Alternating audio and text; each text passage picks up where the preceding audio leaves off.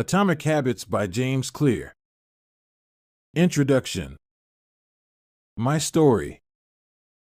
On the final day of my sophomore year of high school, I was hit in the face with a baseball bat. As my classmate took a full swing, the bat slipped out of his hands and came flying toward me before striking me directly between the eyes. I have no memory of the moment of impact.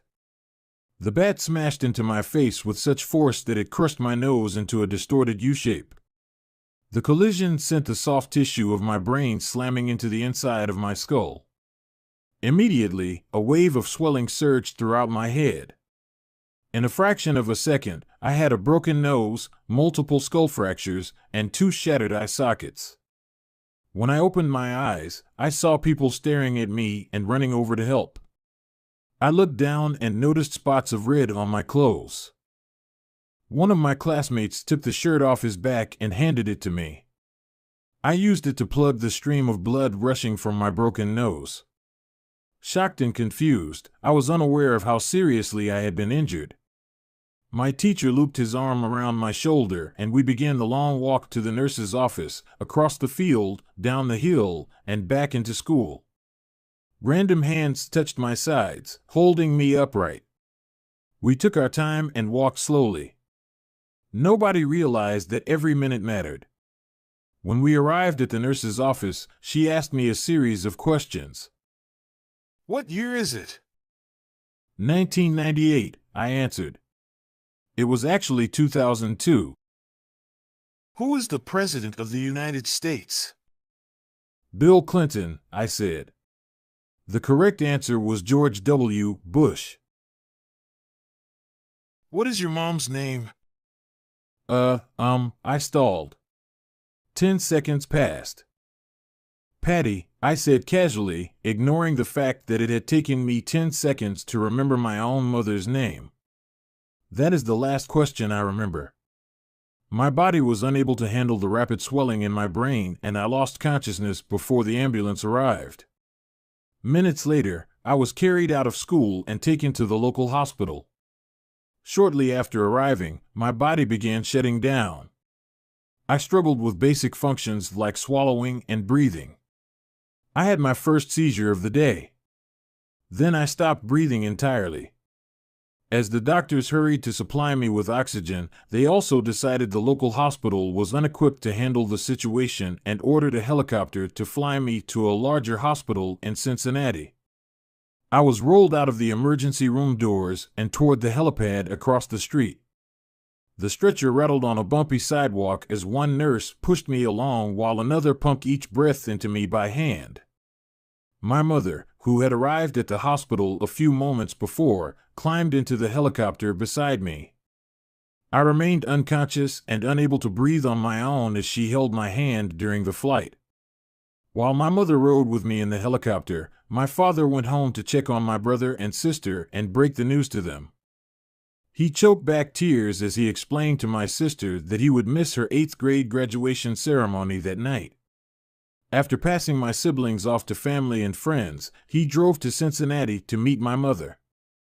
When my mom and I landed on the roof of the hospital, a team of nearly 20 doctors and nurses sprinted onto the helipad and wheeled me into the trauma unit.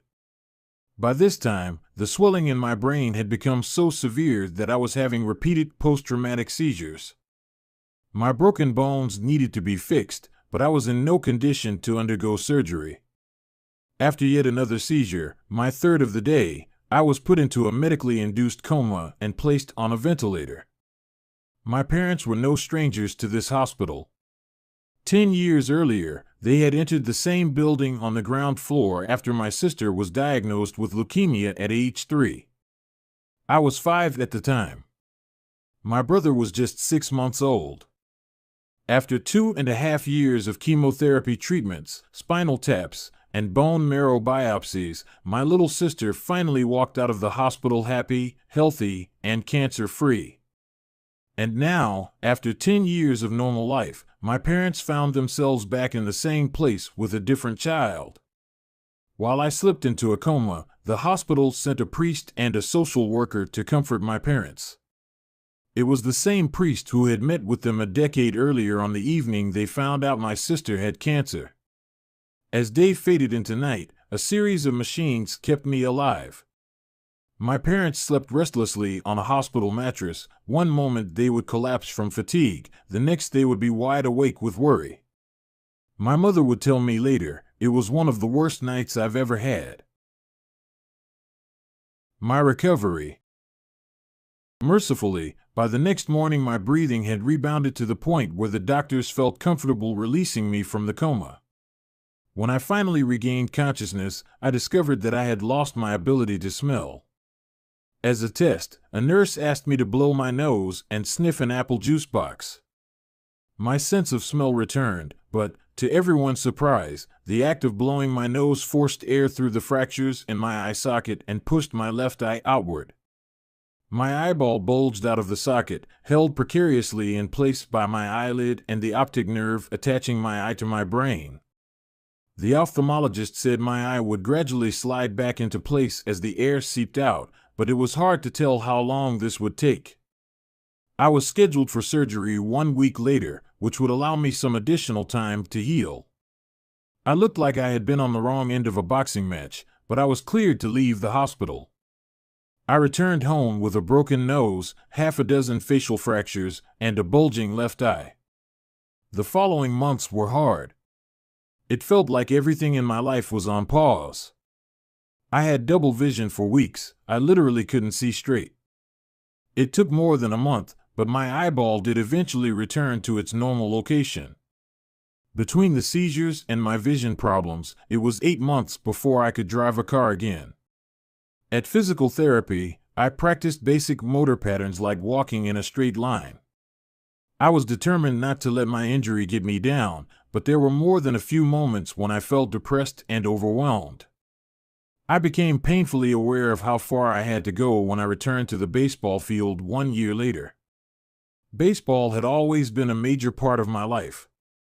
My dad had played minor league baseball for the St. Louis Cardinals, and I had a dream of playing professionally, too. After months of rehabilitation, what I wanted more than anything was to get back on the field. But my return to baseball was not smooth. When the season rolled around, I was the only junior to be cut from the varsity baseball team. I was sent down to play with the sophomores on junior varsity. I had been playing since age 4, and for someone who had spent so much time and effort on the sport, getting cut was humiliating. I vividly remember the day it happened. I sat in my car and cried as I flipped through the radio, desperately searching for a song that would make me feel better. After a year of self-doubt, I managed to make the varsity team as a senior, but I rarely made it on the field. In total, I played 11 innings of high school varsity baseball, barely more than a single game. Despite my lackluster high school career, I still believed I could become a great player. And I knew that if things were going to improve, I was the one responsible for making it happen. The turning point came 2 years after my injury, when I began college at Denison University. It was a new beginning, and it was the place where I would discover the surprising power of small habits for the first time. How I learned about habits. Attending Denison was one of the best decisions of my life. I earned a spot on the baseball team and, although I was at the bottom of the roster as a freshman, I was thrilled. Despite the chaos of my high school years, I had managed to become a college athlete. I wasn't going to be starting on the baseball team anytime soon, so I focused on getting my life in order. While my peers stayed up late and played video games, I built good sleep habits and went to bed early each night. In the messy world of a college dorm, I made a point to keep my room neat and tidy. These improvements were minor, but they gave me a sense of control over my life.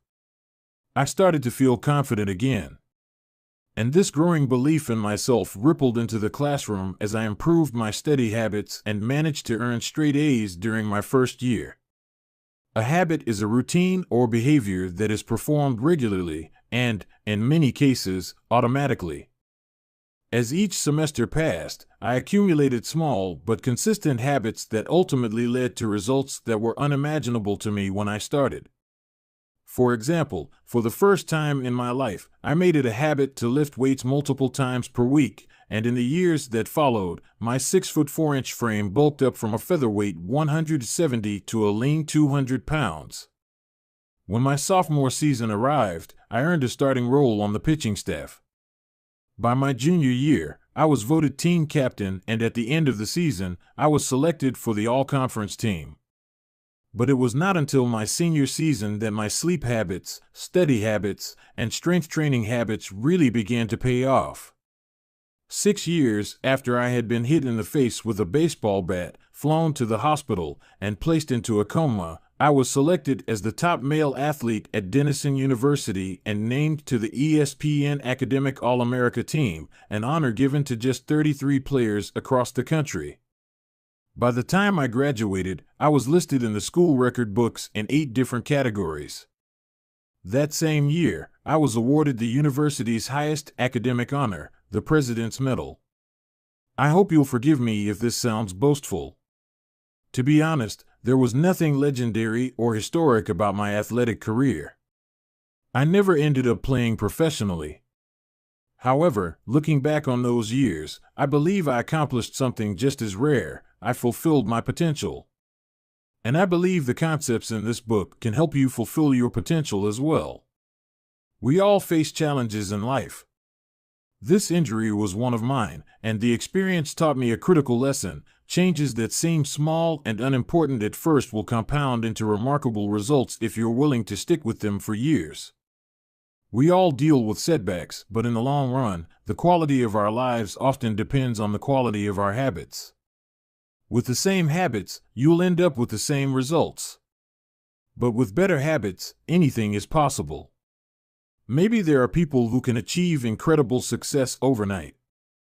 I don't know any of them, and I'm certainly not one of them. There wasn't one defining moment on my journey from a medically induced coma to academic All-American. There were many.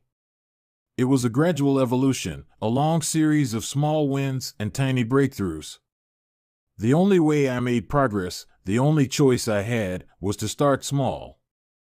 And I employed this same strategy a few years later when I started my own business and began working on this book.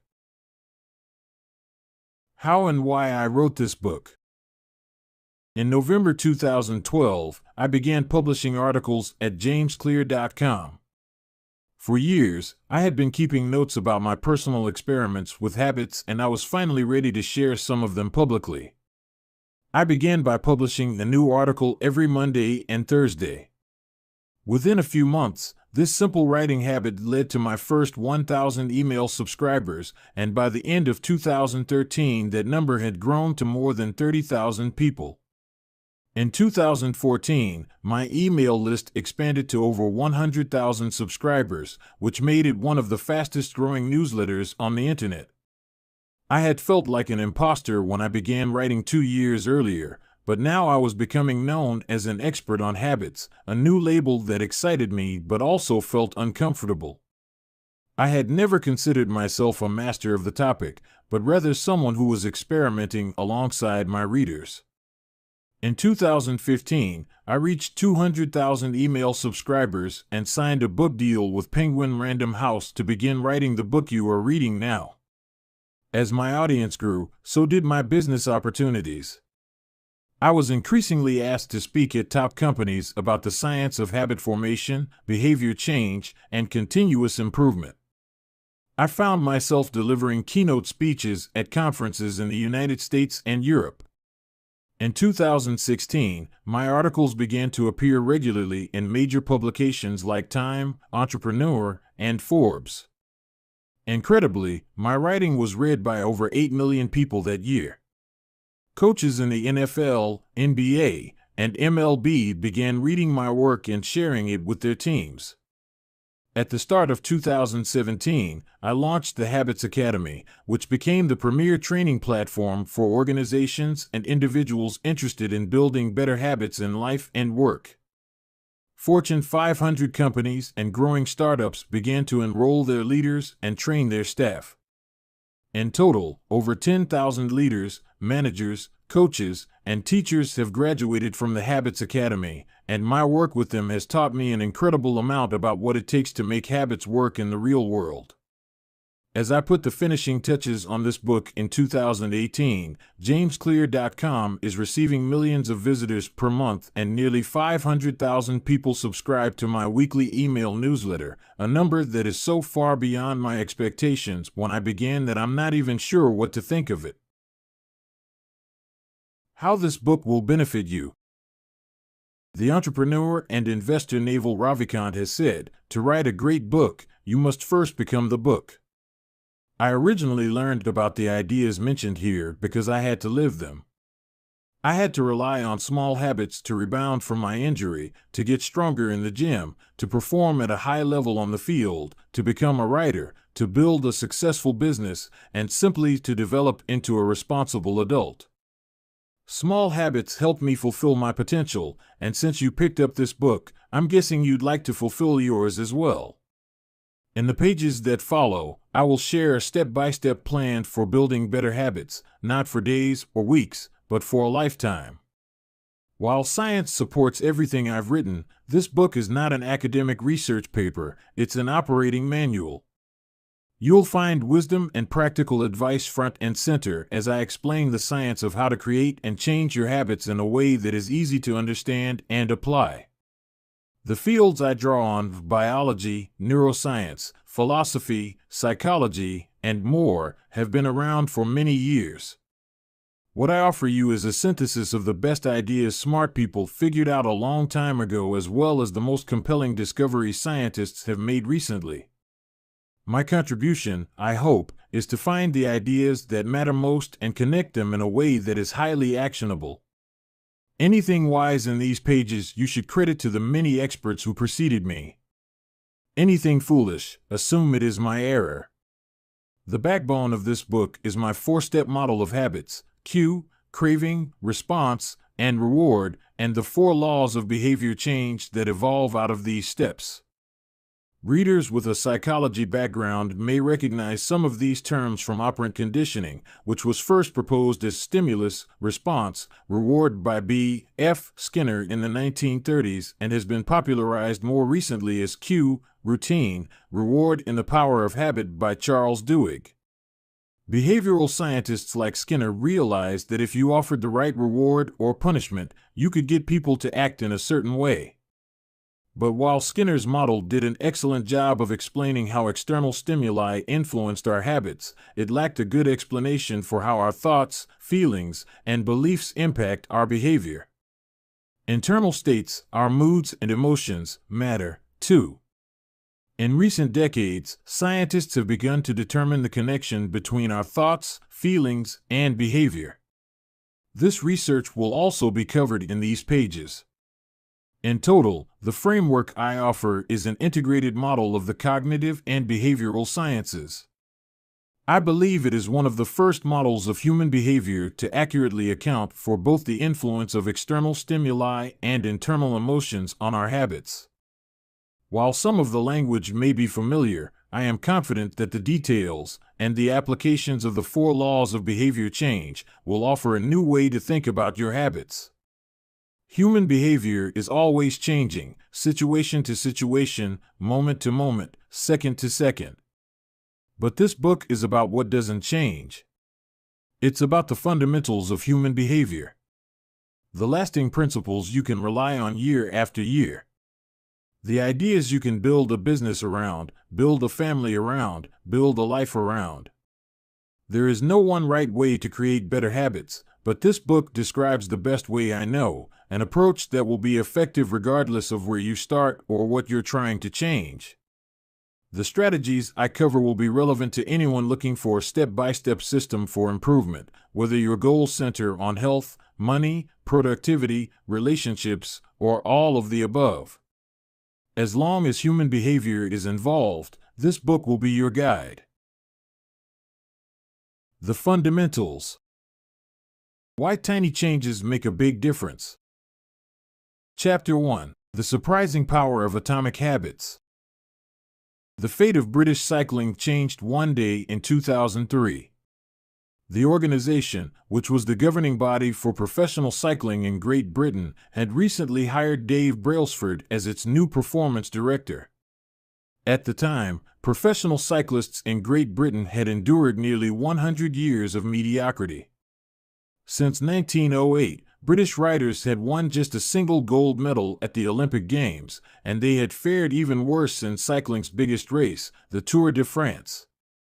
In 110 years, no British cyclist had ever won the event.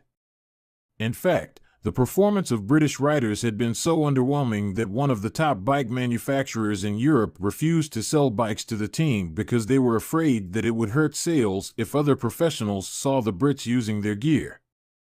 Brailsford had been hired to put British cycling on a new trajectory. What made him different from previous coaches was his relentless commitment to a strategy that he referred to as the aggregation of marginal gains, which was the philosophy of searching for a tiny margin of improvement in everything you do. Brailsford said, "The whole principle came from the idea that if you broke down everything you could think of that goes into riding a bike, and then improve it by 1%, you will get a significant increase when you put them all together."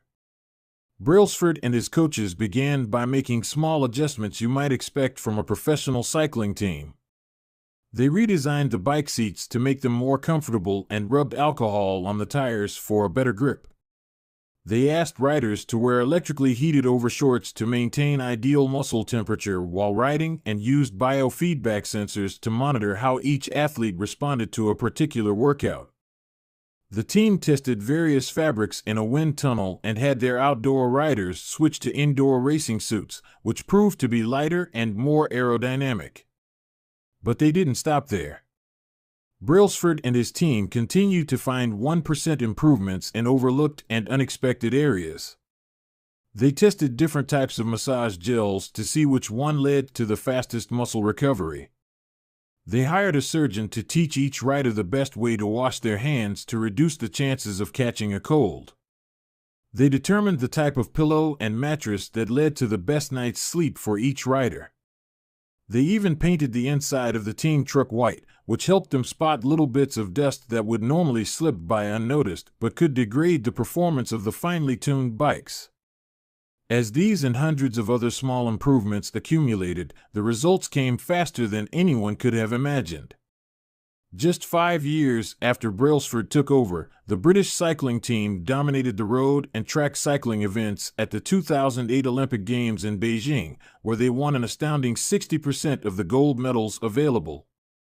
For years later, when the Olympic Games came to London, the Brits raised the bar as they set 9 Olympic records and 7 world records.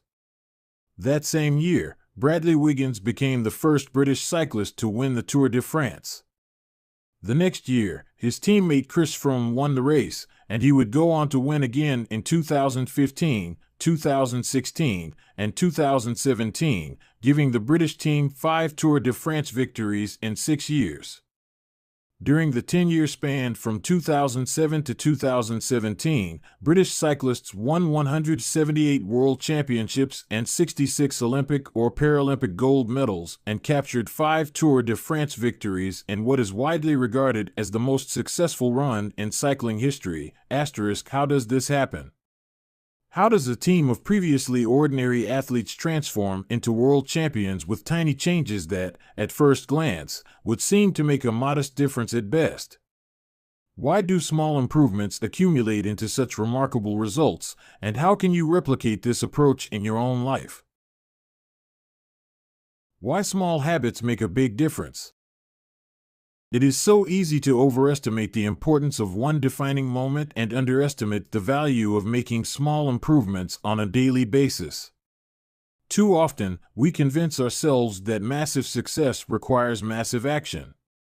Whether it is losing weight, building a business, writing a book, winning a championship, or achieving any other goal, we put pressure on ourselves to make some earth-shattering improvement that everyone will talk about. Meanwhile, improving by 1% isn't particularly notable, sometimes it isn't even noticeable, but it can be far more meaningful, especially in the long run. The difference a tiny improvement can make over time is astounding. Here's how the math works out. If you can get 1% better each day for 1 year, you'll end up 37 times better by the time you're done. Conversely, if you get 1% worse each day for 1 year, you'll decline nearly down to zero. What starts as a small win or a minor setback accumulates into something much more. Habits are the compound interest of self-improvement. The same way that money multiplies through compound interest, the effects of your habits multiply as you repeat them. They seem to make little difference on any given day, and yet the impact they deliver over the months and years can be enormous. It is only when looking back 2, 5, or perhaps 10 years later that the value of good habits and the cost of bad ones becomes strikingly apparent. This can be a difficult concept to appreciate in daily life. We often dismiss small changes because they don't seem to matter very much in the moment. If you save a little money now, you're still not a millionaire. If you go to the gym 3 days in a row, you're still out of shape. If you study Mandarin for an hour tonight, you still haven't learned the language.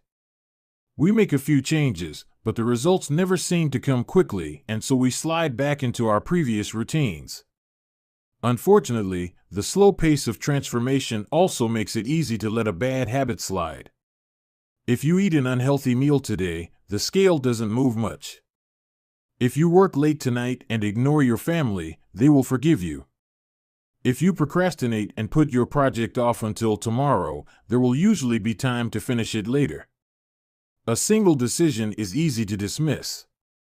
But when we repeat 1% errors day after day, by replicating poor decisions, duplicating tiny mistakes, and rationalizing little excuses, our small choices compound into toxic results. It's the accumulation of many missteps, a 1% decline here and there, that eventually leads to a problem. The impact created by a change in your habits is similar to the effect of shifting the route of an airplane by just a few degrees. Imagine you are flying from Los Angeles to New York City. If a pilot leaving from LAX adjusts the heading just 3.5 degrees south, you will land in Washington, D.C., instead of New York. Such a small change is barely noticeable at takeoff. The nose of the airplane moves just a few feet, but when magnified across the entire United States, you end up hundreds of miles apart. Similarly, a slight change in your daily habits can guide your life to a very different destination. Making a choice that is 1% better or 1% worse seems insignificant in the moment, but over the span of moments that make up a lifetime, these choices determine the difference between who you are and who you could be. Success is the product of daily habits, not once-in-a-lifetime transformations. That said, it doesn't matter how successful or unsuccessful you are right now. What matters is whether your habits are putting you on the path toward success. You should be far more concerned with your current trajectory than with your current results. If you're a millionaire but you spend more than you earn each month, then you're on a bad trajectory. If your spending habits don't change, it's not going to end well. Conversely, if you're broke, but you save a little bit every month, then you're on the path toward financial freedom, even if you're moving slower than you'd like. Your outcomes are a lagging measure of your habits. Your net worth is a lagging measure of your financial habits. Your weight is a lagging measure of your eating habits. Your knowledge is a lagging measure of your learning habits. Your clutter is a lagging measure of your cleaning habits. You get what you repeat. If you want to predict where you'll end up in life, all you have to do is follow the curve of tiny gains or tiny losses and see how your daily choices will compound 10 or 20 years down the line. Are you spending less than you earn each month? Are you making it into the gym each week?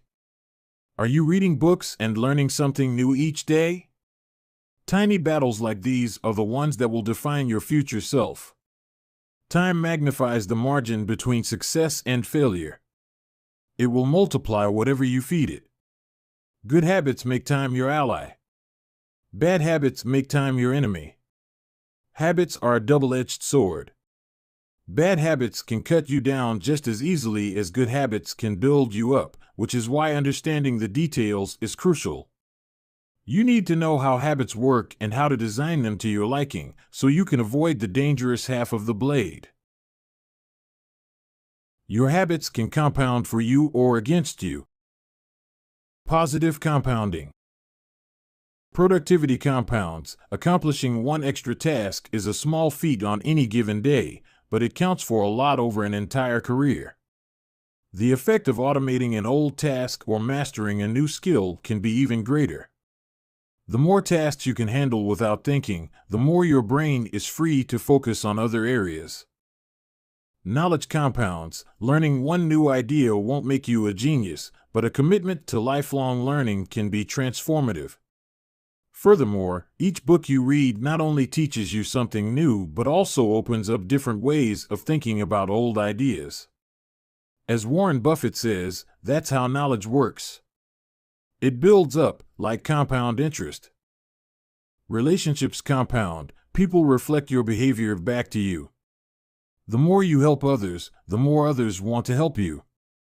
Being a little bit nicer in each interaction can result in a network of broad and strong connections over time. Negative compounding. Stress compounds. The frustration of a traffic jam. The weight of parenting responsibilities. The worry of making ends meet.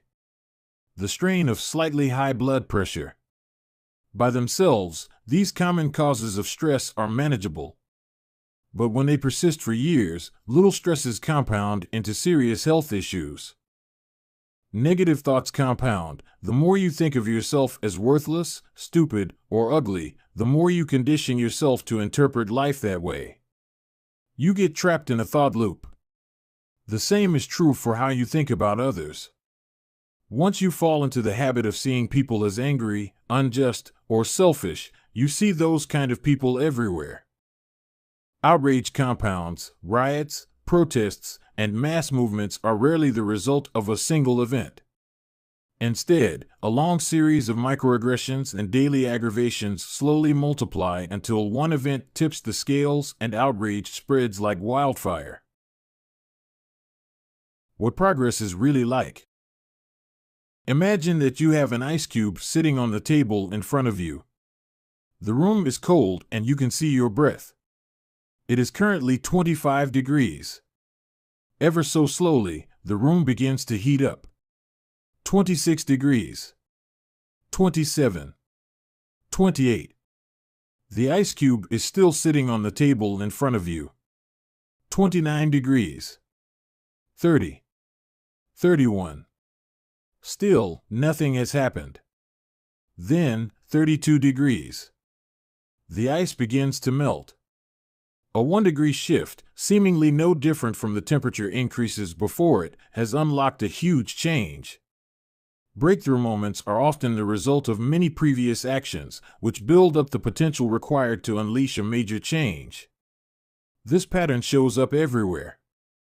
Cancer spends 80% of its life undetectable, then takes over the body in months. Bamboo can barely be seen for the first 5 years as it builds extensive root systems underground before exploding 90 feet into the air within 6 weeks. Similarly, habits often appear to make no difference until you cross a critical threshold and unlock a new level of performance. In the early and middle stages of any quest, there is often a valley of disappointment. You expect to make progress in a linear fashion, and it's frustrating how ineffective changes can seem during the first days, weeks, and even months. It doesn't feel like you are going anywhere. It's a hallmark of any compounding process. The most powerful outcomes are delayed. This is one of the core reasons why it is so hard to build habits that last. People make a few small changes, fail to see a tangible result, and decide to stop. You think, I've been running every day for a month, so why can't I see any change in my body? Once this kind of thinking takes over, it's easy to let good habits fall by the wayside. But in order to make a meaningful difference, habits need to persist long enough to break through this plateau, what I call the plateau of latent potential. If you find yourself struggling to build a good habit or break a bad one, it is not because you have lost your ability to improve. It is often because you have not yet crossed the plateau of latent potential. Complaining about not achieving success despite working hard is like complaining about an ice cube not melting when you heated it from 25 to 31 degrees. Your work was not wasted, it is just being stored. All the action happens at 32 degrees. When you finally break through the plateau of latent potential, people will call it an overnight success. The outside world only sees the most dramatic event rather than all that preceded it. But you know that it's the work you did long ago, when it seemed that you weren't making any progress, that makes the jump today possible.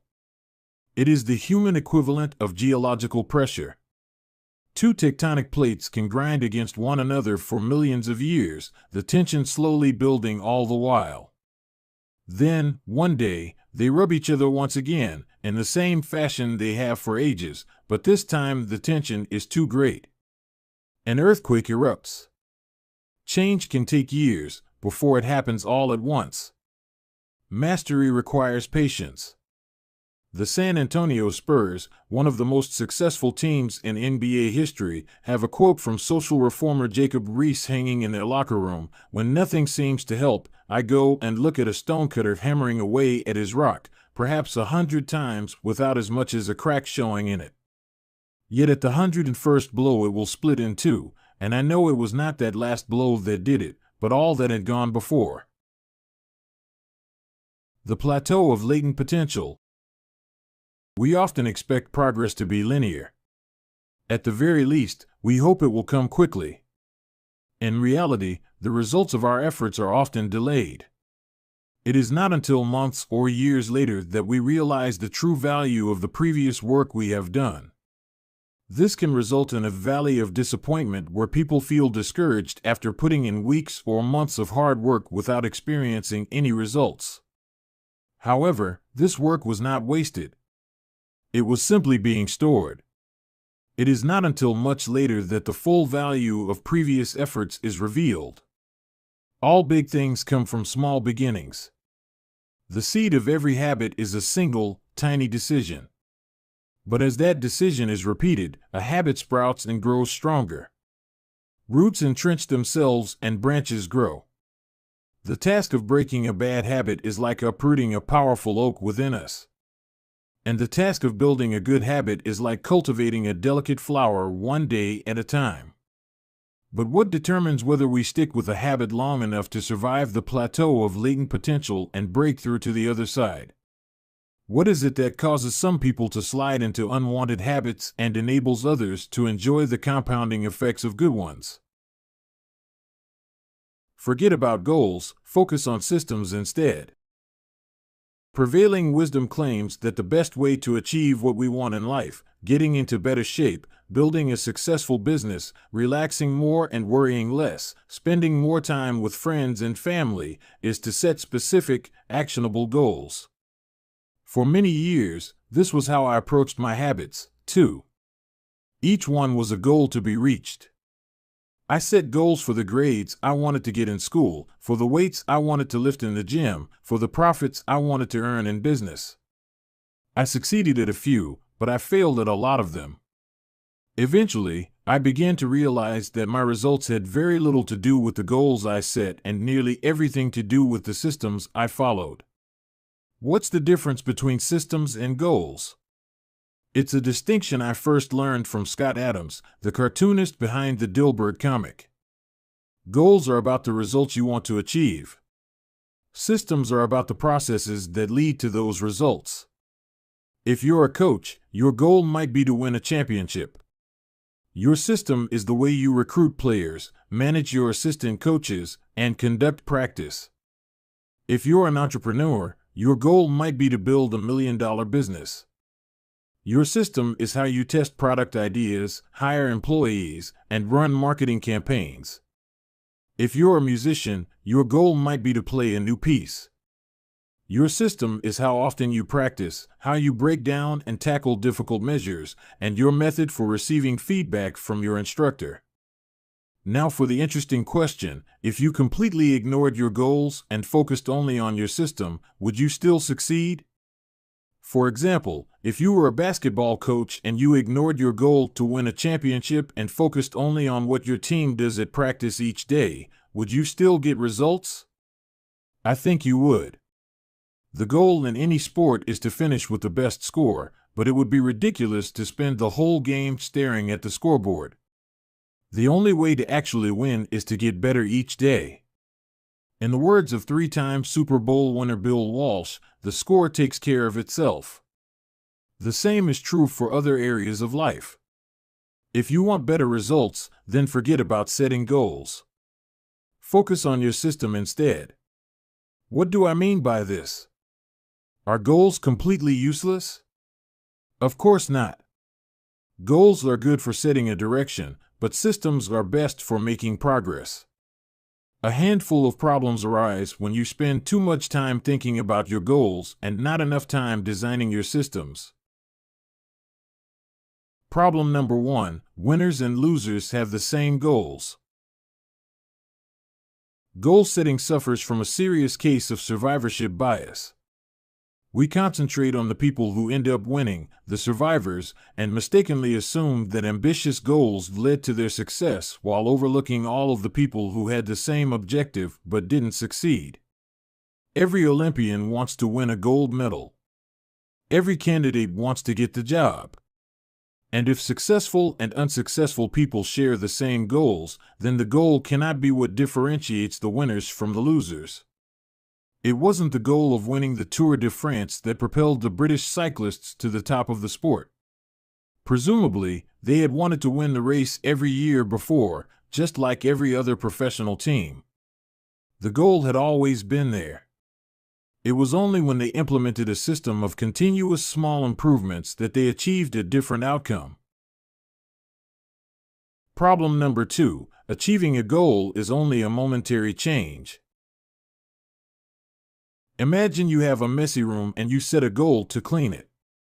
If you summon the energy to tidy up, then you will have a clean room, for now. But if you maintain the same sloppy, pack-rat habits that led to a messy room in the first place, soon you'll be looking at a new pile of clutter and hoping for another burst of motivation. You're left chasing the same outcome because you never changed the system behind it. You treated a symptom without addressing the cause. Achieving a goal only changes your life for the moment. That's the counterintuitive thing about improvement. We think we need to change our results, but the results are not the problem. What we really need to change are the systems that cause those results. When you solve problems at the results level, you only solve them temporarily. In order to improve for good, you need to solve problems at the systems level. Fix the inputs and the outputs will fix themselves. Problem number 3: goals restrict your happiness. The implicit assumption behind any goal is this: once I reach my goal, then I'll be happy. The problem with a goals-first mentality is that you're continually putting happiness off until the next milestone. I've slipped into this trap so many times I've lost count. For years, happiness was always something for my future self to enjoy. I promised myself that once I gained 20 pounds of muscle or after my business was featured in the New York Times, then I could finally relax. Furthermore, goals create an either-or conflict. Either you achieve your goal and are successful, or you fail and you are a disappointment. You mentally box yourself into a narrow version of happiness. This is misguided. It is unlikely that your actual path through life will match the exact journey you had in mind when you set out. It makes no sense to restrict your satisfaction to one scenario when there are many paths to success. A systems-first mentality provides the antidote. When you fall in love with the process rather than the product, you don't have to wait to give yourself permission to be happy. You can be satisfied anytime your system is running. And a system can be successful in many different forms, not just the one you first envision. Problem number 4: goals are at odds with long-term progress. Finally, a goal-oriented mindset can create a yo-yo effect. Many runners work hard for months, but as soon as they cross the finish line, they stop training. The race is no longer there to motivate them. When all of your hard work is focused on a particular goal, What is left to push you forward after you achieve it? This is why many people find themselves reverting to their old habits after accomplishing a goal. The purpose of setting goals is to win the game. The purpose of building systems is to continue playing the game. True long-term thinking is goal-less thinking. It's not about any single accomplishment. It is about the cycle of endless refinement and continuous improvement. Ultimately, it is your commitment to the process that will determine your progress. A system of atomic habits. If you're having trouble changing your habits, the problem isn't you. The problem is your system. Bad habits repeat themselves again and again, not because you don't want to change, but because you have the wrong system for change. You do not rise to the level of your goals. You fall to the level of your systems. Focusing on the overall system, rather than a single goal, is one of the core themes of this book. It is also one of the deeper meanings behind the word atomic. By now, you've probably realized that an atomic habit refers to a tiny change, a marginal gain, a 1% improvement. But atomic habits are not just any old habits, however small. They are little habits that are part of a larger system. Just as atoms are the building blocks of molecules, atomic habits are the building blocks of remarkable results. Habits are like the atoms of our lives. Each one is a fundamental unit that contributes to your overall improvement. At first, these tiny routines seem insignificant, but soon they build on each other and fuel bigger wins that multiply to a degree that far outweighs the cost of their initial investment. They are both small and mighty. This is the meaning of the phrase atomic habits, a regular practice or routine that is not only small and easy to do, but also the source of incredible power, a component of the system of compound growth. Chapter Summary. Habits are the compound interest of self-improvement. Getting 1% better every day counts for a lot in the long run. Habits are a double-edged sword. They can work for you or against you, which is why understanding the details is essential. Small changes often appear to make no difference until you cross a critical threshold.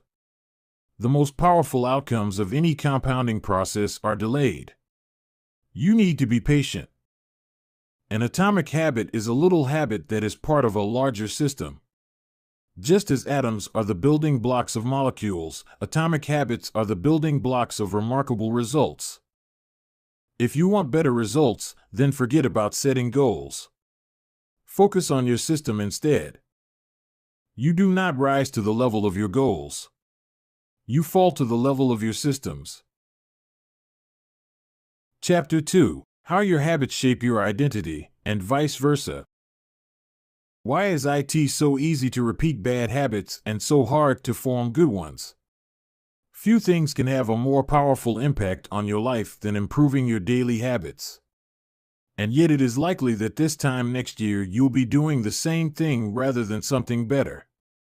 It often feels difficult to keep good habits going for more than a few days, even with sincere effort and the occasional burst of motivation. Habits like exercise, meditation, journaling, and cooking are reasonable for a day or two and then become a hassle.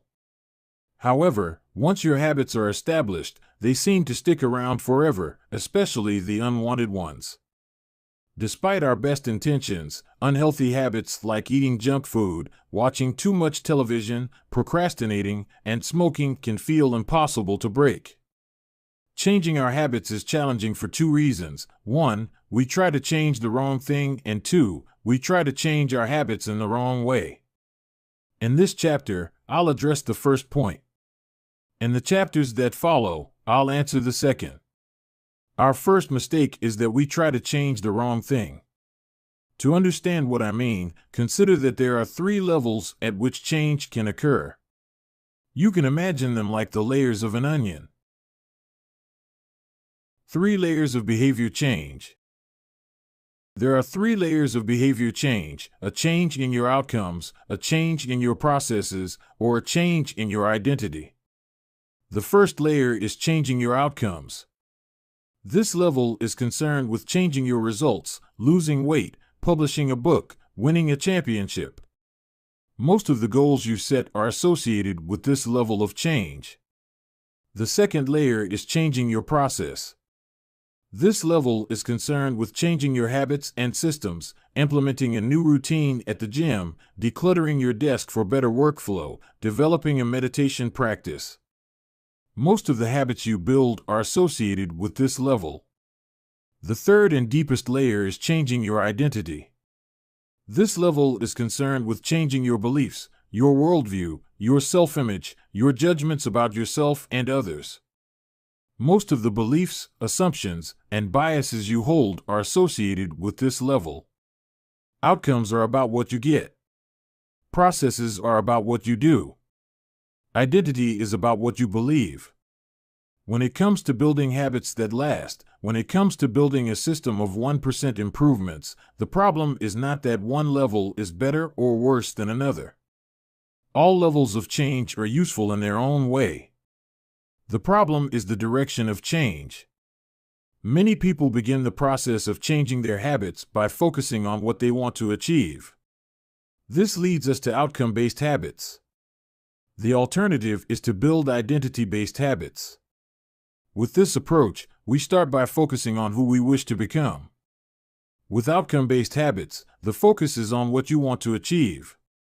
With identity-based habits, the focus is on who you wish to become. Imagine two people resisting a cigarette. When offered a smoke, the first person says, "No thanks. I'm trying to quit." It sounds like a reasonable response, but this person still believes they are a smoker who is trying to be something else. They are hoping their behavior will change while carrying around the same beliefs. The second person declines by saying, "No thanks. I'm not a smoker." It's a small difference, but this statement signals a shift in identity. Smoking was part of their former life, not their current one. They no longer identify as someone who smokes. Most people don't even consider identity change when they set out to improve. They just think, "I want to be skinny," outcome, and if I stick to this diet, then I'll be skinny, process. They set goals and determine the actions they should take to achieve those goals without considering the beliefs that drive their actions. They never shift the way they look at themselves, and they don't realize that their old identity can sabotage their new plans for change. Behind every system of actions are a system of beliefs. The system of a democracy is founded on beliefs like freedom, majority rule, and social equality. The system of a dictatorship has a very different set of beliefs like absolute authority and strict obedience. You can imagine many ways to try to get more people to vote in a democracy, but such behavior change would never get off the ground in a dictatorship. That's not the identity of the system. Voting is a behavior that is impossible under a certain set of beliefs. A similar pattern exists whether we are discussing individuals, organizations, or societies. There are a set of beliefs and assumptions that shape the system and identity behind the habits. Behavior that is incongruent with the self will not last. You may want more money, but if your identity is someone who consumes rather than creates, then you will continue to be pulled toward spending rather than earning. You may want better health, but if you continue to prioritize comfort over accomplishment, you'll be drawn to relaxing rather than training. It's hard to change your habits if you never change the underlying beliefs that led to your past behavior. You have a new goal and a new plan, but you haven't changed who you are. The story of Brian Clark, an entrepreneur from Boulder, Colorado, provides a good example. "For as long as I can remember, I've chewed my fingernails," Clark told me. "It started as a nervous habit when I was young, and then morphed into an undesirable grooming ritual. One day, I resolved to stop chewing my nails until they grew out a bit. Through mindful willpower alone, I managed to do it." Then, Clark did something surprising. "I asked my wife to schedule my first ever manicure," he said. "My thought was that if I started paying to maintain my nails, I wouldn't chew them. And it worked, but not for the monetary reason. What happened was the manicure made my fingers look really nice for the first time. The manicurist even said that, other than the chewing, I had really healthy, attractive nails. Suddenly, I was proud of my fingernails. And even though that's something I had never aspired to, it made all the difference. I've never chewed my nails since, not even a single close call. And it's because I now take pride in properly caring for them. The ultimate form of intrinsic motivation is when a habit becomes part of your identity. It's one thing to say I'm the type of person who wants this. It's something very different to say I'm the type of person who is this. The more pride you have in a particular aspect of your identity, the more motivated you will be to maintain the habits associated with it. If you're proud of how your hair looks, you'll develop all sorts of habits to care for and maintain it. If you're proud of the size of your biceps, you'll make sure you never skip an upper body workout. If you're proud of the scarves you knit, you'll be more likely to spend hours knitting each week. Once your pride gets involved, you'll fight tooth and nail to maintain your habits. True behavior change is identity change. You might start a habit because of motivation, but the only reason you'll stick with one is that it becomes part of your identity. Anyone can convince themselves to visit the gym or eat healthy once or twice, but if you don't shift the belief behind the behavior, then it is hard to stick with long-term changes. Improvements are only temporary until they become part of who you are. The goal is not to read a book, the goal is to become a reader. The goal is not to run a marathon, the goal is to become a runner. The goal is not to learn an instrument, the goal is to become a musician. Your behaviors are usually a reflection of your identity. What you do is an indication of the type of person you believe that you are, either consciously or non-consciously. Research has shown that once a person believes in a particular aspect of their identity, they are more likely to act in alignment with that belief. For example, people who identified as being a voter were more likely to vote than those who simply claimed voting was an action they wanted to perform. Similarly, the person who incorporates exercise into their identity doesn't have to convince themselves to train. Doing the right thing is easy. After all, when your behavior and your identity are fully aligned, you are no longer pursuing behavior change. You are simply acting like the type of person you already believe yourself to be. Like all aspects of habit formation, this, too, is a double-edged sword. When working for you, identity change can be a powerful force for self-improvement. When working against you, though, identity change can be a curse. Once you have adopted an identity, it can be easy to let your allegiance to it impact your ability to change. Many people walk through life in a cognitive slumber, blindly following the norms attached to their identity.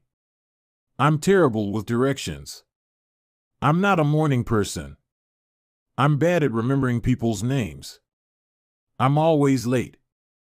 I'm not good with technology. I'm horrible at math, and 1,000 other variations. When you have repeated a story to yourself for years, it is easy to slide into these mental grooves and accept them as a fact. In time, you begin to resist certain actions because that's not who I am. There is internal pressure to maintain your self-image and behave in a way that is consistent with your beliefs. You find whatever way you can to avoid contradicting yourself. The more deeply a thought or action is tied to your identity, the more difficult it is to change it. It can feel comfortable to believe what your culture believes, group identity, or to do what upholds your self-image, personal identity, even if it's wrong. The biggest barrier to positive change at any level, individual, team, society, is identity conflict. Good habits can make rational sense, but if they conflict with your identity, you will fail to put them into action. On any given day, you may struggle with your habits because you're too busy or too tired or too overwhelmed or hundreds of other reasons. Over the long run, however, the real reason you fail to stick with habits is that your self-image gets in the way. This is why you can't get too attached to one version of your identity. Progress requires unlearning. Becoming the best version of yourself requires you to continuously edit your beliefs and to upgrade and expand your identity. This brings us to an important question. If your beliefs and worldview play such an important role in your behavior, where do they come from in the first place? How, exactly, is your identity formed? And how can you emphasize new aspects of your identity that serve you and gradually erase the pieces that hinder you? The two-step process to changing your identity. Your identity emerges out of your habits. You are not born with preset beliefs. Every belief, including those about yourself, is learned and conditioned through experience. More precisely, your habits are how you embody your identity. When you make your bed each day, you embody the identity of an organized person. When you write each day, you embody the identity of a creative person. When you train each day, you embody the identity of an athletic person. The more you repeat a behavior, the more you reinforce the identity associated with that behavior. In fact, the word identity was originally derived from the Latin words essentitas, which means being, and identitum, which means repeatedly. Your identity is literally your repeated beingness. Whatever your identity is right now, you only believe it because you have proof of it. If you go to church every Sunday for 20 years, you have evidence that you are religious. If you study biology for 1 hour every night, you have evidence that you are studious. If you go to the gym even when it's snowing, you have evidence that you are committed to fitness. The more evidence you have for a belief, the more strongly you will believe it. For most of my early life, I didn't consider myself a writer. If you were to ask any of my high school teachers or college professors, they would tell you I was an average writer at best, certainly not a standout. When I began my writing career, I published a new article every Monday and Thursday for the first few years. As the evidence grew, so did my identity as a writer. I didn't start out as a writer. I became one through my habits. Of course, your habits are not the only actions that influence your identity, but by virtue of their frequency, they are usually the most important ones. Each experience in life modifies your self-image, but it's unlikely you would consider yourself a soccer player because you kicked a ball once or an artist because you scribbled a picture. As you repeat these actions, however, the evidence accumulates and your self-image begins to change. The effect of one-off experiences tends to fade away while the effect of habits gets reinforced with time, which means your habits contribute most of the evidence that shapes your identity. In this way, the process of building habits is actually the process of becoming yourself. This is a gradual evolution. We do not change by snapping our fingers and deciding to be someone entirely new. We change bit by bit, day by day, habit by habit. We are continually undergoing microevolutions of the self. Each habit is like a suggestion. Hey, maybe this is who I am. If you finish a book, then perhaps you are the type of person who likes reading. If you go to the gym, then perhaps you are the type of person who likes exercise. If you practice playing the guitar, perhaps you are the type of person who likes music. Every action you take is a vote for the type of person you wish to become. No single instance will transform your beliefs, but as the votes build up, so does the evidence of your new identity. This is one reason why meaningful change does not require radical change. Small habits can make a meaningful difference by providing evidence of a new identity. And if a change is meaningful, it actually is big. That's the paradox of making small improvements. Putting this all together, you can see that habits are the path to changing your identity. The most practical way to change who you are is to change what you do. Each time you write a page, you are a writer. Each time you practice the violin, you are a musician. Each time you start a workout, you are an athlete. Each time you encourage your employees, you are a leader. Each habit not only gets results, but also teaches you something far more important: to trust yourself. You start to believe you can actually accomplish these things. When the votes mount up and the evidence begins to change, the story you tell yourself begins to change as well. Of course, it works the opposite way, too. Every time you choose to perform a bad habit, it's a vote for that identity. The good news is that you don't need to be perfect. In any election, there are going to be votes for both sides. You don't need a unanimous vote to win an election, you just need a majority. It doesn't matter if you cast a few votes for a bad behavior or an unproductive habit. Your goal is simply to win the majority of the time. New identities require new evidence. If you keep casting the same votes you've always cast, you're going to get the same results you've always had. If nothing changes, nothing is going to change. It is a simple two-step process. 1. Decide the type of person you want to be. 2. Prove it to yourself with small wins. First, decide who you want to be. This holds at any level, as an individual, as a team, as a community, as a nation. What do you want to stand for? What are your principles and values? Who do you wish to become? These are big questions, and many people aren't sure where to begin, but they do know what kind of results they want, to get six-pack abs, or to feel less anxious, or to double their salary. That's fine. Start there and work backward from the results you want to the type of person who could get those results. Ask yourself, who is the type of person that could get the outcome I want? Who is the type of person that could lose 40 pounds? Who is the type of person that could learn a new language? Who is the type of person that could run a successful startup? For example, who is the type of person who could write a book? It's probably someone who is consistent and reliable. Now your focus shifts from writing a book, outcome-based, to being the type of person who is consistent and reliable, identity-based. This process can lead to beliefs like, I'm the kind of teacher who stands up for her students. I'm the kind of doctor who gives each patient the time and empathy they need.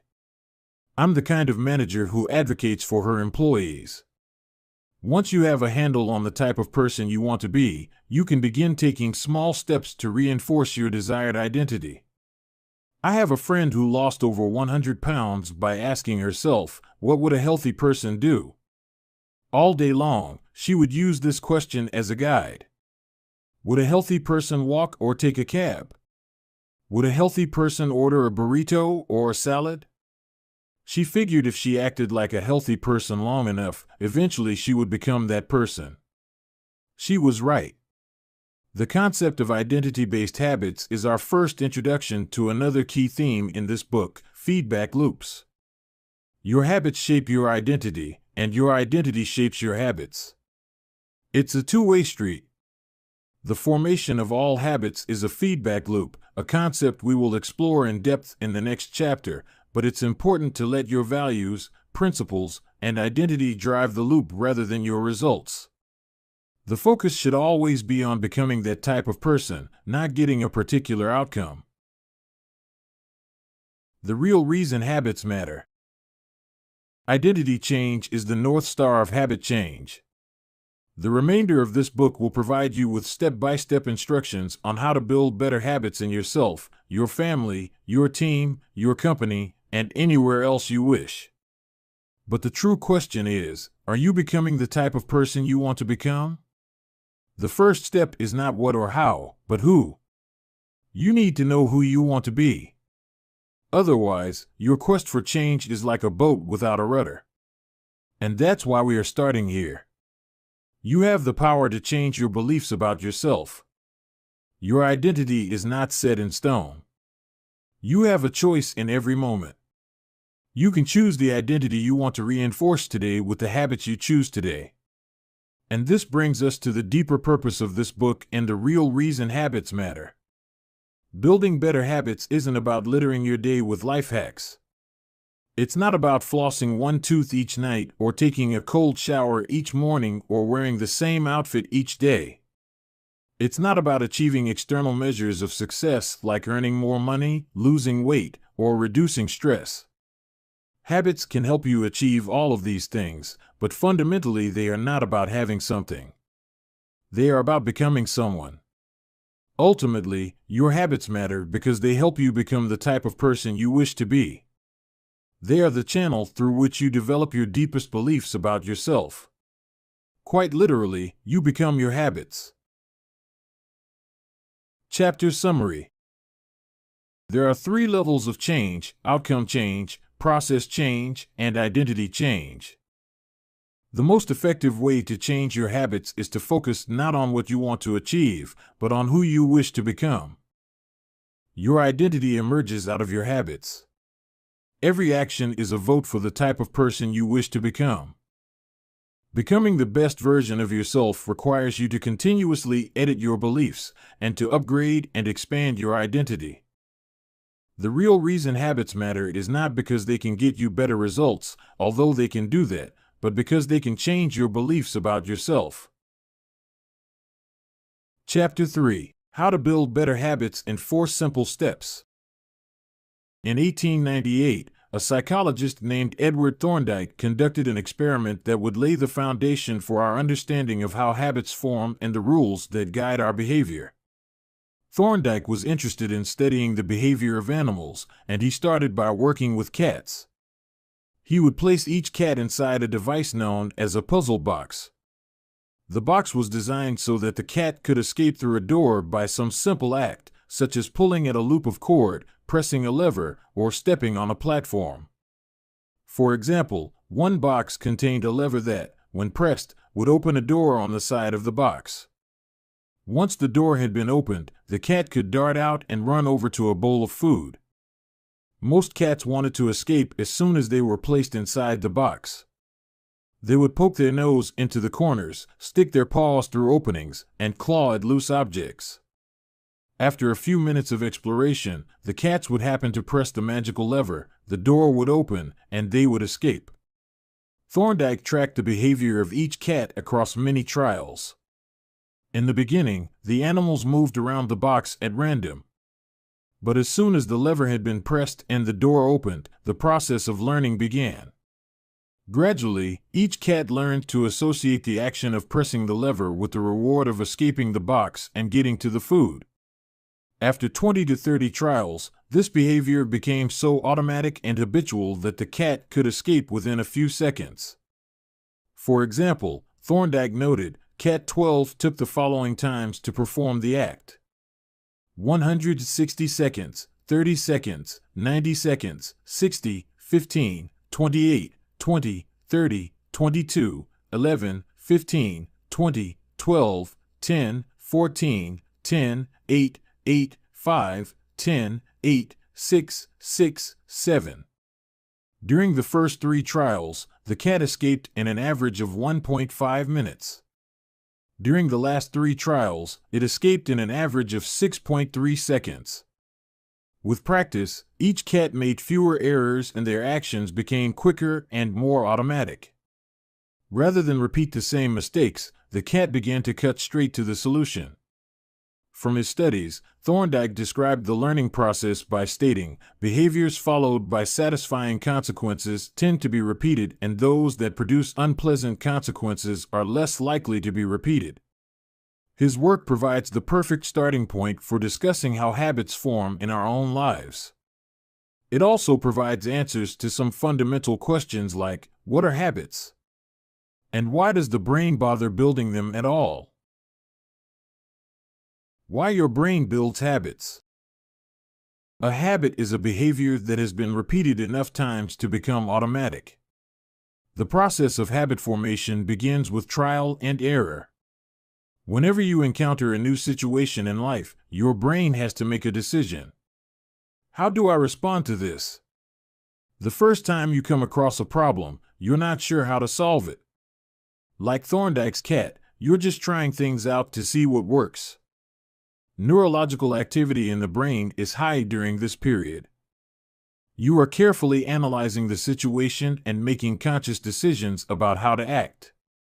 You're taking in tons of new information and trying to make sense of it all. The brain is busy learning the most effective course of action. Occasionally, like a cat pressing on a lever, you stumble across a solution.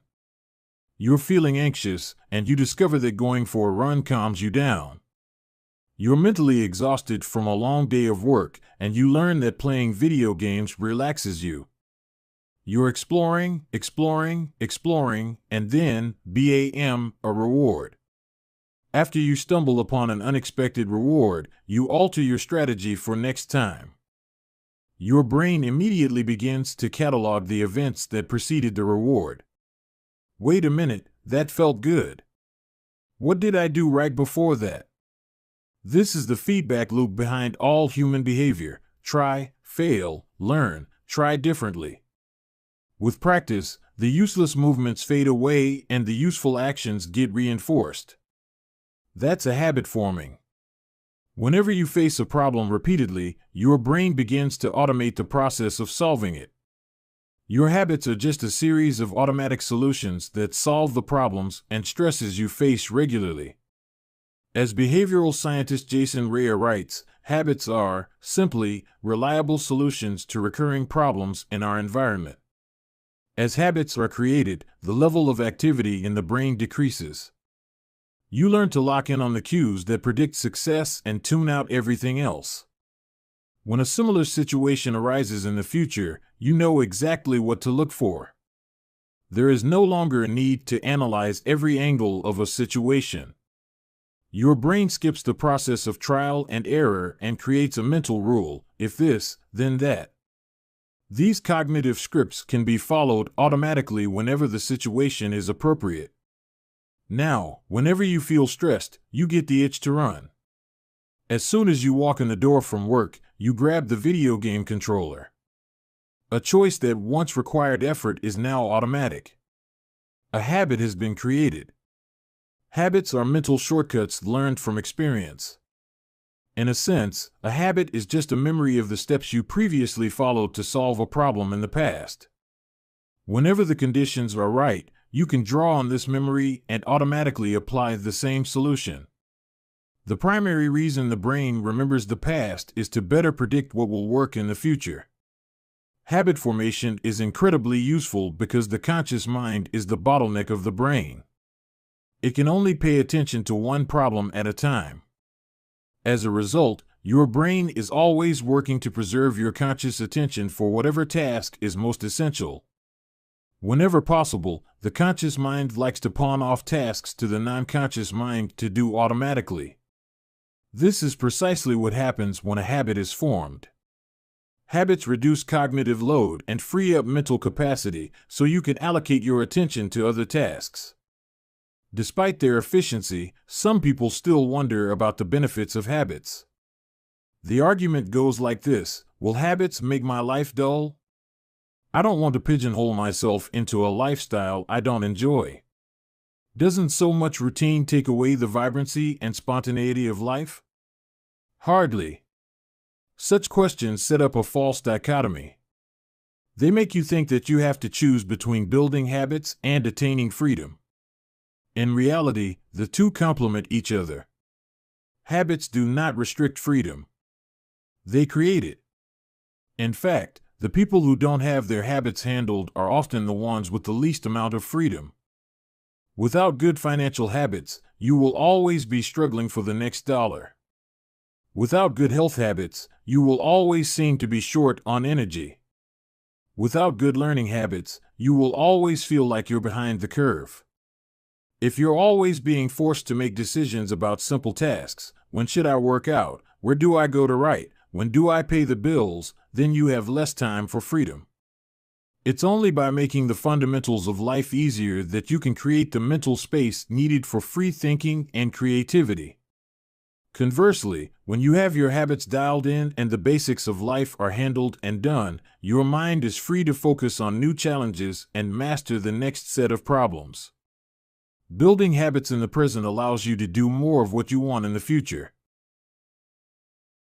The science of how habits work.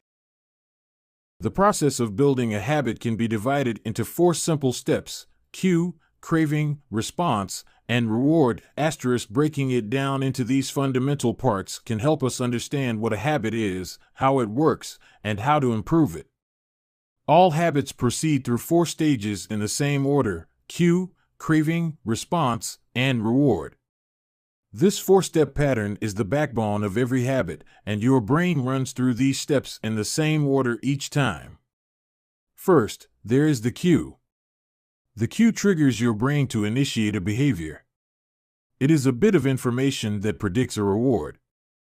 Our prehistoric ancestors were paying attention to cues that signaled the location of primary rewards like food, water, and sex. Today, we spend most of our time learning cues that predict secondary rewards like money and fame, power and status, praise and approval, love and friendship, or a sense of personal satisfaction. Of course, these pursuits also indirectly improve our odds of survival and reproduction, which is the deeper motive behind everything we do. Your mind is continuously analyzing your internal and external environment for hints of where rewards are located. Because the cue is the first indication that we're close to a reward, it naturally leads to a craving. Cravings are the second step, and they are the motivational force behind every habit. Without some level of motivation or desire, without craving a change, we have no reason to act. What you crave is not the habit itself, but the change in state it delivers. You do not crave smoking a cigarette, you crave the feeling of relief it provides. You are not motivated by brushing your teeth, but rather by the feeling of a clean mouth. You do not want to turn on the television, you want to be entertained. Every craving is linked to a desire to change your internal state. This is an important point that we will discuss in detail later. Cravings differ from person to person. In theory, any piece of information could trigger a craving, but in practice, people are not motivated by the same cues. For a gambler, the sound of slot machines can be a potent trigger that sparks an intense wave of desire. For someone who rarely gambles, the jingles and chimes of the casino are just background noise. Cues are meaningless until they are interpreted. The thoughts, feelings, and emotions of the observer are what transform a cue into a craving. The third step is the response. The response is the actual habit you perform, which can take the form of a thought or an action. Whether a response occurs depends on how motivated you are and how much friction is associated with the behavior. If a particular action requires more physical or mental effort than you are willing to expend, then you won't do it. Your response also depends on your ability. It sounds simple, but a habit can occur only if you are capable of doing it. If you want to dunk a basketball but can't jump high enough to reach the hoop, well, you're out of luck. Finally, the response delivers a reward. Rewards are the end goal of every habit. The cue is about noticing the reward. The craving is about wanting the reward. The response is about obtaining the reward. We chase rewards because they serve two purposes. 1, they satisfy us, and 2, they teach us. The first purpose of rewards is to satisfy your craving. Yes, rewards provide benefits on their own. Food and water deliver the energy you need to survive. Getting a promotion brings more money and respect. Getting in shape improves your health and your dating prospects. But the more immediate benefit is that rewards satisfy your craving to eat or to gain status or to win approval. At least for a moment, rewards deliver contentment and relief from craving. Second, rewards teach us which actions are worth remembering in the future. Your brain is a reward detector. As you go about your life, your sensory nervous system is continuously monitoring which actions satisfy your desires and deliver pleasure. Feelings of pleasure and disappointment are part of the feedback mechanism that helps your brain distinguish useful actions from useless ones. Rewards close the feedback loop and complete the habit cycle. If a behavior is insufficient in any of the 4 stages, it will not become a habit. Eliminate the cue and your habit will never start. Reduce the craving and you won't experience enough motivation to act. Make the behavior difficult and you won't be able to do it. And if the reward fails to satisfy your desire, then you'll have no reason to do it again in the future. Without the first 3 steps, a behavior will not occur. Without all four, a behavior will not be repeated. The habit loop. The four stages of habit are best described as a feedback loop.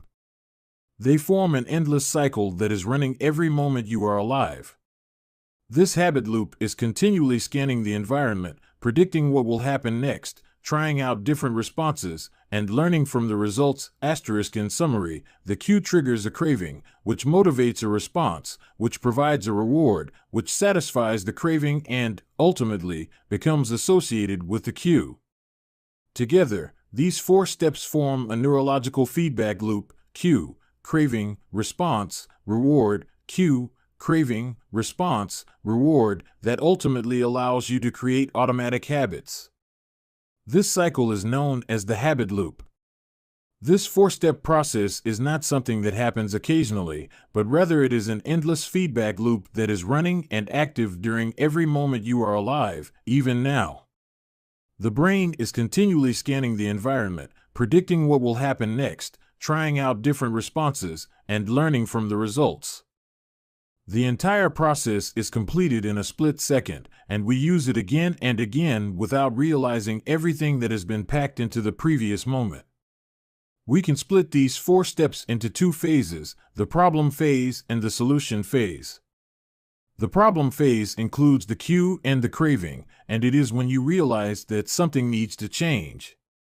The solution phase includes the response and the reward, and it is when you take action and achieve the change you desire. All behavior is driven by the desire to solve a problem. Sometimes the problem is that you notice something good and you want to obtain it. Sometimes the problem is that you are experiencing pain and you want to relieve it. Either way, the purpose of every habit is to solve the problems you face. In the table on the following page, you can see a few examples of what this looks like in real life. Imagine walking into a dark room and flipping on the light switch. You have performed this simple habit so many times that it occurs without thinking. You proceed through all four stages in the fraction of a second. The urge to act strikes you without thinking. Problem phase 1. Cue, your phone buzzes with a new text message. 2. Craving, you want to learn the contents of the message. Solution phase 3. Response, you grab your phone and read the text. 4. Reward, you satisfy your craving to read the message. Grabbing your phone becomes associated with your phone buzzing. Problem phase 1. Cue, you are answering emails. 2. Craving, you begin to feel stressed and overwhelmed by work. You want to feel in control. Solution phase 3. Response, you bite your nails. 4. Reward, you satisfy your craving to reduce stress. Biting your nails becomes associated with answering email. Problem phase 1. Cue, you wake up. 2. Craving, you want to feel alert. Solution phase 3. Response, you drink a cup of coffee. 4. Reward, you satisfy your craving to feel alert. Drinking coffee becomes associated with waking up. Problem phase 1. Cue, you smell a donut shop as you walk down the street near your office. 2. Craving, you begin to crave a donut. Solution phase 3. Response, you buy a donut and eat it. 4. Reward, you satisfy your craving to eat a donut. Buying a donut becomes associated with walking down the street near your office. Problem phase 1. Cue, you hit a stumbling block on a project at work. 2. Craving, you feel stuck and want to relieve your frustration. Solution phase 3. Response, you pull out your phone and check social media. 4. Reward, you satisfy your craving to feel relieved. Checking social media becomes associated with feeling stalled at work.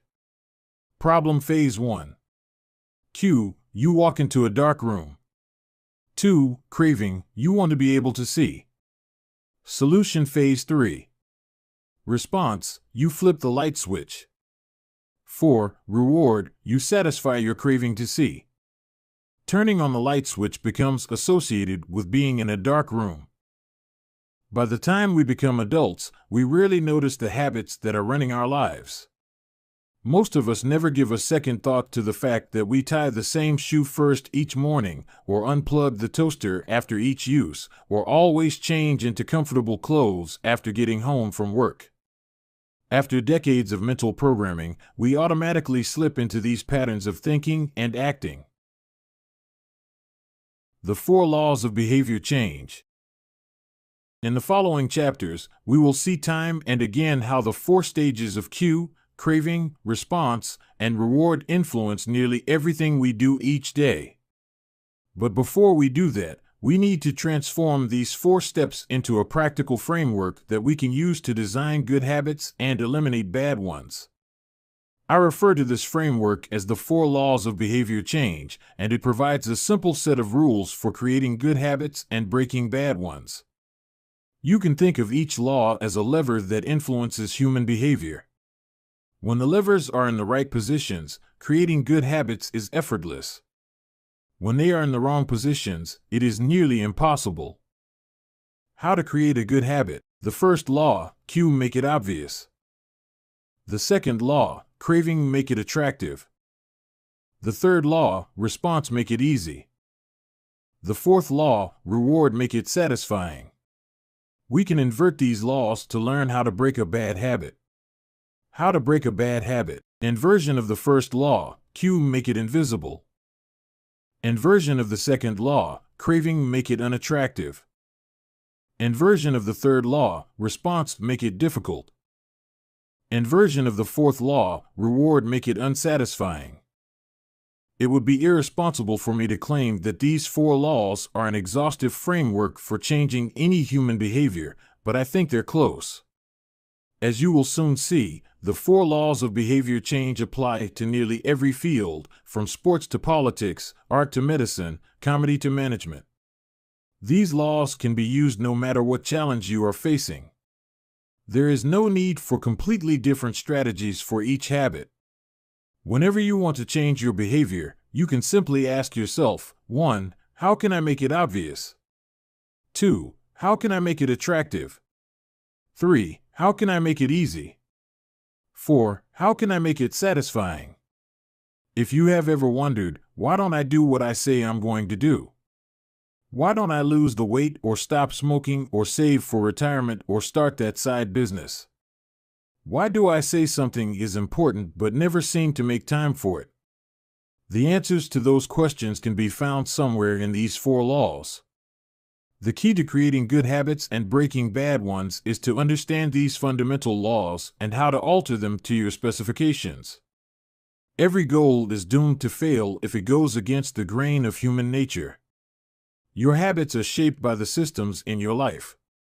In the chapters that follow, we will discuss these laws one by one and show how you can use them to create a system in which good habits emerge naturally and bad habits wither away.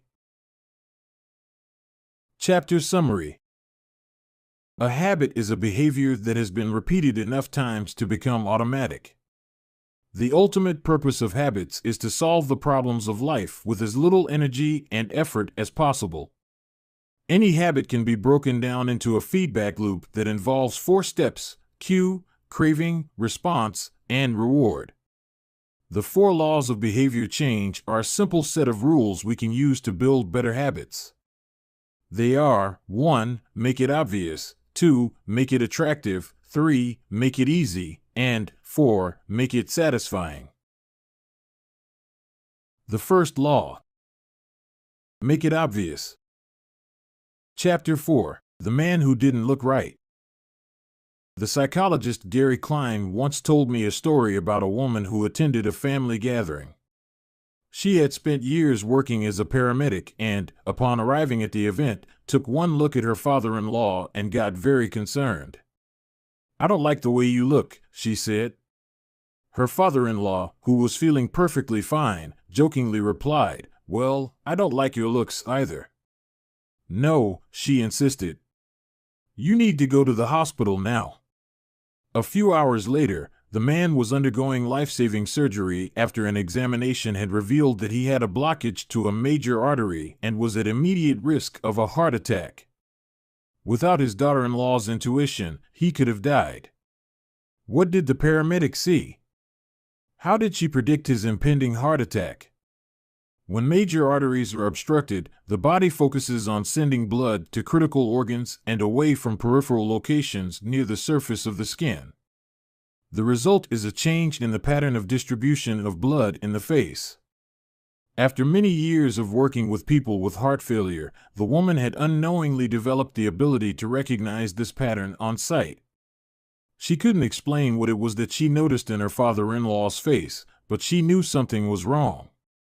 Similar stories exist in other fields. For example, military analysts can identify which blip on a radar screen is an enemy missile and which one is a plane from their own fleet, even though they are traveling at the same speed, flying at the same altitude, and look identical on radar in nearly every respect. During the Gulf War, Lieutenant Commander Michael Riley saved an entire battleship when he ordered a missile shot down, despite the fact that it looked exactly like the battleship's own planes on radar. He made the right call, but even his superior officers couldn't explain how he did it. Museum curators have been known to discern the difference between an authentic piece of art and an expertly produced counterfeit, even though they can't tell you precisely which details tipped them off. Experienced radiologists can look at a brain scan and predict the area where a stroke will develop before any obvious signs are visible to the untrained eye. I've even heard of hairdressers noticing whether a client is pregnant based only on the feel of her hair. The human brain is a prediction machine. It is continuously taking in your surroundings and analyzing the information it comes across. Whenever you experience something repeatedly, like a paramedic seeing the face of a heart attack patient or a military analyst seeing a missile on a radar screen, your brain begins noticing what is important, sorting through the details and highlighting the relevant cues, and cataloging that information for future use.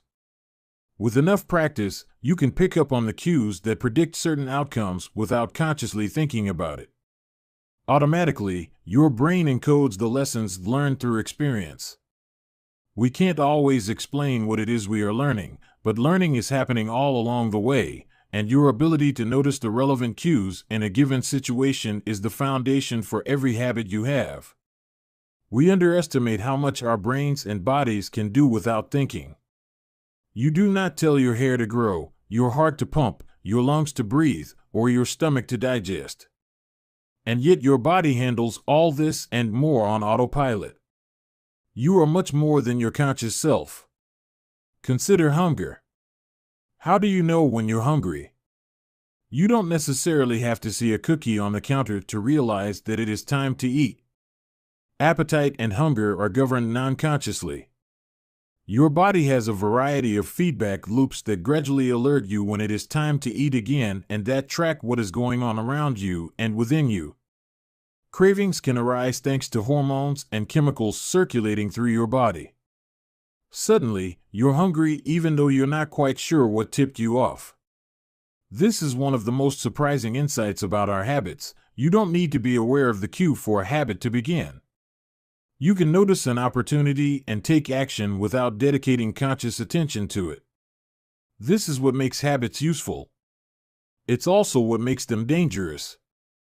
As habits form, your actions come under the direction of your automatic and non-conscious mind. You fall into old patterns before you realize what's happening. Unless someone points it out, you may not notice that you cover your mouth with your hand whenever you laugh, that you apologize before asking a question, or that you have a habit of finishing other people's sentences. And the more you repeat these patterns, the less likely you become to question what you're doing and why you're doing it. I once heard of a retail clerk who was instructed to cut up empty gift cards after customers had used up the balance on the card. One day, the clerk cashed out a few customers in a row who purchased with gift cards.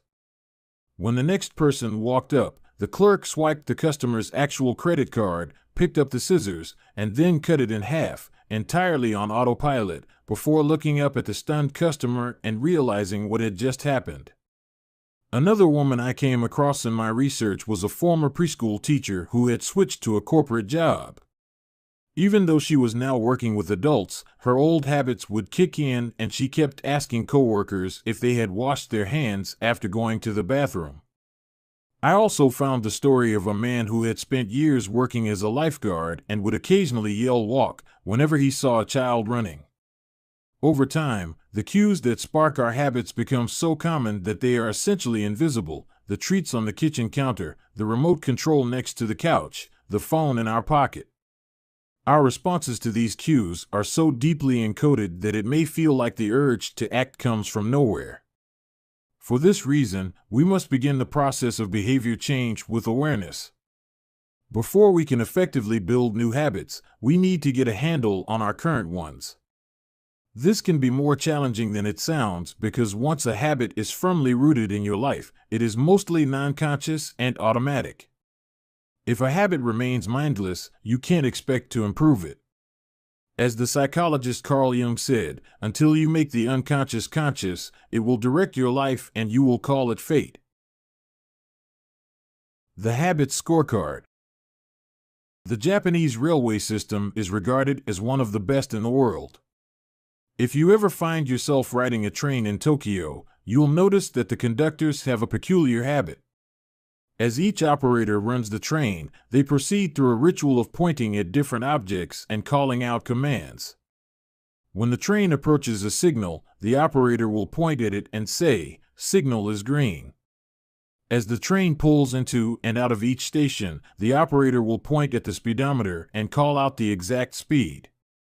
When it's time to leave, the operator will point at the timetable and state the time. Out on the platform, other employees are performing similar actions. Before each train departs, staff members will point along the edge of the platform and declare, "All clear." Every detail is identified, pointed at, and named aloud. This process, known as pointing and calling, is a safety system designed to reduce mistakes. It seems silly, but it works incredibly well. Pointing and calling reduces errors by up to 85% and cuts accidents by 30%.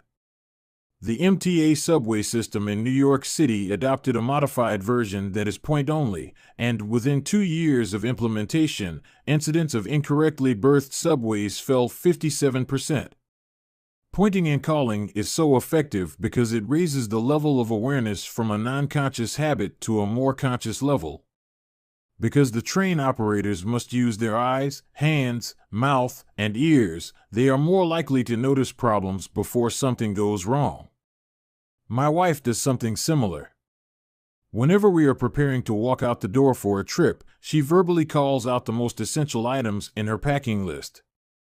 "I've got my keys. I've got my wallet. I've got my glasses. I've got my husband." The more automatic a behavior becomes, the less likely we are to consciously think about it. And when we've done something 1,000 times before, we begin to overlook things. We assume that the next time will be just like the last. We're so used to doing what we've always done that we don't stop to question whether it's the right thing to do at all. Many of our failures in performance are largely attributable to a lack of self-awareness. One of our greatest challenges in changing habits is maintaining awareness of what we are actually doing. This helps explain why the consequences of bad habits can sneak up on us. We need a point-and-call system for our personal lives. That's the origin of the Habit Scorecard, which is a simple exercise you can use to become more aware of your behavior. To create your own, make a list of your daily habits. Here's a sample of where your list might start. Wake up. Turn off alarm. Check my phone. Go to the bathroom. Weigh myself. Take a shower. Brush my teeth. Floss my teeth. Put on deodorant. Hang up towel to dry. Get dressed. Make a cup of tea. And so on. Once you have a full list, look at each behavior and ask yourself, is this a good habit, a bad habit, or a neutral habit? If it is a good habit, write plus next to it. If it is a bad habit, write If it is a neutral habit, write equal sign. For example, the list above might look like this: wake up equals turn off alarm equals check my phone, go to the bathroom equals weigh myself plus take a shower plus brush my teeth plus floss my teeth plus put on deodorant plus hang up towel to dry equals get dressed equals make a cup of tea. Plus the marks you give to a particular habit will depend on your situation and your goals. For someone who is trying to lose weight, eating a bagel with peanut butter every morning might be a bad habit. For someone who is trying to bulk up and add muscle, the same behavior might be a good habit. It all depends on what you're working toward.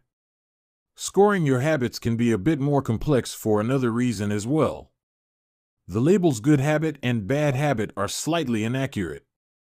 There are no good habits or bad habits. There are only effective habits. That is, effective at solving problems. All habits serve you in some way, even the bad ones, which is why you repeat them. For this exercise, categorize your habits by how they will benefit you in the long run. Generally speaking, good habits will have net positive outcomes. Bad habits have net negative outcomes. Smoking a cigarette may reduce stress right now, that's how it's serving you, but it's not a healthy long-term behavior.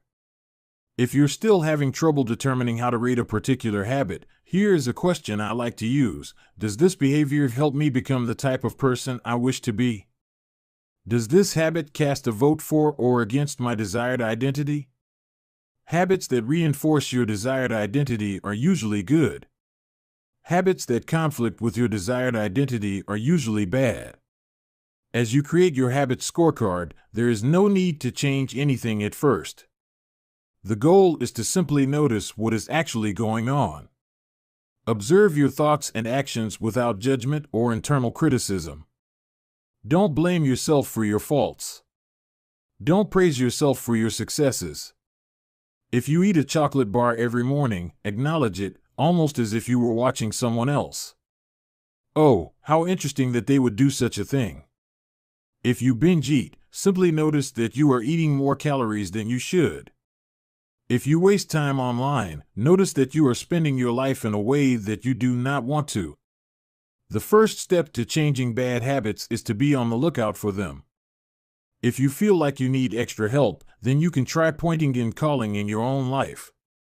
Say out loud the action that you are thinking of taking and what the outcome will be. If you want to cut back on your junk food habit but notice yourself grabbing another cookie, say out loud, "I'm about to eat this cookie, but I don't need it. Eating it will cause me to gain weight and hurt my health." Hearing your bad habits spoken aloud makes the consequences seem more real. It adds weight to the action rather than letting yourself mindlessly slip into an old routine. This approach is useful even if you're simply trying to remember a task on your to-do list. Just saying out loud, "Tomorrow, I need to go to the post office after lunch," increases the odds that you'll actually do it.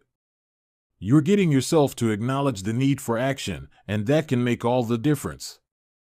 The process of behavior change always starts with awareness.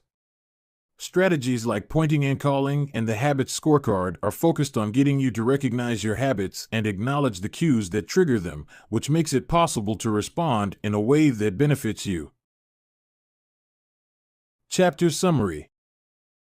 With enough practice, your brain will pick up on the cues that predict certain outcomes without consciously thinking about it. Once our habits become automatic, we stop paying attention to what we are doing. The process of behavior change always starts with awareness. You need to be aware of your habits before you can change them. Pointing and calling raises your level of awareness from a non-conscious habit to a more conscious level by verbalizing your actions. The habit scorecard is a simple exercise you can use to become more aware of your behavior. Chapter 5. The best way to start a new habit. In 2001, researchers in Great Britain began working with 248 people to build better exercise habits over the course of 2 weeks. The subjects were divided into 3 groups. The first group was the control group. They were simply asked to track how often they exercised. The second group was the motivation group. They were asked not only to track their workouts, but also to read some material on the benefits of exercise.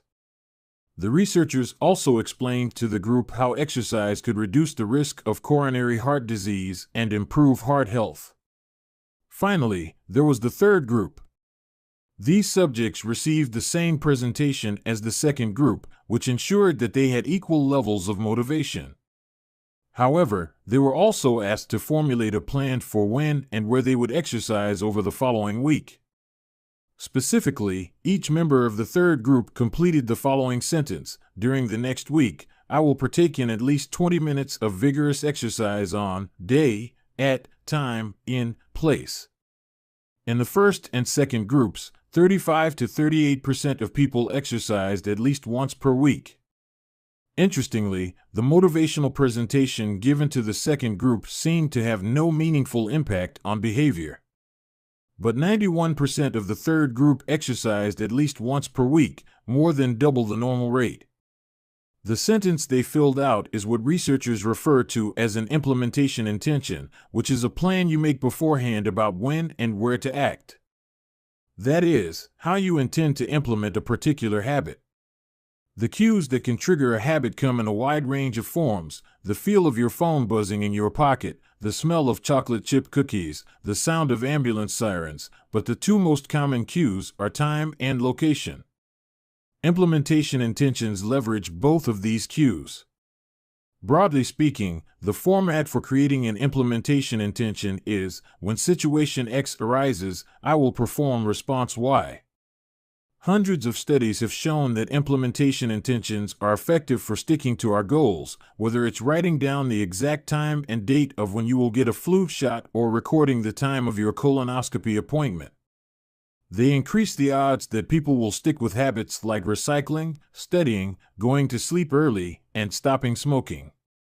Researchers have even found that voter turnout increases when people are forced to create implementation intentions by answering questions like, what route are you taking to the polling station? At what time are you planning to go? What bus will get you there? Other successful government programs have prompted citizens to make a clear plan to send taxes in on time or provided directions on when and where to pay late traffic bills. The punchline is clear. People who make a specific plan for when and where they will perform a new habit are more likely to follow through. Too many people try to change their habits without these basic details figured out. We tell ourselves, I'm going to eat healthier or I'm going to write more, but we never say when and where these habits are going to happen. We leave it up to chance and hope that we will just remember to do it or feel motivated at the right time. An implementation intention sweeps away foggy notions like I want to work out more or I want to be more productive or I should vote and transforms them into a concrete plan of action. Many people think they lack motivation when what they really lack is clarity. It is not always obvious when and where to take action. Some people spend their entire lives waiting for the time to be right to make an improvement. Once an implementation intention has been set, you don't have to wait for inspiration to strike. Do I write a chapter today or not? Do I meditate this morning or at lunch? When the moment of action occurs, there is no need to make a decision. Simply follow your predetermined plan. The simple way to apply this strategy to your habits is to fill out this sentence: I will, behavior, at, time, in, location. Meditation. I will meditate for 1 minute at 7 a.m. in my kitchen. Studying. I will study Spanish for 20 minutes at 6 p.m. in my bedroom. Exercise. I will exercise for 1 hour at 5 p.m. in my local gym. Marriage. I will make my partner a cup of tea at 8 a.m. in the kitchen. If you aren't sure when to start your habit, try the first day of the week, month, or year.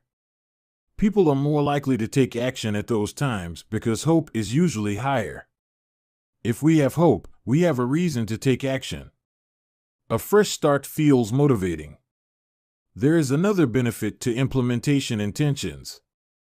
Being specific about what you want and how you will achieve it helps you say no to things that derail progress, distract your attention, and pull you off course. We often say yes to little requests because we are not clear enough about what we need to be doing instead. When your dreams are vague, it's easy to rationalize little exceptions all day long and never get around to the specific things you need to do to succeed. Give your habits a time and a space to live in the world. The goal is to make the time and location so obvious that, with enough repetition, you get an urge to do the right thing at the right time, even if you can't say why. As the writer Jason Zweig noted, obviously you're never going to just work out without conscious thought. But like a dog salivating at a bell, maybe you start to get antsy around the time of day you normally work out. There are many ways to use implementation intentions in your life and work.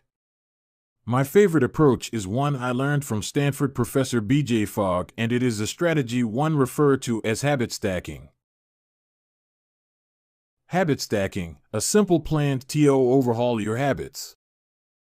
The French philosopher Denis Diderot lived nearly his entire life in poverty, but that all changed one day in 1765. Diderot's daughter was about to be married and he could not afford to pay for the wedding. Despite his lack of wealth, Diderot was well known for his role as the co-founder and writer of Encyclopedia, one of the most comprehensive encyclopedias of the time. When Catherine the Great, the Empress of Russia, heard of Diderot's financial troubles, her heart went out to him. She was a book lover and greatly enjoyed his encyclopedia. She offered to buy Diderot's personal library for £1,000, more than $150,000 today. Suddenly, Diderot had money to spare. With his new wealth, he not only paid for the wedding but also acquired a scarlet robe for himself. Diderot's scarlet robe was beautiful.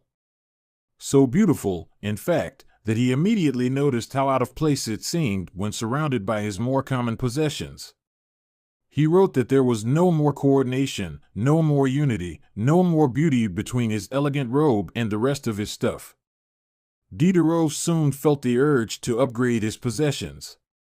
He replaced his rug with one from Damascus. He decorated his home with expensive sculptures. He bought a mirror to place above the mantel and a better kitchen table. He tossed aside his old straw chair for a leather one. Like falling dominoes, one purchase led to the next. Diderot's behavior is not uncommon. In fact, the tendency for one purchase to lead to another one has a name: the Diderot effect. The Diderot effect states that obtaining a new possession often creates a spiral of consumption that leads to additional purchases. You can spot this pattern everywhere. You buy a dress and have to get new shoes and earrings to match. You buy a couch and suddenly question the layout of your entire living room. You buy a toy for your child and soon find yourself purchasing all of the accessories that go with it. It's a chain reaction of purchases. Many human behaviors follow this cycle. You often decide what to do next based on what you have just finished doing.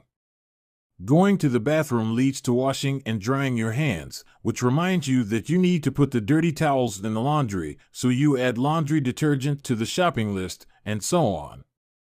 No behavior happens in isolation. Each action becomes a cue that triggers the next behavior. Why is this important? When it comes to building new habits, you can use the connectedness of behavior to your advantage. One of the best ways to build a new habit is to identify a current habit you already do each day and then stack your new behavior on top. This is called habit stacking. Habit stacking is a special form of an implementation intention. Rather than pairing your new habit with a particular time and location, you pair it with a current habit. This method, which was created by B.J. Fogg as part of his Tiny Habits program, can be used to design an obvious cue for nearly any habit. The habit stacking formula is, after current habit, I will new habit. For example, meditation. After I pour my cup of coffee each morning, I will meditate for 1 minute. Exercise. After I take off my work shoes, I will immediately change into my workout clothes. Gratitude. After I sit down to dinner, I will say one thing I'm grateful for that happened today. Marriage. After I get into bed at night, I will give my partner a kiss. Safety. After I put on my running shoes, I will text a friend or family member where I am running and how long it will take. The key is to tie your desired behavior into something you already do each day. Once you have mastered this basic structure, you can begin to create larger stacks by chaining small habits together. This allows you to take advantage of the natural momentum that comes from one behavior leading into the next, a positive version of the Diderot effect. Habit stacking increases the likelihood that you'll stick with a habit by stacking your new behavior on top of an old one. This process can be repeated to chain numerous habits together, each one acting as the cue for the next. Your morning routine habit stack might look like this. 1. After I pour my morning cup of coffee, I will meditate for 60 seconds. 2. After I meditate for 60 seconds, I will write my to-do list for the day. 3. After I write my to-do list for the day, I will immediately begin my first task. Or, consider this habit stack in the evening. 1. After I finish eating dinner, I will put my plate directly into the dishwasher. 2. After I put my dishes away, I will immediately wipe down the counter. 3. After I wipe down the counter, I will set out my coffee mug for tomorrow morning. You can also insert new behaviors into the middle of your current routines. For example, you may already have a morning routine that looks like this: wake up greater than make my bed greater than take a shower. Let's say you want to develop the habit of reading more each night. You can expand your habit stack and try something like, wake up greater than make my bed greater than place a book on my pillow greater than take a shower. Now, when you climb into bed each night, a book will be sitting there waiting for you to enjoy. Overall, habit stacking allows you to create a set of simple rules that guide your future behavior. It's like you always have a game plan for which action should come next. Once you get comfortable with this approach, you can develop general habit stacks to guide you whenever the situation is appropriate. Exercise. When I see a set of stairs, I will take them instead of using the elevator. Social skills. When I walk into a party, I will introduce myself to someone I don't know yet. Finances. When I want to buy something over $100, I will wait 24 hours before purchasing. Healthy eating. When I serve myself a meal, I will always put veggies on my plate first. Minimalism. When I buy a new item, I will give something away. One in, one out. Mood. When the phone rings, I will take one deep breath and smile before answering. Forgetfulness. When I leave a public place, I will check the table and chairs to make sure I don't leave anything behind. No matter how you use this strategy, the secret to creating a successful habit stack is selecting the right cue to kick things off.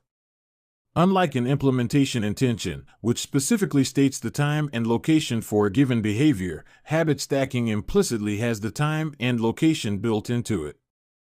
When and where you choose to insert a habit into your daily routine can make a big difference. If you're trying to add meditation into your morning routine, but mornings are chaotic and your kids keep running into the room, then that may be the wrong place and time. Consider when you are most likely to be successful. Don't ask yourself to do a habit when you're likely to be occupied with something else. Your cue should also have the same frequency as your desired habit. If you want to do a habit every day, but you stack it on top of a habit that only happens on Mondays, that's not a good choice. One way to find the right trigger for your habit stack is by brainstorming a list of your current habits. You can use your habit scorecard from the last chapter as a starting point. Alternatively, you can create a list with 2 columns. In the first column, write down the habits you do each day without fail. For example, get out of bed. Take a shower. Brush your teeth. Get dressed. Brew a cup of coffee. Eat breakfast. Take the kids to school. Start the workday. Eat lunch. End the workday. Change out of work clothes. Sit down for dinner. Turn off the lights. Get into bed. Your list can be much longer, but you get the idea. In the second column, write down all of the things that happen to you each day without fail. For example, the sun rises. You get a text message. The song you are listening to ends. The sun sets. Armed with these two lists, you can begin searching for the best place to layer your new habit into your lifestyle. Habit stacking works best when a cue is highly specific and immediately actionable.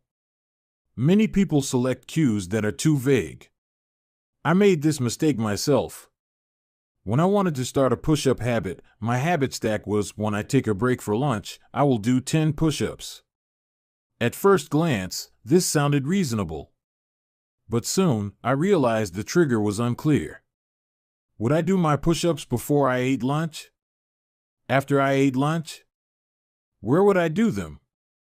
After a few inconsistent days, I changed my habit stack to, when I close my laptop for lunch, I will do 10 push-ups next to my desk. Ambiguity gone. Habits like read more or eat better are worthy causes, but these goals do not provide instruction on how and when to act. Be specific and clear. After I close the door. After I brush my teeth. After I sit down at the table. The specificity is important. The more tightly bound your new habit is to a specific cue, the better the odds are that you will notice when the time comes to act. The first law of behavior change is to make it obvious. Strategies like implementation intentions and habit stacking are among the most practical ways to create obvious cues for your habits and design a clear plan for when and where to take action. Chapter Summary. The first law of behavior change is make it obvious. The two most common cues are time and location. Creating an implementation intention is a strategy you can use to pair a new habit with a specific time and location. The implementation intention formula is I will, behavior, at, time, in, location. Habit stacking is a strategy you can use to pair a new habit with a current habit. The habit stacking formula is after, current habit, I will, new habit. Chapter 6. Motivation is overrated, environment often matters more. And Thorndike, a primary care physician at Massachusetts General Hospital in Boston, had a crazy idea. She believed she could improve the eating habits of thousands of hospital staff and visitors without changing their willpower or motivation in the slightest way. In fact, she didn't plan on talking to them at all. Thorndike and her colleagues designed a 6-month study to alter the choice architecture of the hospital cafeteria. They started by changing how drinks were arranged in the room. Originally, the refrigerators located next to the cash registers in the cafeteria were filled with only soda. The researchers added water as an option to each one. Additionally, they placed baskets of bottled water next to the food stations throughout the room. Soda was still in the primary refrigerators, but water was now available at all drink locations. Over the next 3 months, the number of soda sales at the hospital dropped by 11.4%. Meanwhile, sales of bottled water increased by 25.8%. They made similar adjustments and saw similar results with the food in the cafeteria. Nobody had said a word to anyone eating there. People often choose products not because of what they are, but because of where they are. If I walk into the kitchen and see a plate of cookies on the counter, I'll pick up half a dozen and start eating, even if I hadn't been thinking about them beforehand and didn't necessarily feel hungry. If the communal table at the office is always filled with donuts and bagels, it's going to be hard not to grab one every now and then. Your habits change depending on the room you are in and the cues in front of you.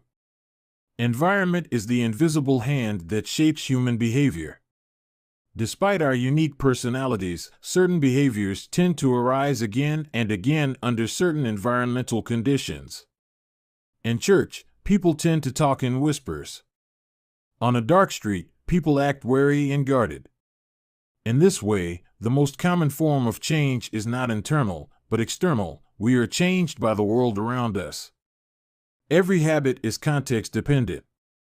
In 1936, psychologist Kurt Lewin wrote a simple equation that makes a powerful statement: behavior is a function of the person in their environment, or B equals F, P, E. It didn't take long for Lewin's equation to be tested in business. In 1952, the economist Hawkins Stern described a phenomenon he called suggestion impulse buying, which is triggered when a shopper sees a product for the first time and visualizes a need for it. In other words, customers will occasionally buy products not because they want them, but because of how they are presented to them. For example, items at eye level tend to be purchased more than those down near the floor. For this reason, you'll find expensive brand names featured in easy-to-reach locations on store shelves because they drive the most profit, while cheaper alternatives are tucked away in harder-to-reach spots. The same goes for end caps, which are the units at the end of aisles. End caps are money-making machines for retailers because they are obvious locations that encounter a lot of foot traffic. For example, 45% of Coca-Cola sales come specifically from end-of-the-aisle racks. The more obviously available a product or service is, the more likely you are to try it. People drink Bud Light because it is in every bar and visit Starbucks because it is on every corner. We like to think that we are in control. If we choose water over soda, we assume it is because we wanted to do so. The truth, however, is that many of the actions we take each day are shaped not by purposeful drive and choice, but by the most obvious option. Every living being has its own methods for sensing and understanding the world. Eagles have remarkable long-distance vision. Snakes can smell by tasting the air with their highly sensitive tongues.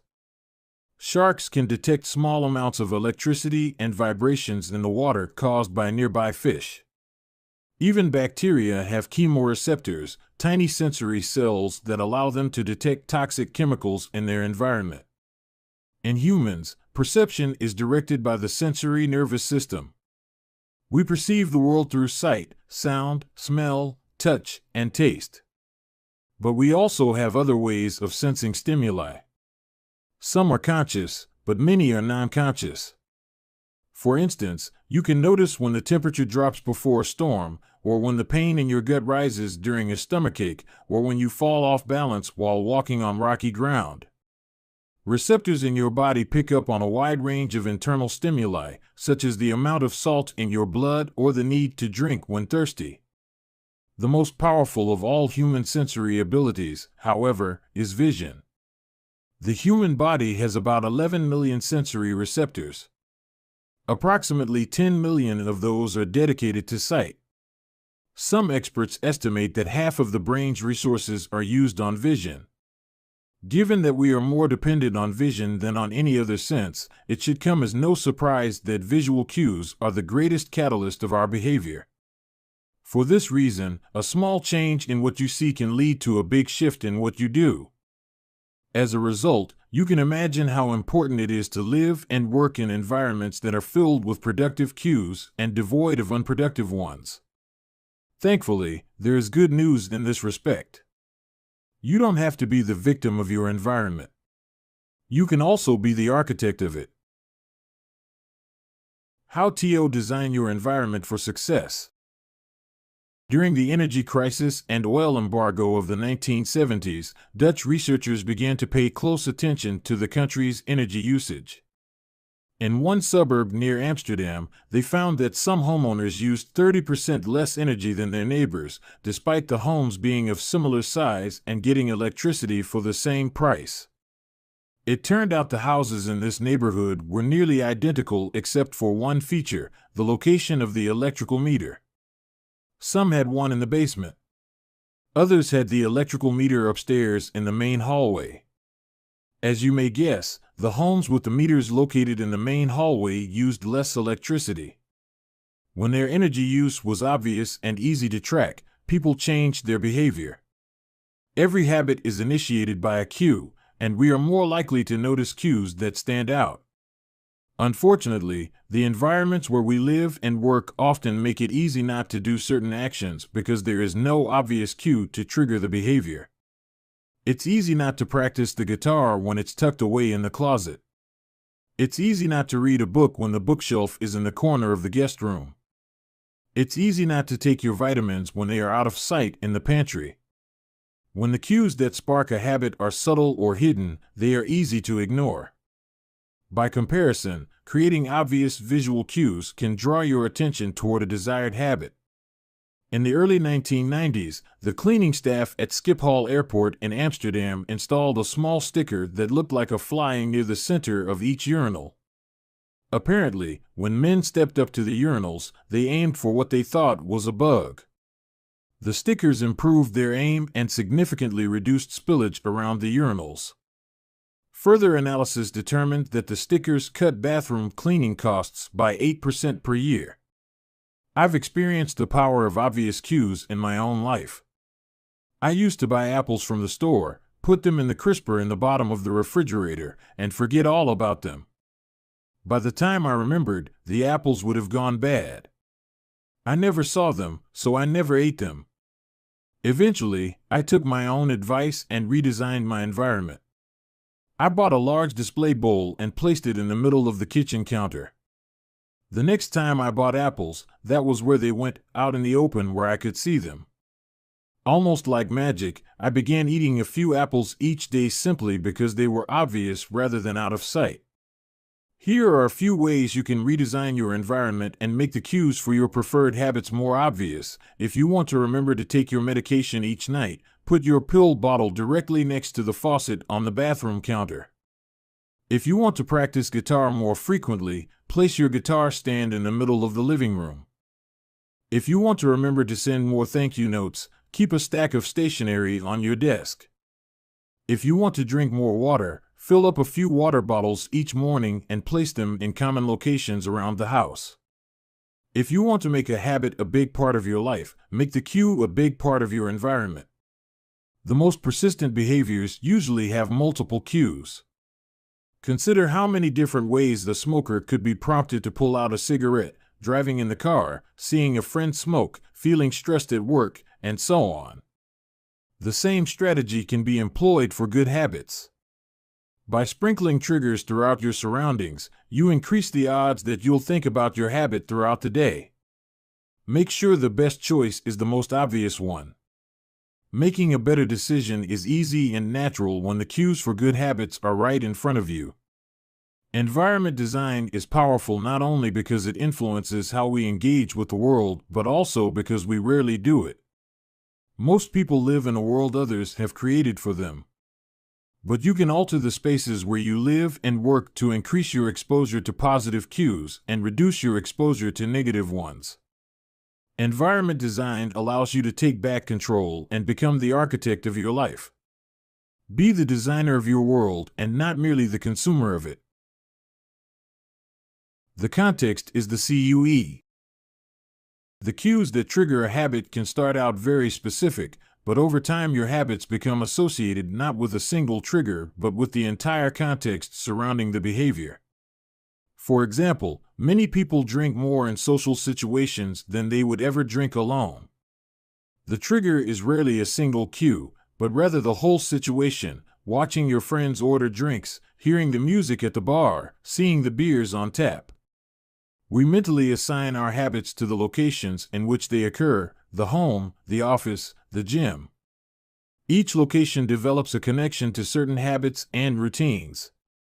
You establish a particular relationship with the objects on your desk, the items on your kitchen counter, the things in your bedroom. Our behavior is not defined by the objects in the environment, but by our relationship to them. In fact, this is a useful way to think about the influence of the environment on your behavior. Stop thinking about your environment as filled with objects. Start thinking about it as filled with relationships. Think in terms of how you interact with the spaces around you. For one person, her couch is the place where she reads for an hour each night. For someone else, the couch is where he watches television and eats a bowl of ice cream after work.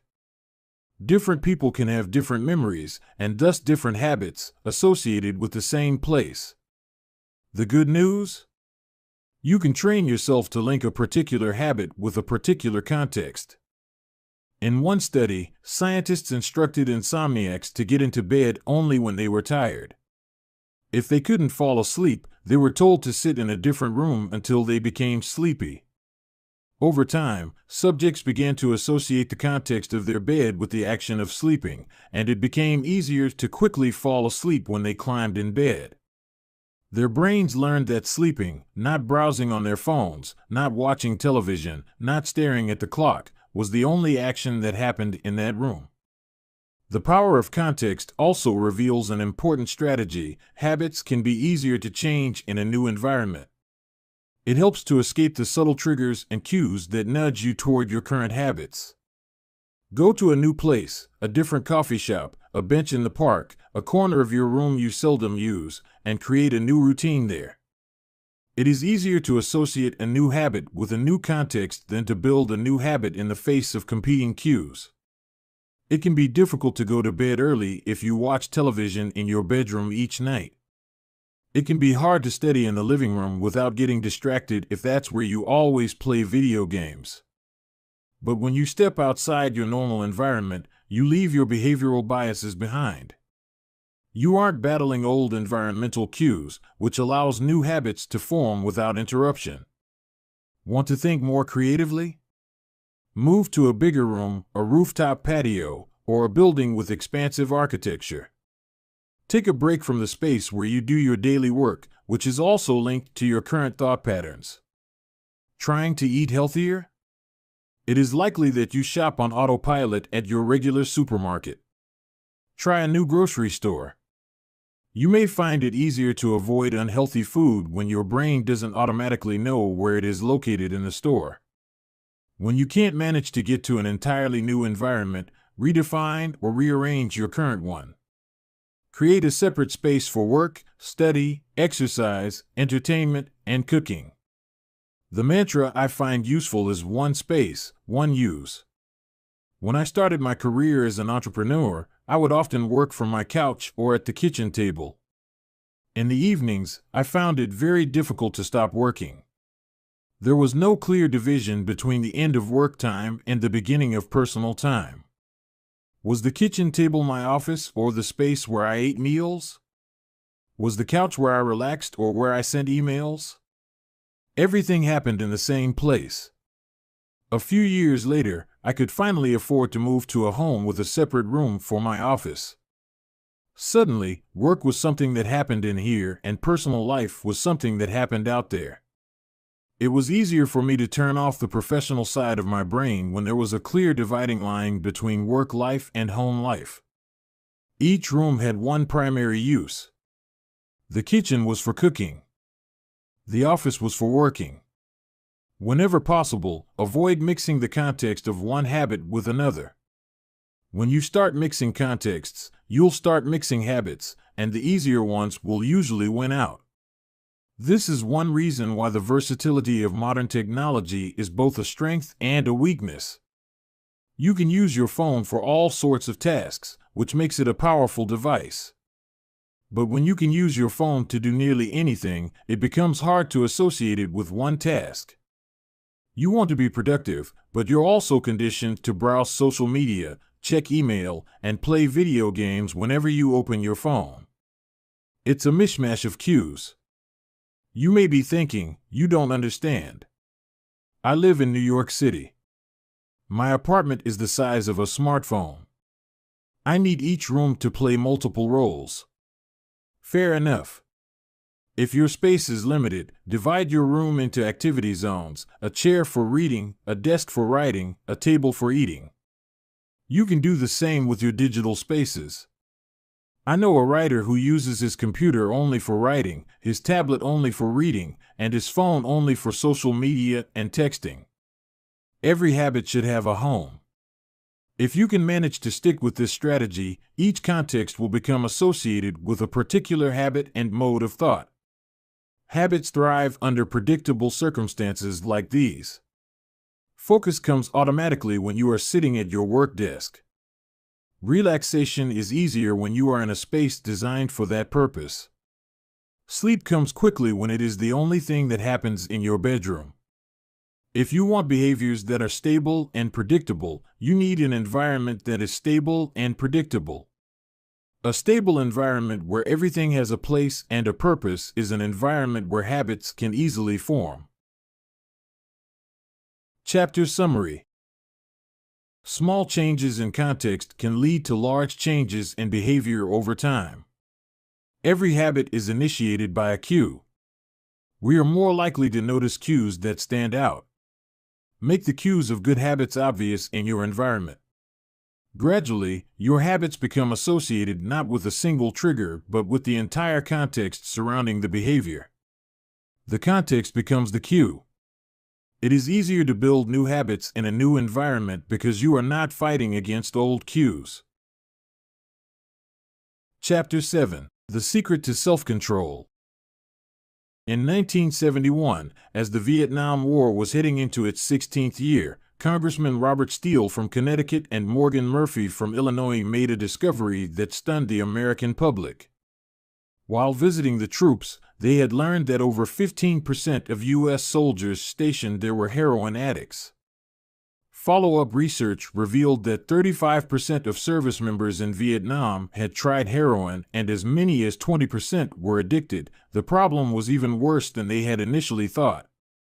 The discovery led to a flurry of activity in Washington, including the creation of the Special Action Office of Drug Abuse Prevention under President Nixon to promote prevention and rehabilitation and to track addicted service members when they returned home.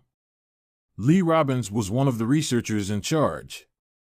In a finding that completely upended the accepted beliefs about addiction, Robbins found that when soldiers who had been heroin users returned home, only 5% of them became re-addicted within a year, and just 12% relapsed within 3 years.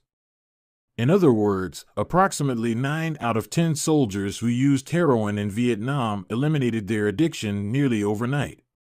This finding contradicted the prevailing view at the time, which considered heroin addiction to be a permanent and irreversible condition. Instead, Robbins revealed that addictions could spontaneously dissolve if there was a radical change in the environment. In Vietnam, soldiers spent all day surrounded by cues triggering heroin use. It was easy to access, they were engulfed by the constant stress of war, they built friendships with fellow soldiers who were also heroin users, and they were thousands of miles from home. Once a soldier returned to the United States, though, he found himself in an environment devoid of those triggers. When the context changed, so did the habit. Compare this situation to that of a typical drug user. Someone becomes addicted at home or with friends, goes to a clinic to get clean, which is devoid of all the environmental stimuli that prompt their habit, then returns to their old neighborhood with all of their previous cues that caused them to get addicted in the first place. It's no wonder that usually you see numbers that are the exact opposite of those in the Vietnam study. Typically, 90% of heroin users become re-addicted once they return home from rehab. The Vietnam studies ran counter to many of our cultural beliefs about bad habits because it challenged the conventional association of unhealthy behavior as a moral weakness. If you're overweight, a smoker, or an addict, you've been told your entire life that it is because you lack self-control, maybe even that you're a bad person. The idea that a little bit of discipline would solve all our problems is deeply embedded in our culture. Recent research, however, shows something different. When scientists analyze people who appear to have tremendous self-control, it turns out those individuals aren't all that different from those who are struggling. Instead, disciplined people are better at structuring their lives in a way that does not require heroic willpower and self-control. In other words, they spend less time in tempting situations. The people with the best self-control are typically the ones who need to use it the least. It's easier to practice self-restraint when you don't have to use it very often. So, yes, perseverance, grit, and willpower are essential to success, but the way to improve these qualities is not by wishing you were a more disciplined person, but by creating a more disciplined environment. This counterintuitive idea makes even more sense once you understand what happens when a habit is formed in the brain. A habit that has been encoded in the mind is ready to be used whenever the relevant situation arises. When Patty Olwell, a therapist from Austin, Texas, started smoking, she would often light up while riding horses with a friend. Eventually, she quit smoking and avoided it for years. She had also stopped riding. Decades later, she hopped on a horse again and found herself craving a cigarette for the first time in forever. The cues were still internalized, she just hadn't been exposed to them in a long time. Once a habit has been encoded, the urge to act follows whenever the environmental cues reappear. This is one reason behavior change techniques can backfire. Shaming obese people with weight loss presentations can make them feel stressed, and as a result many people return to their favorite coping strategy, overeating. Showing pictures of blackened lungs to smokers leads to higher levels of anxiety, which drives many people to reach for a cigarette. If you're not careful about cues, you can cause the very behavior you want to stop. Bad habits are autocatalytic, the process feeds itself. They foster the feelings they try to numb. You feel bad, so you eat junk food. Because you eat junk food, you feel bad. Watching television makes you feel sluggish, so you watch more television because you don't have the energy to do anything else. Worrying about your health makes you feel anxious, which causes you to smoke to ease your anxiety, which makes your health even worse and soon you're feeling more anxious. It's a downward spiral, a runaway train of bad habits. Researchers refer to this phenomenon as cue-induced wanting. An external trigger causes a compulsive craving to repeat a bad habit. Once you notice something, you begin to want it. This process is happening all the time, often without us realizing it. Scientists have found that showing addicts a picture of cocaine for just 33 milliseconds stimulates the reward pathway in the brain and sparks desire. This speed is too fast for the brain to consciously register. The addicts couldn't even tell you what they had seen, but they craved the drug all the same. Here's the punchline: you can break a habit, but you're unlikely to forget it. Once the mental grooves of habit have been carved into your brain, they are nearly impossible to remove entirely, even if they go unused for quite a while. And that means that simply resisting temptation is an ineffective strategy. It is hard to maintain a Zen attitude in a life filled with interruptions. It takes too much energy. In the short run, you can choose to overpower temptation. In the long run, we become a product of the environment that we live in. To put it bluntly, I have never seen someone consistently stick to positive habits in a negative environment. A more reliable approach is to cut bad habits off at the source. One of the most practical ways to eliminate a bad habit is to reduce exposure to the cue that causes it. If you can't seem to get any work done, leave your phone in another room for a few hours. If you're continually feeling like you're not enough, stop following social media accounts that trigger jealousy and envy. If you're wasting too much time watching television, move the TV out of the bedroom. If you're spending too much money on electronics, quit reading reviews of the latest tech gear. If you're playing too many video games, unplug the console and put it in a closet after each use. This practice is an inversion of the first law of behavior change. Rather than make it obvious, you can make it invisible. I'm often surprised by how effective simple changes like these can be.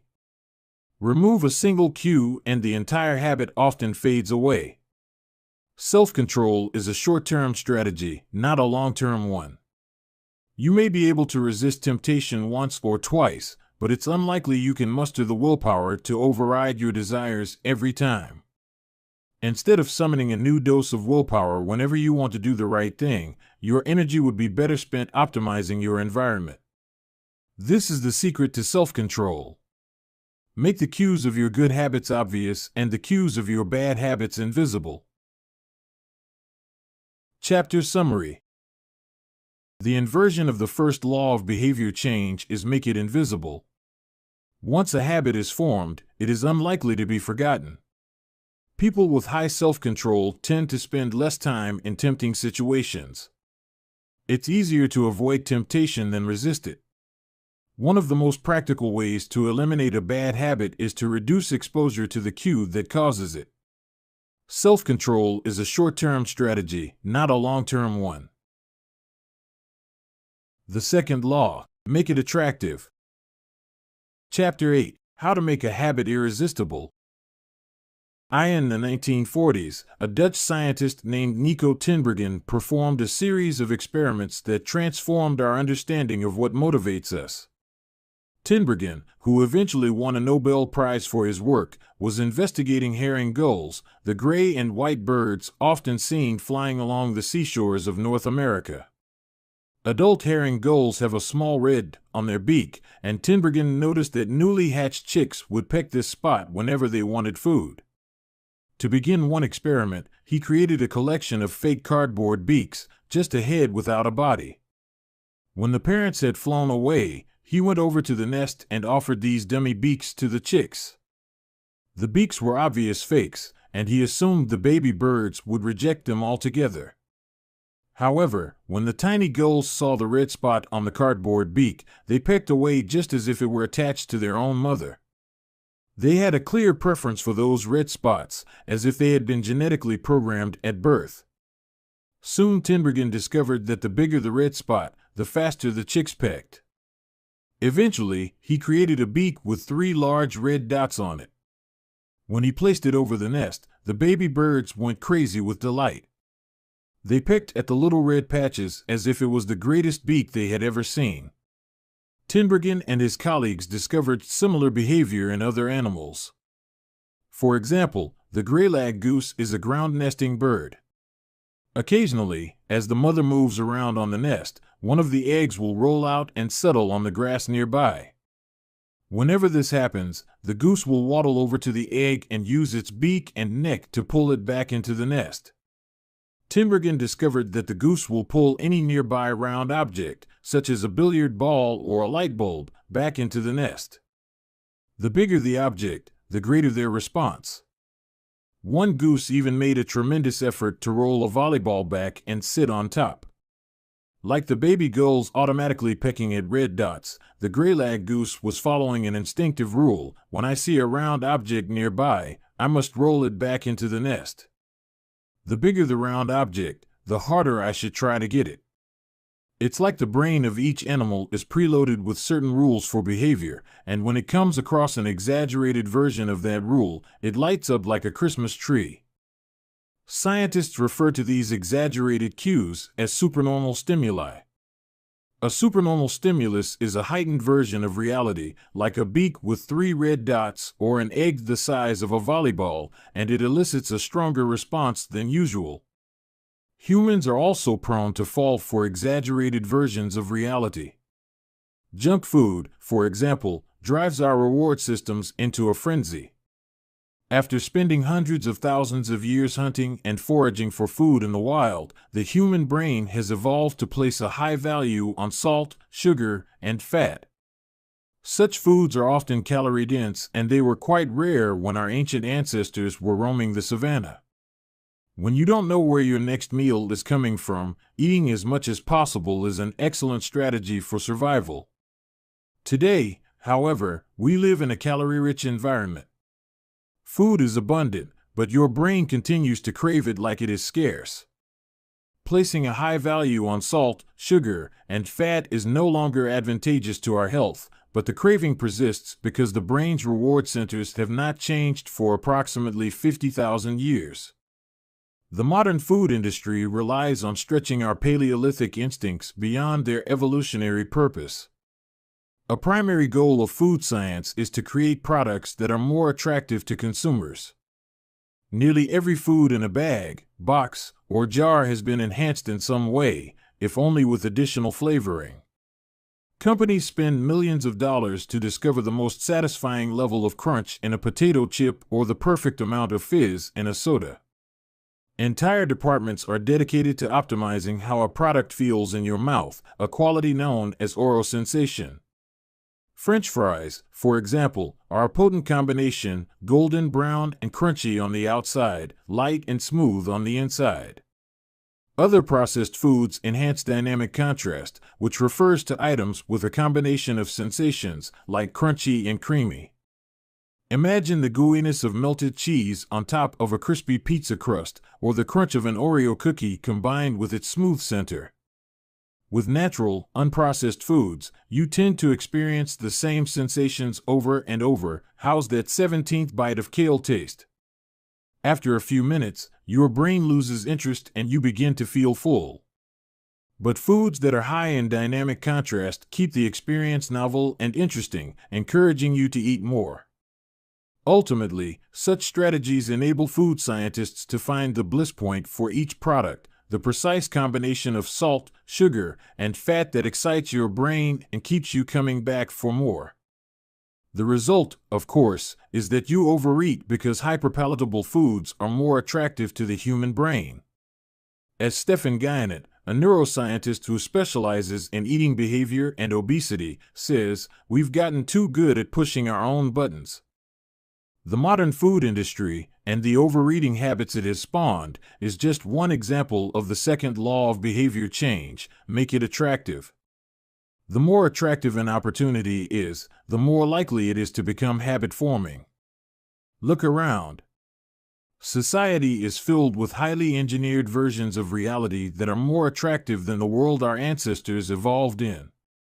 Stores feature mannequins with exaggerated hips and breasts to sell clothes. Social media delivers more likes and praise in a few minutes than we could ever get in the office or at home. Online porn splices together stimulating scenes at a rate that would be impossible to replicate in real life. Advertisements are created with a combination of ideal lighting, professional makeup, and photoshopped edits. Even the model doesn't look like the person in the final image.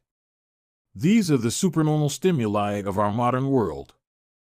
They exaggerate features that are naturally attractive to us, and our instincts go wild as a result, driving us into excessive shopping habits, social media habits, porn habits, eating habits, and many others. If history serves as a guide, the opportunities of the future will be more attractive than those of today.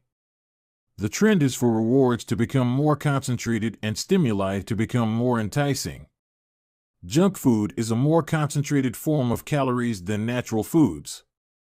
Hard liquor is a more concentrated form of alcohol than beer.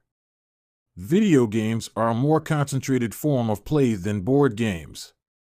Compared to nature, these pleasure-packed experiences are hard to resist. We have the brains of our ancestors, but temptations they never had to face. If you want to increase the odds that a behavior will occur, then you need to make it attractive. Throughout our discussion of the second law, our goal is to learn how to make our habits irresistible. While it is not possible to transform every habit into a supernormal stimulus, we can make any habit more enticing. To do this, we must start by understanding what a craving is and how it works. We begin by examining a biological signature that all habits share: the dopamine spike. The dopamine-driven feedback loop. Scientists can track the precise moment a craving occurs by measuring a neurotransmitter called dopamine. The importance of dopamine became apparent in 1954 when the neuroscientists James Olds and Peter Milner ran an experiment that revealed the neurological processes behind craving and desire. By implanting electrodes in the brains of rats, the researchers blocked the release of dopamine.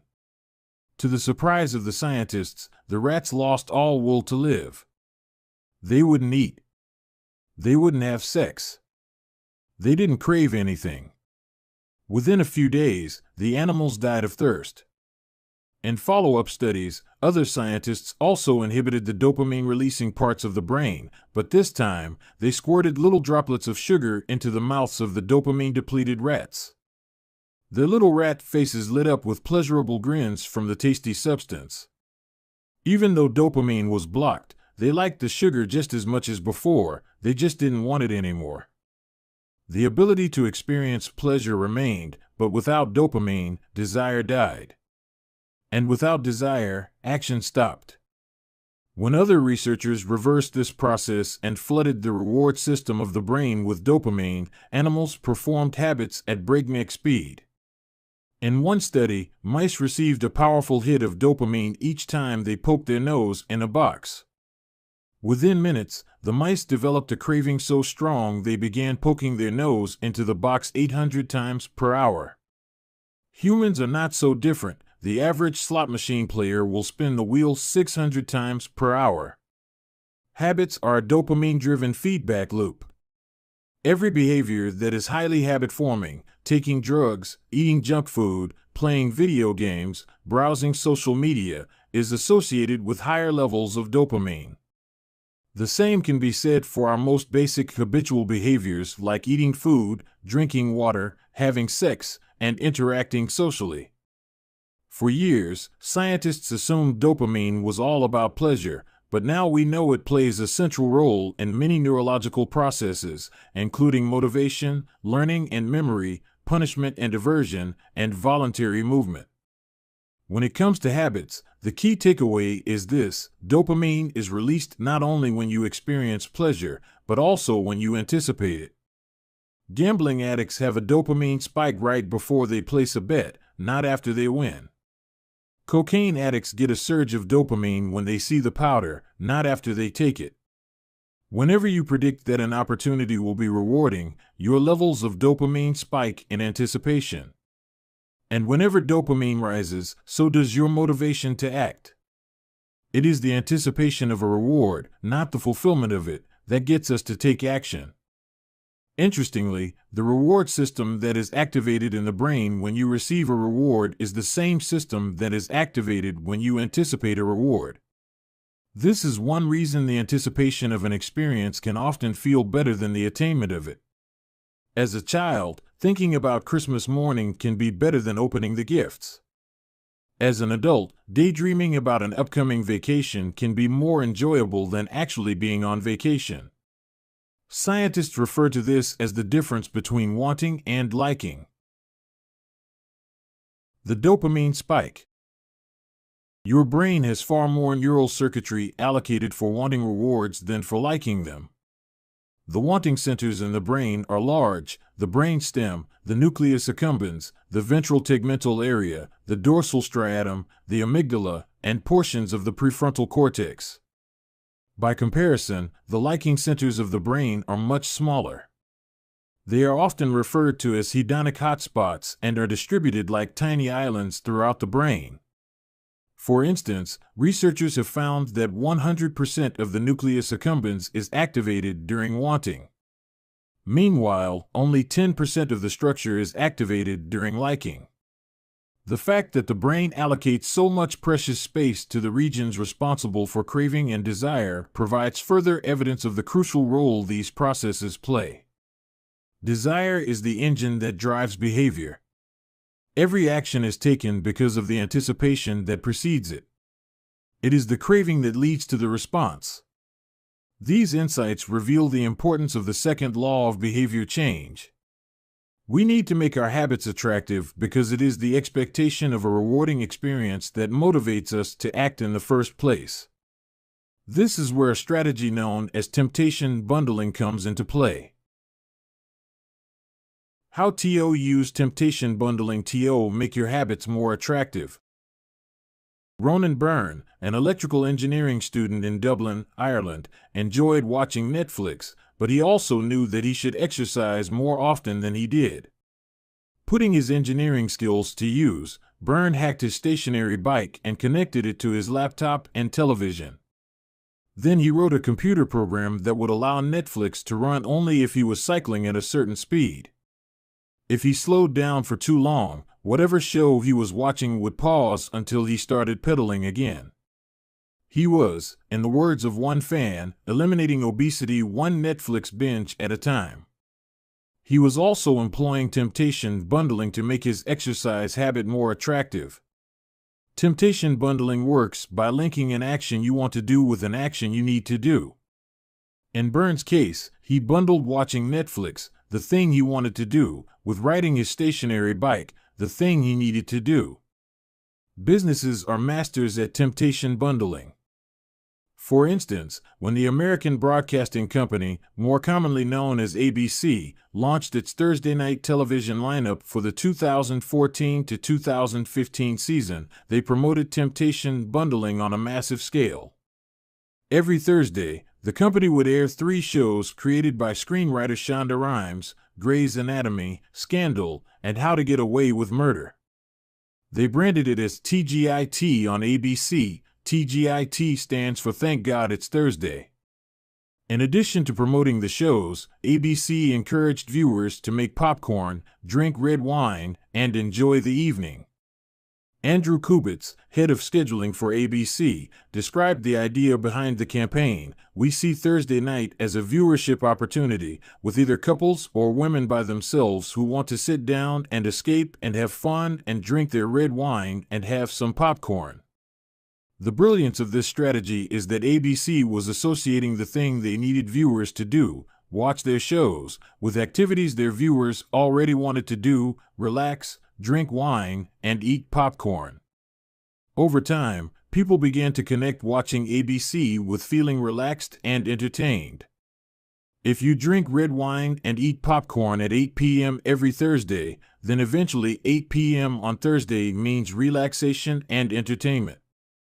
The reward gets associated with the cue, and the habit of turning on the television becomes more attractive.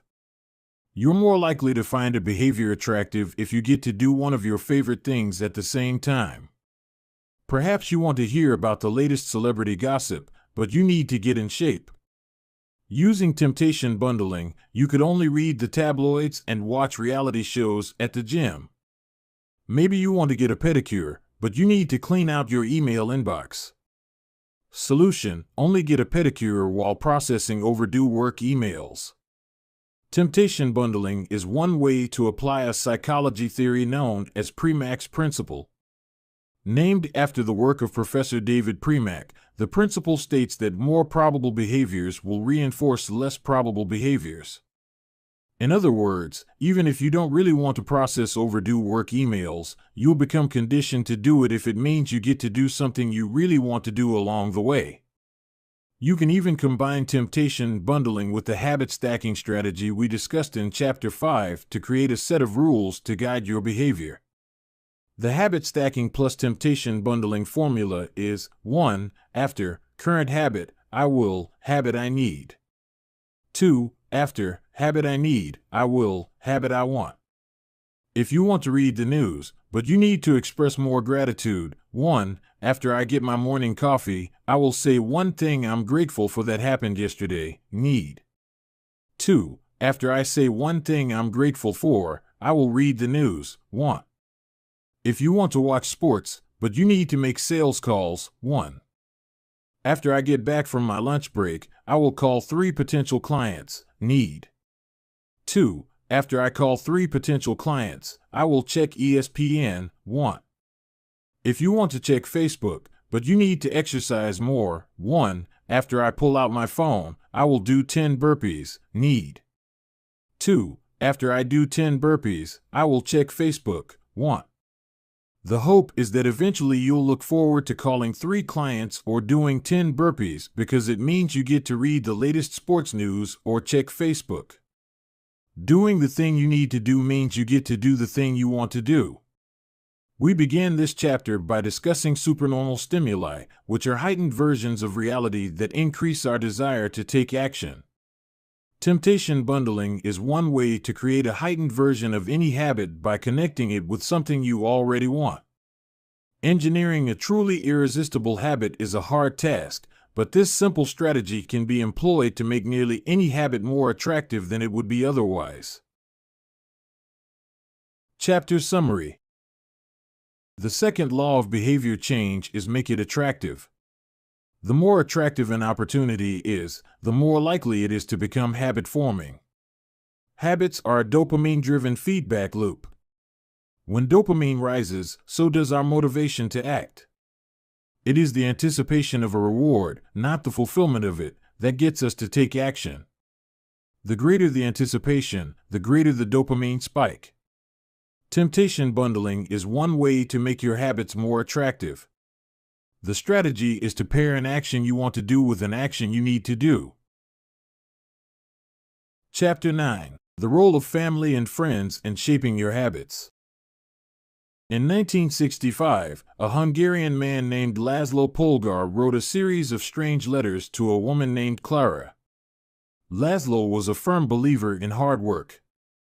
In fact, it was all he believed in. He completely rejected the idea of innate talent. He claimed that with deliberate practice and the development of good habits, a child could become a genius in any field. His mantra was, "The genius is not born, but is educated and trained." Laszlo believed in this idea so strongly that he wanted to test it with his own children, and he was writing to Clara because he needed a wife willing to jump on board. Clara was a teacher and, although she may not have been as adamant as Laszlo, she also believed that with proper instruction, anyone could advance their skills. Laszlo decided chess would be a suitable field for the experiment, and he laid out a plan to raise his children to become chess prodigies. The kids would be homeschooled, a rarity in Hungary at the time. The house would be filled with chess books and pictures of famous chess players.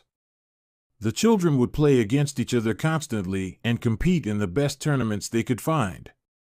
The family would keep a meticulous file system of the tournament history of every competitor the children faced. Their lives would be dedicated to chess. Laszlo successfully courted Clara, and within a few years, the Polgars were parents to 3 young girls, Susan, Sophia, and Judith. Susan, the oldest, began playing chess when she was 4 years old. Within 6 months, she was defeating adults. Sophia, the middle child, did even better. By 14, she was a world champion, and a few years later, she became a grandmaster. Judith, the youngest, was the best of all. By age 5, she could beat her father. At 12, she was the youngest player ever listed among the top 100 chess players in the world. At 15 years and 4 months old, she became the youngest grandmaster of all time, younger than Bobby Fischer, the previous record holder. For 27 years, she was the #1 ranked female chess player in the world. The childhood of the Polgar sisters was atypical, to say the least. And yet, if you ask them about it, they claim their lifestyle was attractive, even enjoyable. In interviews, the sisters talk about their childhood as entertaining rather than grueling. They loved playing chess. They couldn't get enough of it. Once, Laszlo reportedly found Sophia playing chess in the bathroom in the middle of the night. Encouraging her to go back to sleep, he said, "Sophia, leave the pieces alone." To which she replied, "Daddy, they won't leave me alone." The Polgar sisters grew up in a culture that prioritized chess above all else, praised them for it, rewarded them for it. In their world, an obsession with chess was normal. And as we are about to see, whatever habits are normal in your culture are among the most attractive behaviors you'll find. The seductive pull of social norms. Humans are herd animals. We want to fit in, to bond with others, and to earn the respect and approval of our peers. Such inclinations are essential to our survival. For most of our evolutionary history, our ancestors lived in tribes. Becoming separated from the tribe, or worse, being cast out, was a death sentence. The lone wolf dies, but the pack survives. Meanwhile, those who collaborated and bonded with others enjoyed increased safety, mating opportunities, and access to resources. As Charles Darwin noted, in the long history of humankind, those who learn to collaborate and improvise most effectively have prevailed. As a result, one of the deepest human desires is to belong. And this ancient preference exerts a powerful influence on our modern behavior. We don't choose our earliest habits, we imitate them. We follow the script handed down by our friends and family, our church or school, our local community and society at large. Each of these cultures and groups comes with its own set of expectations and standards, when and whether to get married, how many children to have, which holidays to celebrate, how much money to spend on your child's birthday party. In many ways, these social norms are the invisible rules that guide your behavior each day. You're always keeping them in mind, even if they are at the not top of your mind. Often, you follow the habits of your culture without thinking, without questioning, and sometimes without remembering. As the French philosopher Michel de Montaigne wrote, the customs and practices of life and society sweep us along. Most of the time, going along with the group does not feel like a burden. Everyone wants to belong. If you grow up in a family that rewards you for your chess skills, playing chess will seem like a very attractive thing to do. If you work in a job where everyone wears expensive suits, then you'll be inclined to splurge on one as well. If all of your friends are sharing an inside joke or using a new phrase, you'll want to do it, too, so they know that you get it. Behaviors are attractive when they help us fit in. We imitate the habits of three groups in particular. 1. The close. 2. The many. 3. The powerful. Each group offers an opportunity to leverage the second law of behavior change and make our habits more attractive. 1. Imitating the close. Proximity has a powerful effect on our behavior. This is true of the physical environment, as we discussed in Chapter 6, but it is also true of the social environment. We pick up habits from the people around us. We copy the way our parents handle arguments, the way our peers flirt with one another, the way our coworkers get results. When your friends smoke pot, you give it a try, too. When your wife has a habit of double-checking that the door is locked before going to bed, you pick it up as well. I find that I often imitate the behavior of those around me without realizing it. In conversation, I'll automatically assume the body posture of the other person. In college, I began to talk like my roommates. When traveling to other countries, I unconsciously imitate the local accent despite reminding myself to stop. As a general rule, the closer we are to someone, the more likely we are to imitate some of their habits. One groundbreaking study tracked 12,000 people for 32 years and found that a person's chances of becoming obese increased by 57% if he or she had a friend who became obese. It works the other way, too.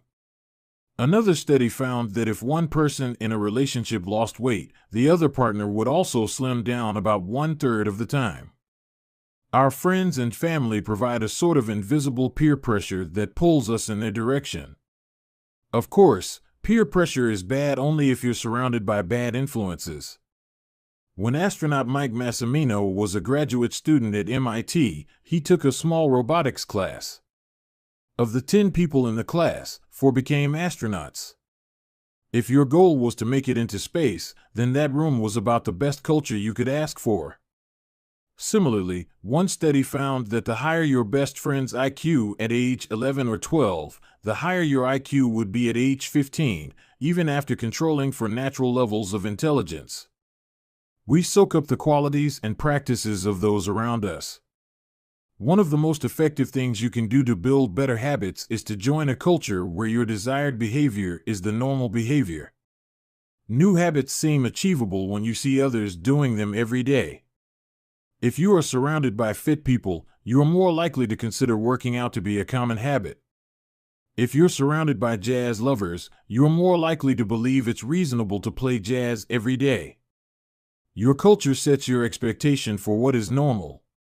Surround yourself with people who have the habits you want to have yourself. You'll rise together. To make your habits even more attractive, you can take this strategy one step further. Join a culture where, 1. Your desired behavior is the normal behavior, and 2. You already have something in common with the group. Steve Kamb, an entrepreneur in New York City, runs a company called Nerd Fitness, which helps nerds, misfits, and mutants lose weight, get strong, and get healthy. His clients include video game lovers, movie fanatics, and average Joes who want to get in shape. Many people feel out of place the first time they go to the gym or try to change their diet, but if you are already similar to the other members of the group in some way, say, your mutual love of Star Wars, change becomes more appealing because it feels like something people like you already do. Nothing sustains motivation better than belonging to the tribe. It transforms a personal quest into a shared one. Previously, you were on your own. Your identity was singular. You are a reader. You are a musician. You are an athlete.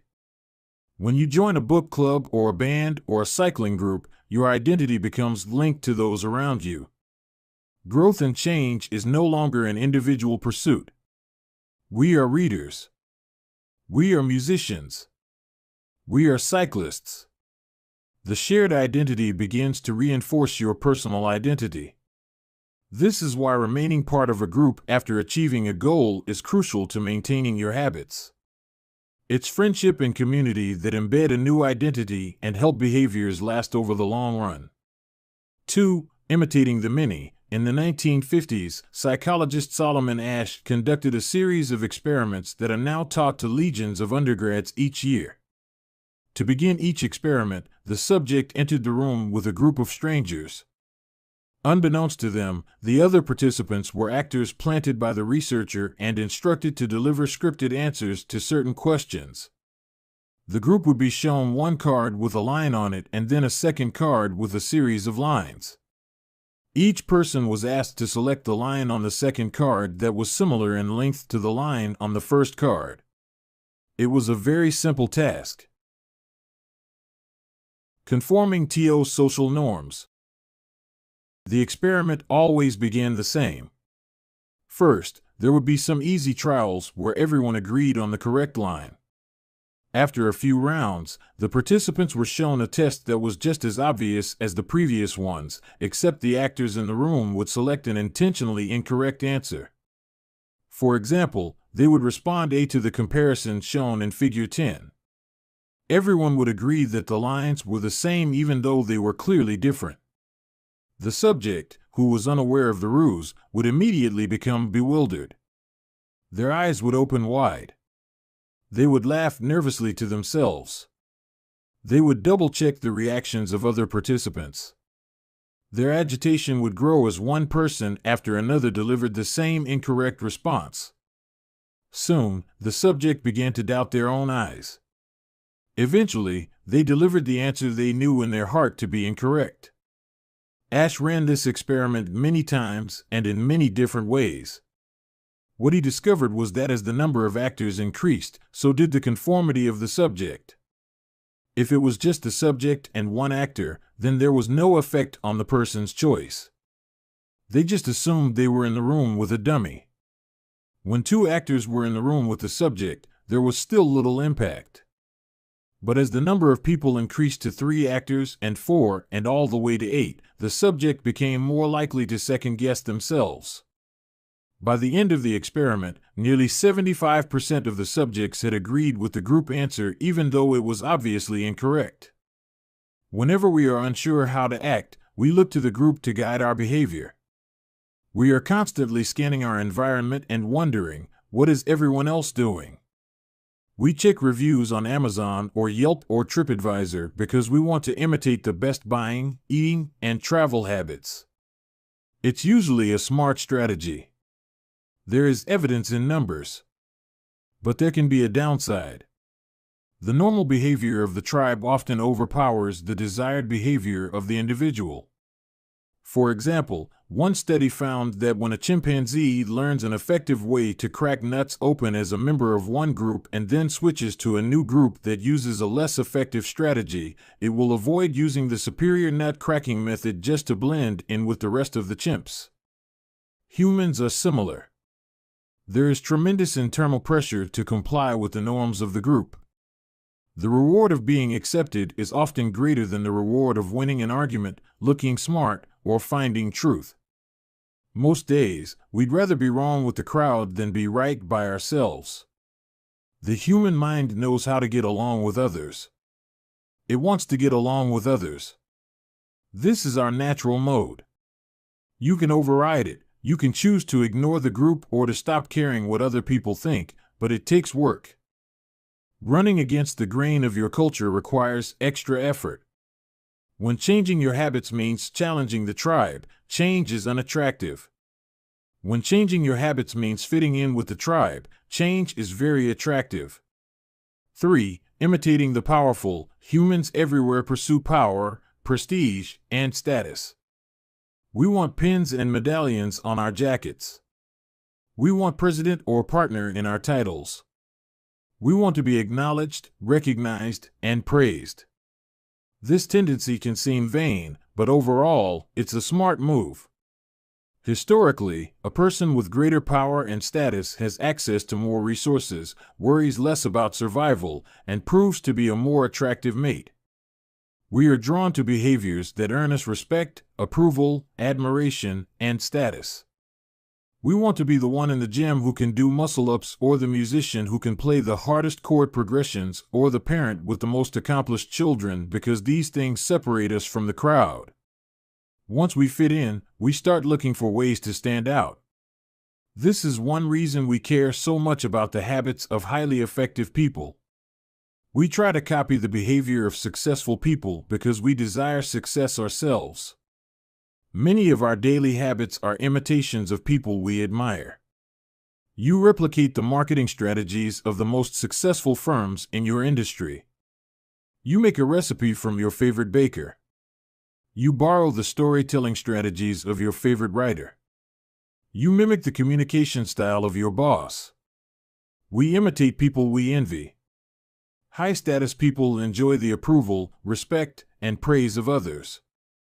And that means if a behavior can get us approval, respect, and praise, we find it attractive. We are also motivated to avoid behaviors that would lower our status. We trim our hedges and mow our lawn because we don't want to be the slob of the neighborhood. When our mother comes to visit, we clean up the house because we don't want to be judged. We are continually wondering what will others think of me, and altering our behavior based on the answer. The Polgar sisters, the chess prodigies mentioned at the beginning of this chapter, are evidence of the powerful and lasting impact social influences can have on our behavior. The sisters practiced chess for many hours each day and continued this remarkable effort for decades.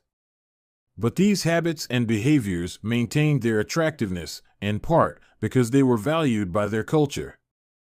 From the praise of their parents to the achievement of different status markers like becoming a grandmaster, they had many reasons to continue their effort. Chapter Summary. The culture we live in determines which behaviors are attractive to us. We tend to adopt habits that are praised and approved of by our culture because we have a strong desire to fit in and belong to the tribe. We tend to imitate the habits of three social groups: the close, family and friends; the many, the tribe; and the powerful, those with status and prestige. One of the most effective things you can do to build better habits is to join a culture where 1. Your desired behavior is the normal behavior, and 2. You already have something in common with the group. The normal behavior of the tribe often overpowers the desired behavior of the individual. Most days, we'd rather be wrong with the crowd than be right by ourselves. If a behavior can get us approval, respect, and praise, we find it attractive. Chapter 10. How to find and fix the causes of your bad habits. In late 2012, I was sitting in an old apartment just a few blocks from Istanbul's most famous street, Istiklal Caddesi. I was in the middle of a 4-day trip to Turkey, and my guide, Mike, was relaxing in a worn-out armchair a few feet away. Mike wasn't really a guide. He was just a guy from Maine who had been living in Turkey for 5 years, but he offered to show me around while I was visiting the country, and I took him up on it. On this particular night, I had been invited to dinner with him and a handful of his Turkish friends. There were 7 of us, and I was the only one who hadn't, at some point, smoked at least 1 pack of cigarettes per day. I asked one of the Turks how he got started. "Friends," he said. "It always starts with your friends. One friend smokes, then you try it." What was truly fascinating was that half of the people in the room had managed to quit smoking. Mike had been smoke-free for a few years at that point, and he swore up and down that he broke the habit because of a book called Alan Carr's Easy Way to Stop Smoking. It frees you from the mental burden of smoking, he said. It tells you, stop lying to yourself. You know you don't actually want to smoke. You know you don't really enjoy this. It helps you feel like you're not the victim anymore. You start to realize that you don't need to smoke. I had never tried a cigarette, but I took a look at the book afterward out of curiosity. The author employs an interesting strategy to help smokers eliminate their cravings. He systematically reframes each cue associated with smoking and gives it a new meaning. He says things like, you think you are quitting something, but you're not quitting anything because cigarettes do nothing for you. You think smoking is something you need to do to be social, but it's not. You can be social without smoking at all. You think smoking is about relieving stress, but it's not. Smoking does not relieve your nerves, it destroys them. Over and over, he repeats these phrases and others like them. Get it clearly into your mind, he says. You are losing nothing and you are making marvelous positive gains not only in health, energy, and money, but also in confidence, self-respect, freedom, and, most important of all, in the length and quality of your future life. By the time you get to the end of the book, smoking seems like the most ridiculous thing in the world to do. And if you no longer expect smoking to bring you any benefits, you have no reason to smoke. It is an inversion of the second law of behavior change, make it unattractive. Now, I know this idea might sound overly simplistic. Just change your mind and you can quit smoking. But stick with me for a minute. Where cravings come from. Every behavior has a surface-level craving and a deeper, underlying motive. I often have a craving that goes something like this: I want to eat tacos. If you were to ask me why I want to eat tacos, I wouldn't say, because I need food to survive. But the truth is, somewhere deep down, I am motivated to eat tacos because I have to eat to survive. The underlying motive is to obtain food and water even if my specific craving is for a taco.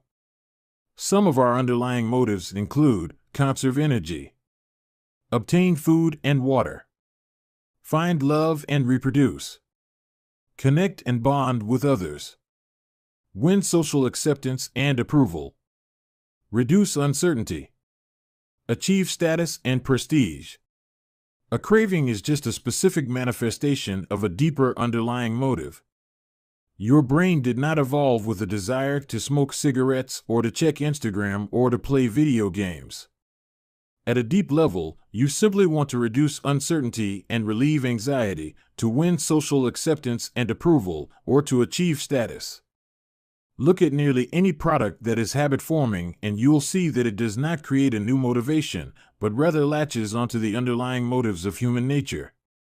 Find love and reproduce equals using Tinder. Connect and bond with others equals browsing Facebook. Win social acceptance and approval equals posting on Instagram. Reduce uncertainty equals searching on Google. Achieve status and prestige equals playing video games. Your habits are modern-day solutions to ancient desires. New versions of old vices. The underlying motives behind human behavior remain the same. The specific habits we perform differ based on the period of history. Here's the powerful part: there are many different ways to address the same underlying motive. One person might learn to reduce stress by smoking a cigarette. Another person learns to ease their anxiety by going for a run. Your current habits are not necessarily the best way to solve the problems you face, they are just the methods you learn to use. Once you associate a solution with the problem you need to solve, you keep coming back to it. Habits are all about associations. These associations determine whether we predict a habit to be worth repeating or not. As we covered in our discussion of the first law, your brain is continually absorbing information and noticing cues in the environment. Every time you perceive a cue, your brain runs a simulation and makes a prediction about what to do in the next moment. Cue: you notice that the stove is hot. Prediction: if I touch it, I'll get burned, so I should avoid touching it. Cue: you see that the traffic light turned green. Prediction: if I step on the gas, I'll make it safely through the intersection and get closer to my destination, so I should step on the gas. You see a cue, categorize it based on past experience, and determine the appropriate response. This all happens in an instant, but it plays a crucial role in your habits because every action is preceded by a prediction. Life feels reactive, but it is actually predictive. All day long, you are making your best guess of how to act given what you've just seen and what has worked for you in the past. You are endlessly predicting what will happen in the next moment. Our behavior is heavily dependent on these predictions. Put another way, our behavior is heavily dependent on how we interpret the events that happen to us, not necessarily the objective reality of the events themselves. Two people can look at the same cigarette, and one feels the urge to smoke while the other is repulsed by the smell. The same cue can spark a good habit or a bad habit depending on your prediction. The cause of your habits is actually the prediction that precedes them. These predictions lead to feelings, which is how we typically describe a craving, a feeling, a desire, an urge. Feelings and emotions transform the cues we perceive and the predictions we make into a signal that we can apply. They help explain what we are currently sensing. For instance, whether or not you realize it, you are noticing how warm or cold you feel right now. If the temperature drops by 1 degree, you probably won't do anything. If the temperature drops 10 degrees, however, you'll feel cold and put on another layer of clothing. Feeling cold was the signal that prompted you to act. You have been sensing the cues the entire time, but it is only when you predict that you would be better off in a different state that you take action. A craving is the sense that something is missing. It is the desire to change your internal state. When the temperature falls, there is a gap between what your body is currently sensing and what it wants to be sensing. This gap between your current state and your desired state provides a reason to act. Desire is the difference between where you are now and where you want to be in the future.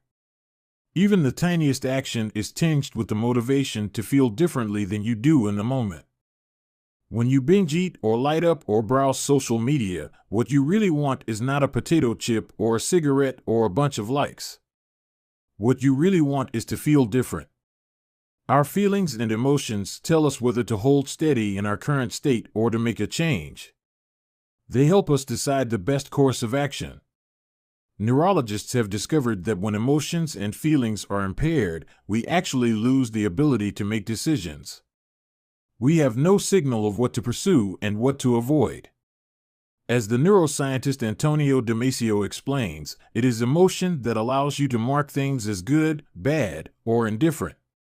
To summarize, the specific cravings you feel and habits you perform are really an attempt to address your fundamental underlying motives. Whenever a habit successfully addresses a motive, you develop a craving to do it again. In time, you learn to predict that checking social media will help you feel loved or that watching YouTube will allow you to forget your fears. Habits are attractive when we associate them with positive feelings, and we can use this insight to our advantage rather than to our detriment. How to reprogram your brain to enjoy hard habits. You can make hard habits more attractive if you can learn to associate them with a positive experience. Sometimes, all you need is a slight mindset shift. For instance, we often talk about everything we have to do in a given day. You have to wake up early for work. You have to make another sales call for your business. You have to cook dinner for your family. Now, imagine changing just one word. You don't have to. You get to. You get to wake up early for work. You get to make another sales call for your business. You get to cook dinner for your family. By simply changing one word, you shift the way you view each event. You transition from seeing these behaviors as burdens and turn them into opportunities. The key point is that both versions of reality are true. You have to do those things, and you also get to do them. We can find evidence for whatever mindset we choose. I once heard a story about a man who uses a wheelchair. When asked if it was difficult being confined, he responded, "I'm not confined to my wheelchair, I am liberated by it. If it wasn't for my wheelchair, I would be bedbound and never able to leave my house." This shift in perspective completely transformed how he lived each day. Reframing your habits to highlight their benefits rather than their drawbacks is a fast and lightweight way to reprogram your mind and make a habit seem more attractive. Exercise. Many people associate exercise with being a challenging task that drains energy and wears you down. You can just as easily view it as a way to develop skills and build you up. Instead of telling yourself, "I need to go run in the morning," say, "It's time to build endurance and get fast." Finance. Saving money is often associated with sacrifice. However, you can associate it with freedom rather than limitation if you realize one simple truth: living below your current means increases your future means. The money you save this month increases your purchasing power next month. Meditation. Anyone who has tried meditation for more than 3 seconds knows how frustrating it can be when the next distraction inevitably pops into your mind. You can transform frustration into delight when you realize that each interruption gives you a chance to practice returning to your breath.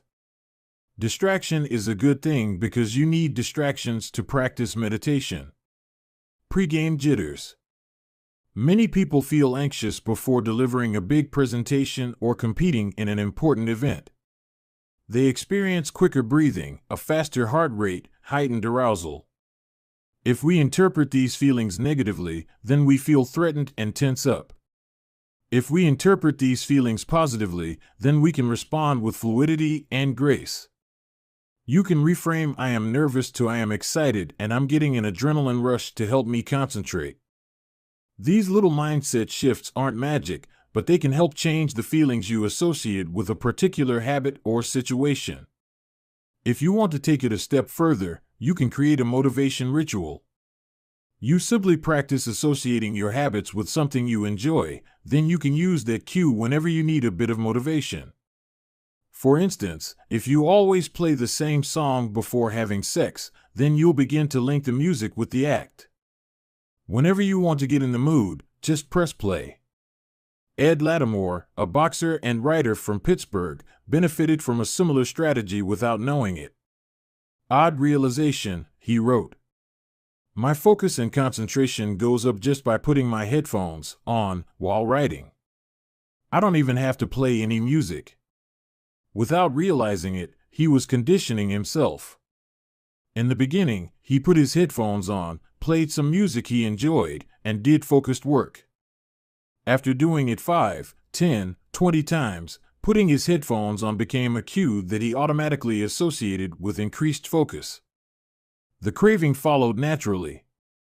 Athletes use similar strategies to get themselves in the mindset to perform. During my baseball career, I developed a specific ritual of stretching and throwing before each game. The whole sequence took about 10 minutes, and I did it the same way every single time. While it physically warmed me up to play, more importantly, it put me in the right mental state.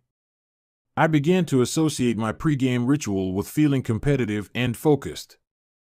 Even if I wasn't motivated beforehand, by the time I was done with my ritual, I was in game mode. You can adapt this strategy for nearly any purpose. Say you want to feel happier in general. Find something that makes you truly happy, like petting your dog or taking a bubble bath, and then create a short routine that you perform every time before you do the thing you love. Maybe you take 3 deep breaths and smile. 3 deep breaths. Smile. Pet the dog. Repeat. Eventually, you'll begin to associate this breathe and smile routine with being in a good mood. It becomes a cue that means feeling happy. Once established, you can break it out anytime you need to change your emotional state. Stressed at work? Take 3 deep breaths and smile. Sad about life? 3 deep breaths and smile. Once a habit has been built, the cue can prompt a craving, even if it has little to do with the original situation. The key to finding and fixing the causes of your bad habits is to reframe the associations you have about them. It's not easy, but if you can reprogram your predictions, you can transform a hard habit into an attractive one. Chapter Summary. The inversion of the second law of behavior change is make it unattractive. Every behavior has a surface-level craving and a deeper underlying motive. Your habits are modern-day solutions to ancient desires. The cause of your habits is actually the prediction that precedes them. The prediction leads to a feeling. Highlight the benefits of avoiding a bad habit to make it seem unattractive. Habits are attractive when we associate them with positive feelings and unattractive when we associate them with negative feelings. Create a motivation ritual by doing something you enjoy immediately before a difficult habit. The third law, make it easy. Chapter 11, walk slowly, but never backward. On the first day of class, Jerry Yulesman, a professor at the University of Florida, divided his film photography students into two groups. Everyone on the left side of the classroom, he explained, would be in the quantity group. They would be graded solely on the amount of work they produced. On the final day of class, he would tally the number of photos submitted by each student. 100 photos would rate an A, 90 photos a B, 80 photos a C, and so on. Meanwhile, everyone on the right side of the room would be in the quality group. They would be graded only on the excellence of their work. They would only need to produce one photo during the semester, but to get an A, it had to be a nearly perfect image. At the end of the term, he was surprised to find that all the best photos were produced by the quantity group. During the semester, these students were busy taking photos, experimenting with composition and lighting, testing out various methods in the darkroom, and learning from their mistakes. In the process of creating hundreds of photos, they honed their skills. Meanwhile, the quality group sat around speculating about perfection. In the end, they had little to show for their efforts other than unverified theories and one mediocre photo. It is easy to get bogged down trying to find the optimal plan for change, the fastest way to lose weight, the best program to build muscle, the perfect idea for a side hustle. We are so focused on figuring out the best approach that we never get around to taking action. As Voltaire once wrote, the best is the enemy of the good. I refer to this as the difference between being in motion and taking action. The two ideas sound similar, but they're not the same. When you're in motion, you're planning and strategizing and learning. Those are all good things, but they don't produce a result. Action, on the other hand, is the type of behavior that will deliver an outcome. If I outline 20 ideas for articles I want to write, that's motion. If I actually sit down and write an article, that's action. If I search for a better diet plan and read a few books on the topic, that's motion. If I actually eat a healthy meal, that's action. Sometimes motion is useful, but it will never produce an outcome by itself. It doesn't matter how many times you go talk to the personal trainer, that motion will never get you in shape. Only the action of working out will get the result you're looking to achieve. If motion doesn't lead to results, why do we do it? Sometimes we do it because we actually need to plan or learn more. But more often than not, we do it because motion allows us to feel like we're making progress without running the risk of failure. Most of us are experts at avoiding criticism. It doesn't feel good to fail or to be judged publicly, so we tend to avoid situations where that might happen. And that's the biggest reason why you slip into motion rather than taking action. You want to delay failure. It's easy to be in motion and convince yourself that you're still making progress. You think, I've got conversations going with 4 potential clients right now. This is good. We're moving in the right direction. Or, I brainstormed some ideas for that book I want to write. This is coming together. Motion makes you feel like you're getting things done. But really, you're just preparing to get something done. When preparation becomes a form of procrastination, you need to change something. You don't want to merely be planning. You want to be practicing. If you want to master a habit, the key is to start with repetition, not perfection. You don't need to map out every feature of a new habit. You just need to practice it. This is the first takeaway of the third law. You just need to get your reps in. How long does it actually take to form a new habit? Habit formation is the process by which a behavior becomes progressively more automatic through repetition. The more you repeat an activity, the more the structure of your brain changes to become efficient at that activity. Neuroscientists call this long-term potentiation, which refers to the strengthening of connections between neurons in the brain based on recent patterns of activity. With each repetition, cell-to-cell signaling improves and the neural connections tighten.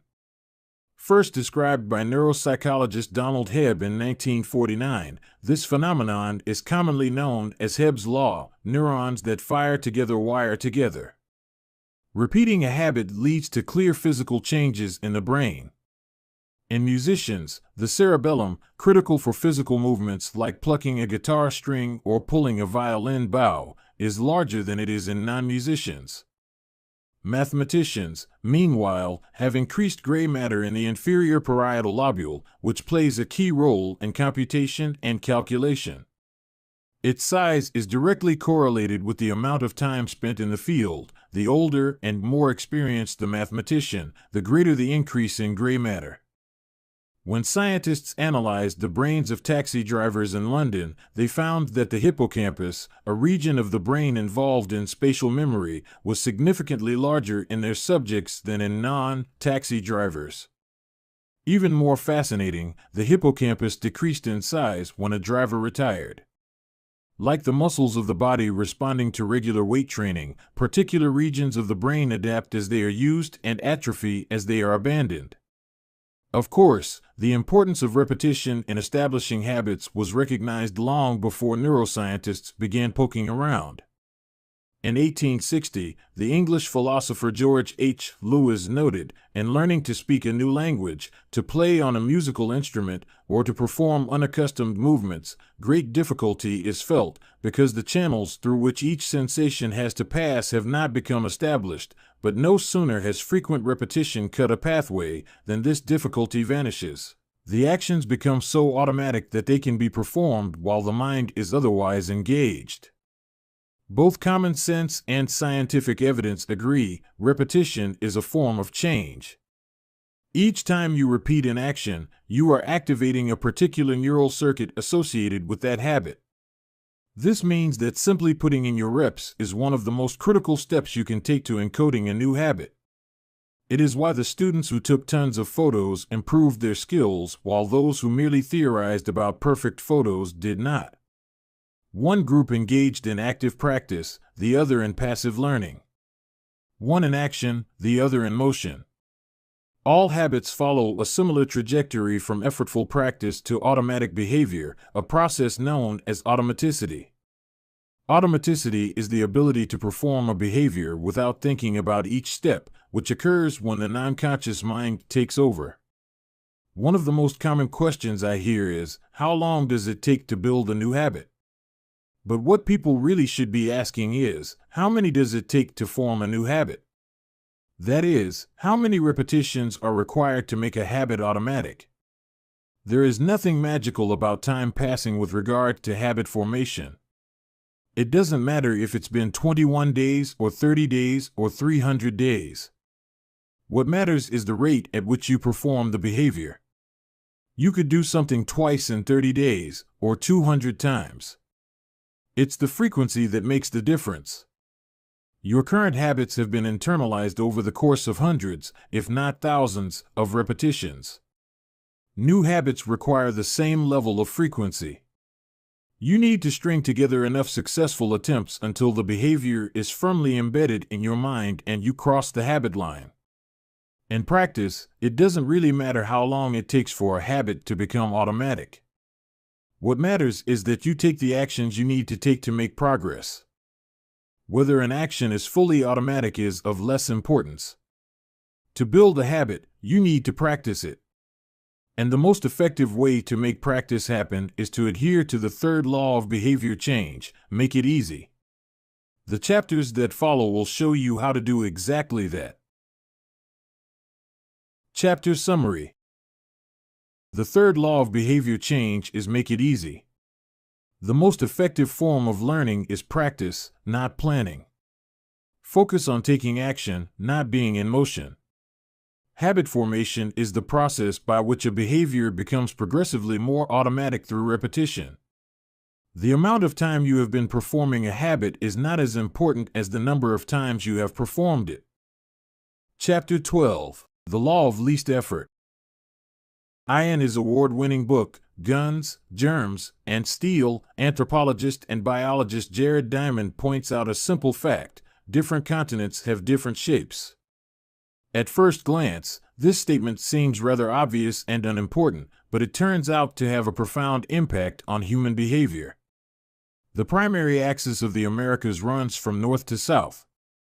That is, the landmass of North and South America tends to be tall and thin rather than wide and fat. The same is generally true for Africa. Meanwhile, the landmass that makes up Europe, Asia, and the Middle East is the opposite. This massive stretch of land tends to be more east-west in shape. According to Diamond, this difference in shape played a significant role in the spread of agriculture over the centuries. When agriculture began to spread around the globe, farmers had an easier time expanding along east-west routes than along north-south ones. This is because locations along the same latitude generally share similar climates, amounts of sunlight and rainfall, and changes in season. These factors allowed farmers in Europe and Asia to domesticate a few crops and grow them along the entire stretch of land from France to China. The shape of human behavior. By comparison, the climate varies greatly when traveling from north to south. Just imagine how different the weather is in Florida compared to Canada. You can be the most talented farmer in the world, but it won't help you grow Florida oranges in the Canadian winter. Snow is a poor substitute for soil. In order to spread crops along north-south routes, farmers would need to find and domesticate new plants whenever the climate changed. As a result, agriculture spread 2 to 3 times faster across Asia and Europe than it did up and down the Americas. Over the span of centuries, this small difference had a very big impact. Increased food production allowed for more rapid population growth. With more people, these cultures were able to build stronger armies and were better equipped to develop new technologies. The changes started out small: a crop that spread slightly farther, a population that grew slightly faster, but compounded into substantial differences over time. The spread of agriculture provides an example of the third law of behavior change on a global scale. Conventional wisdom holds that motivation is the key to habit change. Maybe if you really wanted it, you'd actually do it. But the truth is, our real motivation is to be lazy and to do what is convenient. And despite what the latest productivity bestseller will tell you, this is a smart strategy, not a dumb one. Energy is precious, and the brain is wired to conserve it whenever possible. It is human nature to follow the law of least effort, which states that when deciding between two similar options, people will naturally gravitate toward the option that requires the least amount of work. For example, expanding your farm to the east where you can grow the same crops rather than heading north where the climate is different. Out of all the possible actions we could take, the one that is realized is the one that delivers the most value for the least effort. We are motivated to do what is easy. Every action requires a certain amount of energy. The more energy required, the less likely it is to occur. If your goal is to do 100 push-ups per day, that's a lot of energy. In the beginning, when you're motivated and excited, you can muster the strength to get started. But after a few days, such a massive effort feels exhausting. Meanwhile, sticking to the habit of doing 1 push-up per day requires almost no energy to get started. And the less energy a habit requires, the more likely it is to occur. Look at any behavior that fills up much of your life and you'll see that it can be performed with very low levels of motivation. Habits like scrolling on our phones, checking email, and watching television steal so much of our time because they can be performed almost without effort. They are remarkably convenient. In a sense, every habit is just an obstacle to getting what you really want. Dieting is an obstacle to getting fit. Meditation is an obstacle to feeling calm. Journaling is an obstacle to thinking clearly. You don't actually want the habit itself. What you really want is the outcome the habit delivers.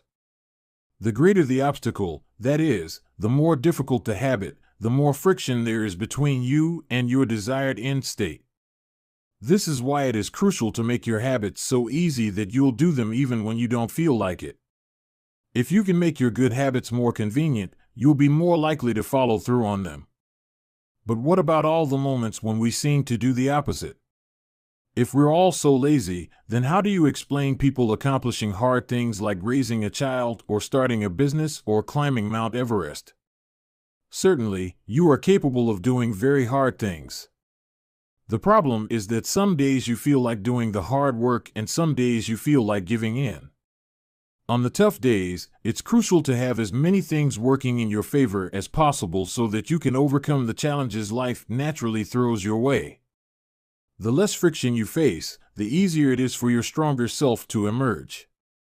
The idea behind Make It Easy is not to only do easy things. The idea is to make it as easy as possible in the moment to do things that pay off in the long run. How to achieve more with less effort. Imagine you are holding a garden hose that is bent in the middle. Some water can flow through, but not very much. If you want to increase the rate at which water passes through the hose, you have two options.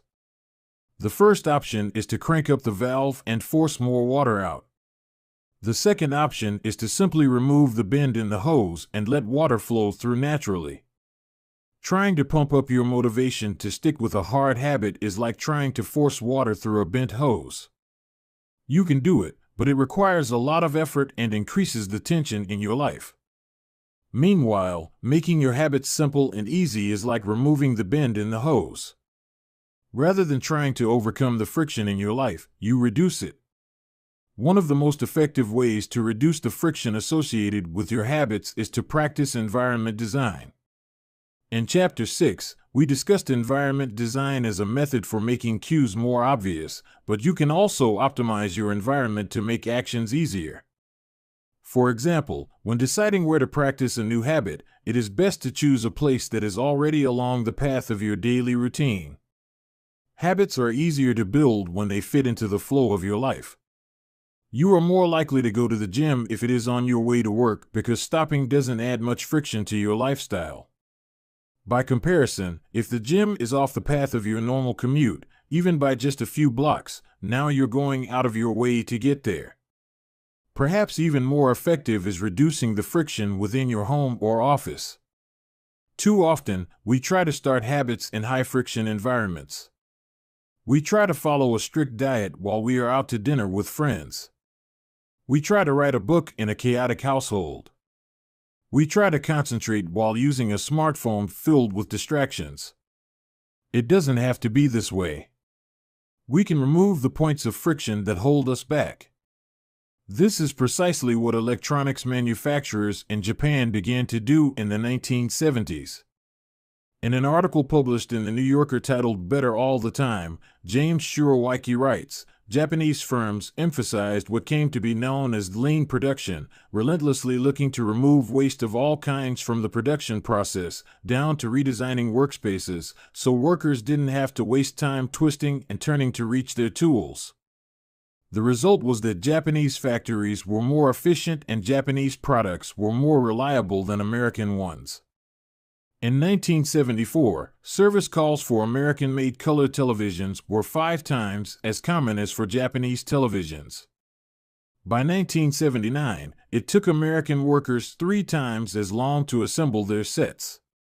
I like to refer to this strategy as addition by subtraction. The Japanese companies looked for every point of friction in the manufacturing process and eliminated it. As they subtracted wasted effort, they added customers and revenue. Similarly, when we remove the points of friction that sap our time and energy, we can achieve more with less effort.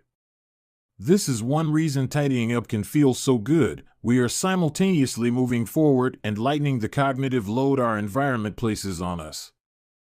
If you look at the most habit-forming products, you'll notice that one of the things these goods and services do best is remove little bits of friction from your life. Meal delivery services reduce the friction of shopping for groceries. Dating apps reduce the friction of making social introductions. Ride-sharing services reduce the friction of getting across town. Text messaging reduces the friction of sending a letter in the mail. Like a Japanese television manufacturer redesigning their workspace to reduce wasted motion, successful companies design their products to automate, eliminate, or simplify as many steps as possible. They reduce the number of fields on each form. They pare down the number of clicks required to create an account. They deliver their products with easy-to-understand directions or ask their customers to make fewer choices. When the first voice-activated speakers were released, products like Google Home, Amazon Echo, and Apple HomePod, I asked a friend what he liked about the product he had purchased. He said it was just easier to say play some country music than to pull out his phone, open the music app, and pick a playlist. Of course, just a few years earlier, having unlimited access to music in your pocket was a remarkably frictionless behavior compared to driving to the store and buying a CD. Business is a never-ending quest to deliver the same result in an easier fashion. Similar strategies have been used effectively by governments. When the British government wanted to increase tax collection rates, they switched from sending citizens to a web page where the tax form could be downloaded to linking directly to the form. Reducing that one step in the process increased the response rate from 19.2% to 23.4%. For a country like the United Kingdom, those percentage points represent millions in tax revenue. The central idea is to create an environment where doing the right thing is as easy as possible. Much of the battle of building better habits comes down to finding ways to reduce the friction associated with our good habits and increase the friction associated with our bad ones. Prime the environment for future use. Oswald Knuckles is an IT developer from Natchez, Mississippi. He is also someone who understands the power of priming his environment. Knuckles dialed in his cleaning habits by following a strategy he refers to as resetting the room. For instance, when he finishes watching television, he places the remote back on the TV stand, arranges the pillows on the couch, and folds the blanket. When he leaves his car, he throws any trash away. Whenever he takes a shower, he wipes down the toilet while the shower is warming up. As he notes, the perfect time to clean the toilet is right before you wash yourself in the shower anyway. The purpose of resetting each room is not simply to clean up after the last action, but to prepare for the next action. When I walk into a room, everything is in its right place, Knuckles wrote. Because I do this every day in every room, stuff always stays in good shape. People think I work hard, but I'm actually really lazy. I'm just proactively lazy. It gives you so much time back. Whenever you organize a space for its intended purpose, you are priming it to make the next action easy. For instance, my wife keeps a box of greeting cards that are pre-sorted by occasion, birthday, sympathy, wedding, graduation, and more. Whenever necessary, she grabs an appropriate card and sends it off. She is incredibly good at remembering to send cards because she has reduced the friction of doing so. For years, I was the opposite. Someone would have a baby and I would think I should send a card. But then weeks would pass, and by the time I remembered to pick one up at the store, it was too late. The habit wasn't easy. There are many ways to prime your environment so it's ready for immediate use. If you want to cook a healthy breakfast, place the skillet on the stove, set the cooking spray on the counter, and lay out any plates and utensils you'll need the night before. When you wake up, making breakfast will be easy. Want to draw more? Put your pencils, pens, notebooks, and drawing tools on top of your desk, within easy reach. Want to exercise? Set out your workout clothes, shoes, gym bag, and water bottle ahead of time. Want to improve your diet? Chop up a ton of fruits and vegetables on weekends and pack them in containers so you have easy access to healthy, ready-to-eat options during the week. These are simple ways to make the good habit the path of least resistance. You can also invert this principle and prime the environment to make bad behaviors difficult. If you find yourself watching too much television, for example, then unplug it after each use. Only plug it back in if you can say out loud the name of the show you want to watch. This setup creates just enough friction to prevent mindless viewing. If that doesn't do it, you can take it a step further. Unplug the television and take the batteries out of the remote after each use, so it takes an extra 10 seconds to turn it back on. And if you're really hardcore, move the television out of the living room and into a closet after each use. You can be sure you'll only take it out when you really want to watch something. The greater the friction, the less likely the habit. Whenever possible, I leave my phone in a different room until lunch. When it's right next to me, I'll check it all morning for no reason at all. But when it is in another room, I rarely think about it. And the friction is high enough that I won't go get it without a reason. As a result, I get 3 to 4 hours each morning when I can work without interruption. If sticking your phone in another room doesn't seem like enough, tell a friend or family member to hide it from you for a few hours. Ask a coworker to keep it at their desk in the morning and give it back to you at lunch. It is remarkable how little friction is required to prevent unwanted behavior. When I hide beer in the back of the fridge where I can't see it, I drink less. When I delete social media apps from my phone, it can be weeks before I download them again and log in. These tricks are unlikely to curb a true addiction, but for many of us, a little bit of friction can be the difference between sticking with a good habit or sliding into a bad one. Imagine the cumulative impact of making dozens of these changes and living in an environment designed to make the good behaviors easier and the bad behaviors harder. Whether we are approaching behavior change as an individual, a parent, a coach, or a leader, we should ask ourselves the same question: how can we design a world where it's easy to do what's right? Redesign your life so the actions that matter most are also the actions that are easiest to do. Chapter Summary. Human behavior follows the law of least effort. We will naturally gravitate toward the option that requires the least amount of work. Create an environment where doing the right thing is as easy as possible. Reduce the friction associated with good behaviors. When friction is low, habits are easy. Increase the friction associated with bad behaviors.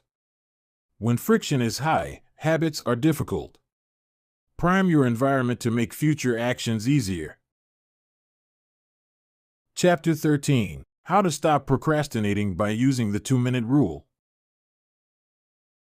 Twyla Tharp is widely regarded as one of the greatest dancers and choreographers of the modern era.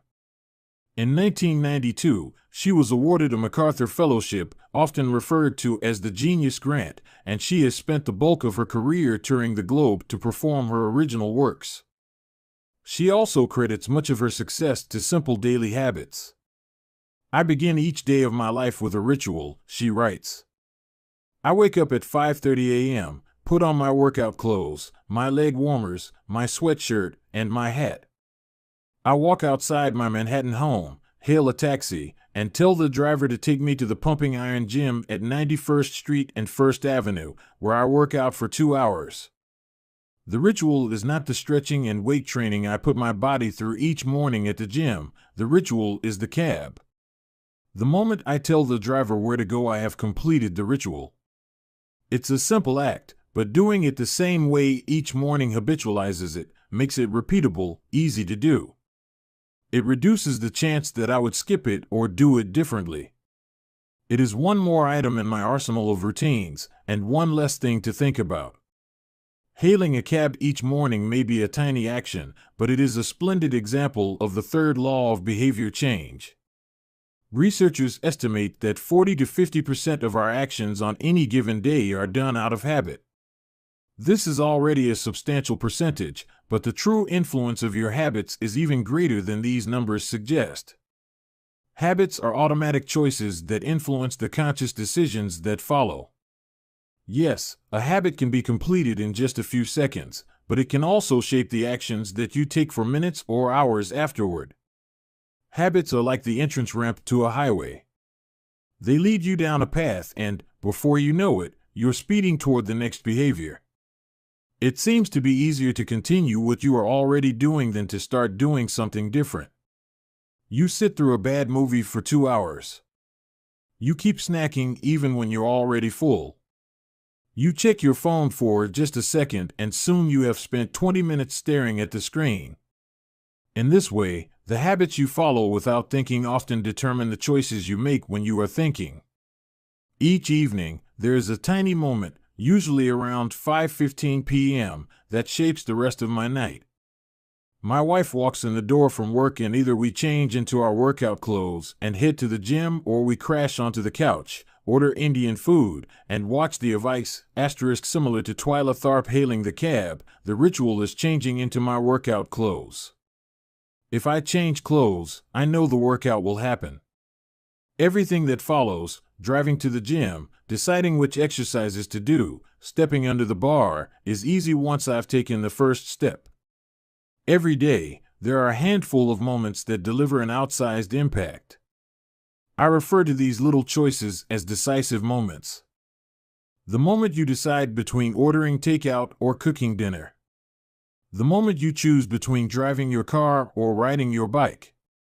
The moment you decide between starting your homework or grabbing the video game controller. These choices are a fork in the road. Decisive moments. Decisive moments set the options available to your future self. For instance, walking into a restaurant is a decisive moment because it determines what you'll be eating for lunch. Technically, you are in control of what you order, but in a larger sense, you can only order an item if it is on the menu. If you walk into a steakhouse, you can get a sirloin or a ribeye, but not sushi. Your options are constrained by what's available. They are shaped by the first choice. We are limited by where our habits lead us. This is why mastering the decisive moments throughout your day is so important.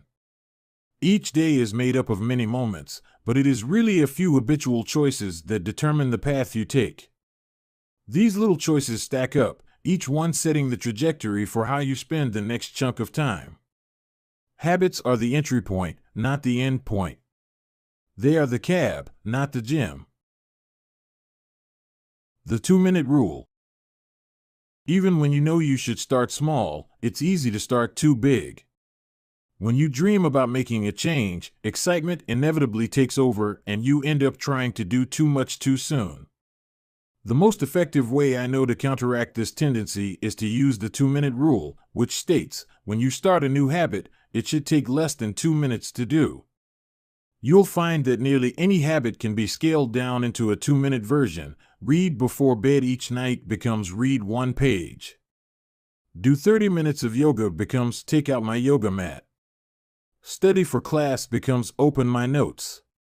Fold the laundry becomes fold 1 pair of socks. Run 3 miles becomes tie my running shoes. The idea is to make your habits as easy as possible to start. Anyone can meditate for 1 minute, read 1 page, or put 1 item of clothing away. And, as we have just discussed, this is a powerful strategy because once you've started doing the right thing, it is much easier to continue doing it. A new habit should not feel like a challenge. The actions that follow can be challenging, but the first 2 minutes should be easy. What you want is a gateway habit that naturally leads you down a more productive path. You can usually figure out the gateway habits that will lead to your desired outcome by mapping out your goals on a scale from very easy to very hard. For instance, running a marathon is very hard. Running a 5K is hard. Walking 10,000 steps is moderately difficult. Walking 10 minutes is easy. And putting on your running shoes is very easy. Your goal might be to run a marathon, but your gateway habit is to put on your running shoes. That's how you follow the 2-minute rule. People often think it's weird to get hyped about reading one page or meditating for 1 minute or making one sales call. But the point is not to do one thing.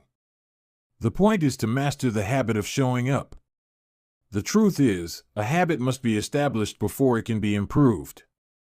If you can't learn the basic skill of showing up, then you have little hope of mastering the finer details. Instead of trying to engineer a perfect habit from the start, do the easy thing on a more consistent basis. You have to standardize before you can optimize. As you master the art of showing up, the first 2 minutes simply become a ritual at the beginning of a larger routine. This is not merely a hack to make habits easier, but actually the ideal way to master a difficult skill. The more you ritualize the beginning of a process, the more likely it becomes that you can slip into the state of deep focus that is required to do great things. By doing the same warm-up before every workout, you make it easier to get into a state of peak performance.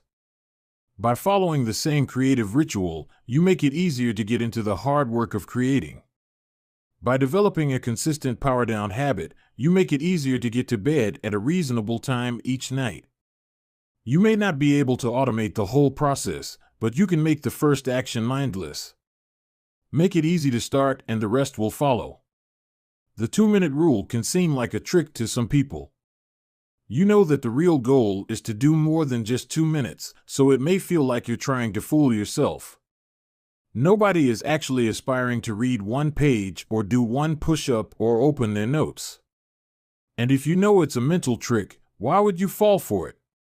If the 2-minute rule feels forced, try this: do it for 2 minutes and then stop. Go for a run, but you must stop after 2 minutes. Start meditating, but you must stop after 2 minutes. Study Arabic, but you must stop after 2 minutes. It's not a strategy for starting, it's the whole thing. Your habit can only last 120 seconds. One of my readers used this strategy to lose over 100 pounds. In the beginning, he went to the gym each day, but he told himself he wasn't allowed to stay for more than 5 minutes. He would go to the gym, exercise for 5 minutes, and leave as soon as his time was up. After a few weeks, he looked around and thought, well, I'm always coming here anyway. I might as well start staying a little longer. A few years later, the weight was gone. Journaling provides another example. Nearly everyone can benefit from getting their thoughts out of their head and onto paper, but most people give up after a few days or avoid it entirely because journaling feels like a chore. The secret is to always stay below the point where it feels like work. Greg McEwen, a leadership consultant from the United Kingdom, built a daily journaling habit by specifically writing less than he felt like. He always stopped journaling before it seemed like a hassle. Ernest Hemingway believed in similar advice for any kind of writing.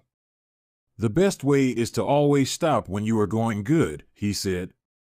Strategies like this work for another reason, too. They reinforce the identity you want to build. If you show up at the gym 5 days in a row, even if it's just for 2 minutes, you are casting votes for your new identity.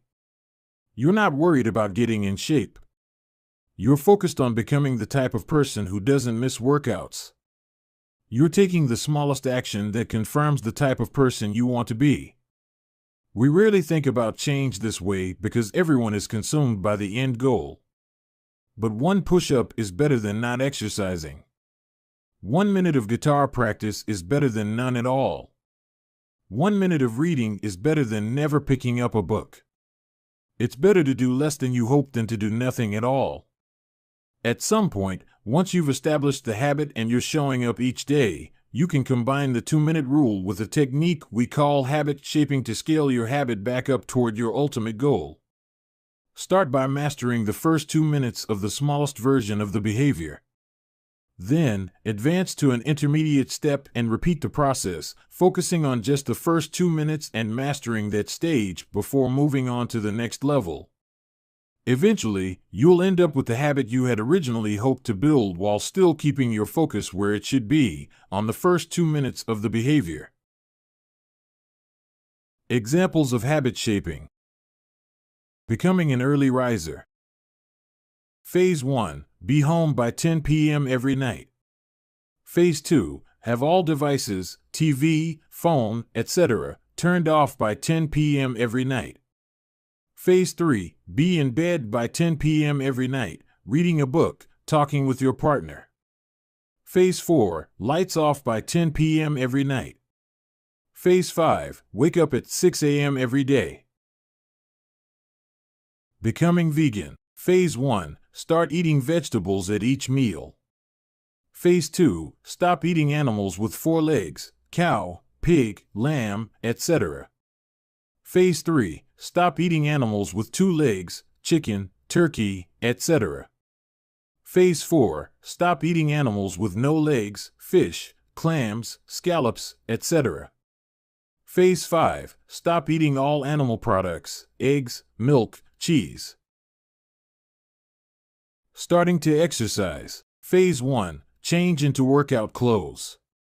Phase 2. Step out the door, try taking a walk. Phase 3. Drive to the gym, exercise for 5 minutes, and leave. Phase 4. Exercise for 15 minutes at least once per week.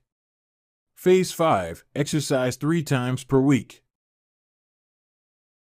Nearly any larger life goal can be transformed into a 2-minute behavior. I want to live a healthy and long life greater than I need to stay in shape, greater than I need to exercise, greater than I need to change into my workout clothes. I want to have a happy marriage, greater than I need to be a good partner, greater than I should do something each day to make my partner's life easier, greater than I should meal plan for next week. Whenever you are struggling to stick with a habit, you can employ the 2-minute rule. It's a simple way to make your habits easy. Chapter Summary. Habits can be completed in a few seconds, but continue to impact your behavior for minutes or hours afterward. Many habits occur at decisive moments, choices that are like a fork in the road, and either send you in the direction of a productive day or an unproductive one. The 2-minute rule states, when you start a new habit, it should take less than 2 minutes to do.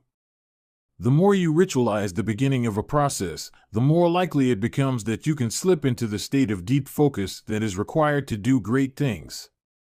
Standardize before you optimize. You can't improve a habit that doesn't exist.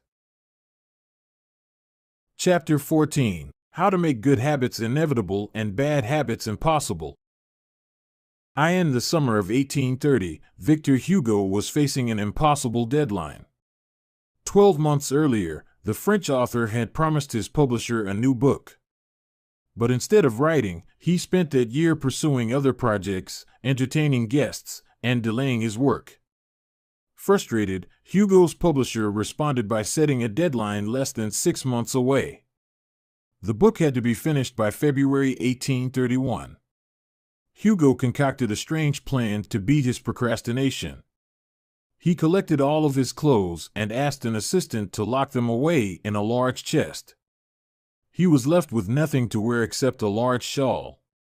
Lacking any suitable clothing to go outdoors, he remained in his study and wrote furiously during the fall and winter of 1830. The Hunchback of Notre Dame was published 2 weeks early on January 14, 1831. Sometimes success is less about making good habits easy and more about making bad habits hard. This is an inversion of the third law of behavior change: make it difficult.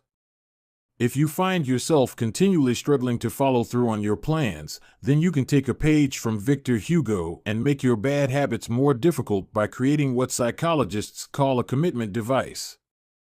A commitment device is a choice you make in the present that controls your actions in the future. It is a way to lock in future behavior, bind you to good habits, and restrict you from bad ones.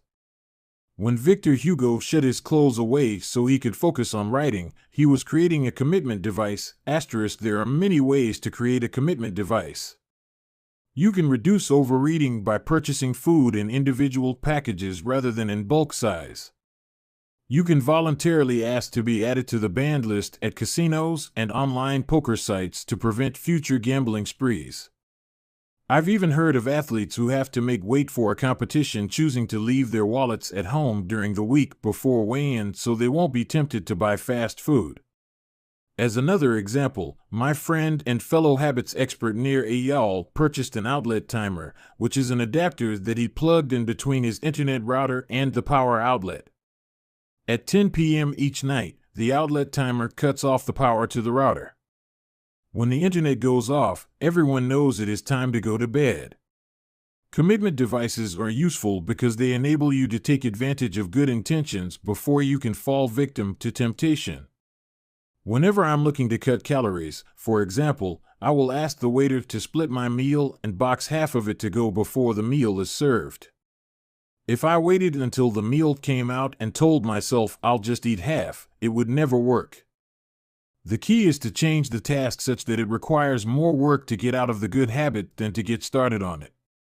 If you're feeling motivated to get in shape, schedule a yoga session and pay ahead of time. If you're excited about the business you want to start, email an entrepreneur you respect and set up a consulting call. When the time comes to act, the only way to bail is to cancel the meeting, which requires effort and may cost money. Commitment devices increase the odds that you'll do the right thing in the future by making bad habits difficult in the present. However, we can do even better. We can make good habits inevitable and bad habits impossible. How to automate a habit and never think about it again. John Henry Patterson was born in Dayton, Ohio, in 1844. He spent his childhood doing chores on the family farm and working shifts at his father's sawmill. After attending college at Dartmouth, Patterson returned to Ohio and opened a small supply store for coal miners. It seemed like a good opportunity. The store faced little competition and enjoyed a steady stream of customers, but still struggled to make money. That was when Patterson discovered his employees were stealing from him. In the mid-1800s, employee theft was a common problem.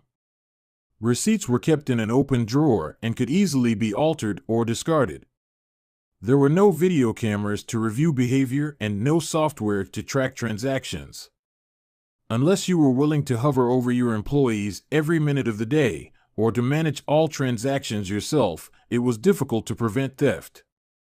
As Patterson mulled over his predicament, he came across an advertisement for a new invention called Ritty's Incorruptible Cashier. Designed by fellow Dayton resident James Ritty, it was the first cash register. The machine automatically locked the cash and receipts inside after each transaction. Patterson bought 2 for $50 each. Employee theft at his store vanished overnight. In the next 6 months, Patterson's business went from losing money to making $5,000 in profit, the equivalent of more than $100,000 today. Patterson was so impressed with the machine that he changed businesses. He bought the rights to Ritty's invention and opened the National Cash Register Company. 10 years later, National Cash Register had over 1,000 employees and was on its way to becoming one of the most successful businesses of its time. The best way to break a bad habit is to make it impractical to do. Increase the friction until you don't even have the option to act. The brilliance of the cash register was that it automated ethical behavior by making stealing practically impossible. Rather than trying to change the employees, it made the preferred behavior automatic. Some actions, like installing a cash register, pay off again and again. These one-time choices require a little bit of effort up front but create increasing value over time. I'm fascinated by the idea that a single choice can deliver returns again and again, and I surveyed my readers on their favorite one-time actions that lead to better long-term habits. The table on the following page shares some of the most popular answers. I'd wager that if the average person were to simply do half of the one-time actions on this list, even if they didn't give another thought to their habits, most would find themselves living a better life a year from now. These one-time actions are a straightforward way to employ the third law of behavior change. They make it easier to sleep well, eat healthy, be productive, save money, and generally live better. One-time actions that lock in good habits. Nutrition. Buy a water filter to clean your drinking water. Use smaller plates to reduce caloric intake. Sleep. Buy a good mattress. Get blackout curtains. Remove your television from your bedroom. Productivity. Unsubscribe from emails. Turn off notifications and mute group chats. Set your phone to silent. Use email filters to clear up your inbox. Delete games and social media apps on your phone. Happiness. Get a dog. Move to a friendly, social neighborhood. General health. Get vaccinated. Buy good shoes to avoid back pain. Buy a supportive chair or standing desk. Finance. Enroll in an automatic savings plan. Set up automatic bill pay. Cut cable service. Ask service providers to lower your bills.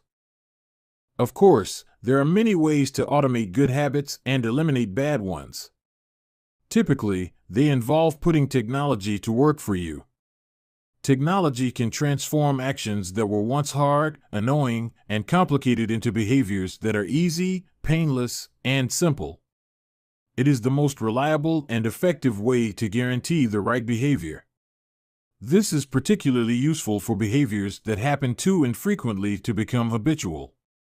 Things you have to do monthly or yearly, like rebalancing your investment portfolio, are never repeated frequently enough to become a habit, so they benefit in particular from technology remembering to do them for you.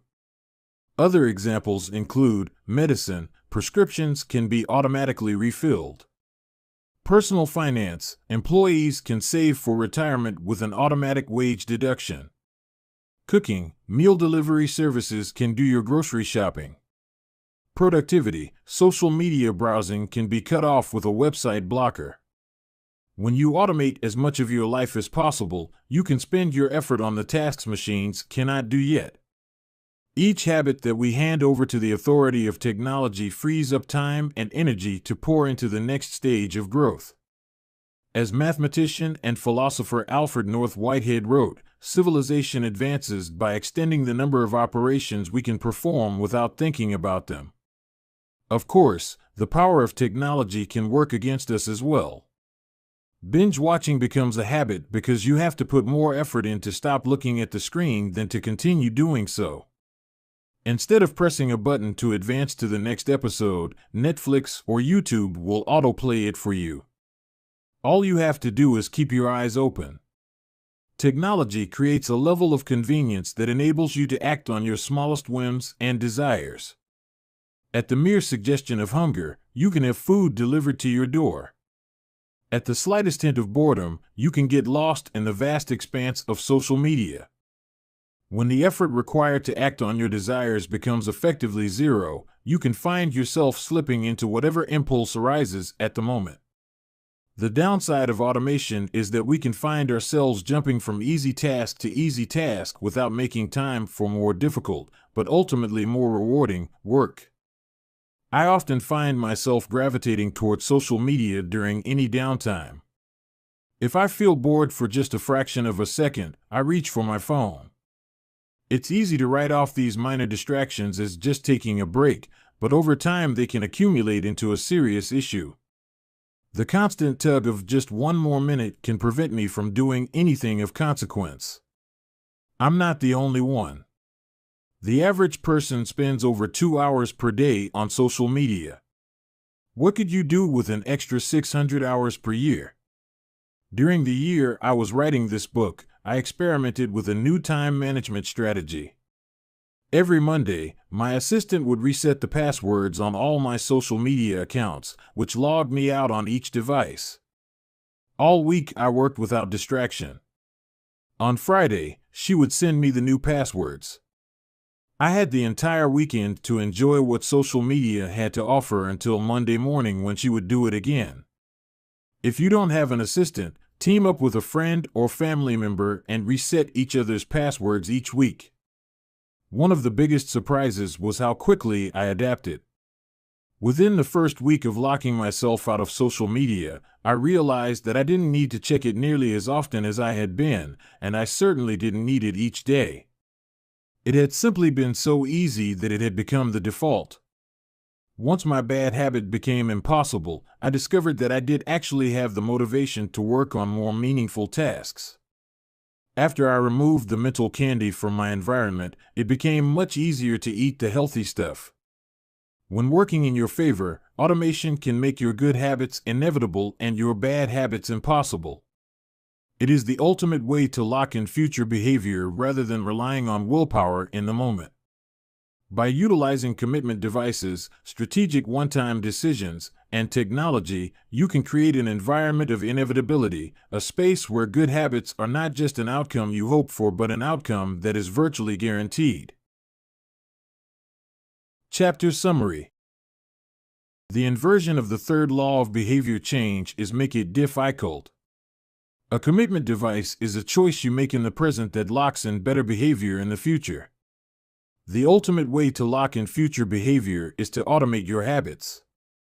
One-time choices, like buying a better mattress or enrolling in an automatic savings plan, are single actions that automate your future habits and deliver increasing returns over time. Using technology to automate your habits is the most reliable and effective way to guarantee the right behavior. The fourth law, make it satisfying. Chapter 15, the cardinal rule of behavior change. In the late 1990s, a public health worker named Stephen Luby left his hometown of Omaha, Nebraska, and bought a one-way ticket to Karachi, Pakistan. Karachi was one of the most populous cities in the world. By 1998, over 9 million people called it home. It was the economic center of Pakistan and a transportation hub, with some of the most active airports and seaports in the region. In the commercial parts of town, you could find all of the standard urban amenities and bustling downtown streets. But Karachi was also one of the least livable cities in the world. Over 60% of Karachi's residents lived in squatter settlements and slums. These densely packed neighborhoods were filled with makeshift houses cobbled together from old boards, cinder blocks, and other discarded materials. There was no waste removal system, no electricity grid, no clean water supply. When dry, the streets were a combination of dust and trash. When wet, they became a muddy pit of sewage. Mosquito colonies thrived in pools of stagnant water, and children played among the garbage. The unsanitary conditions lead to widespread illness and disease. Contaminated water sources caused epidemics of diarrhea, vomiting, and abdominal pain. Nearly 1/3 of the children living there were malnourished. With so many people crammed into such a small space, viruses and bacterial infections spread rapidly. It was this public health crisis that had brought Stephen Luby to Pakistan.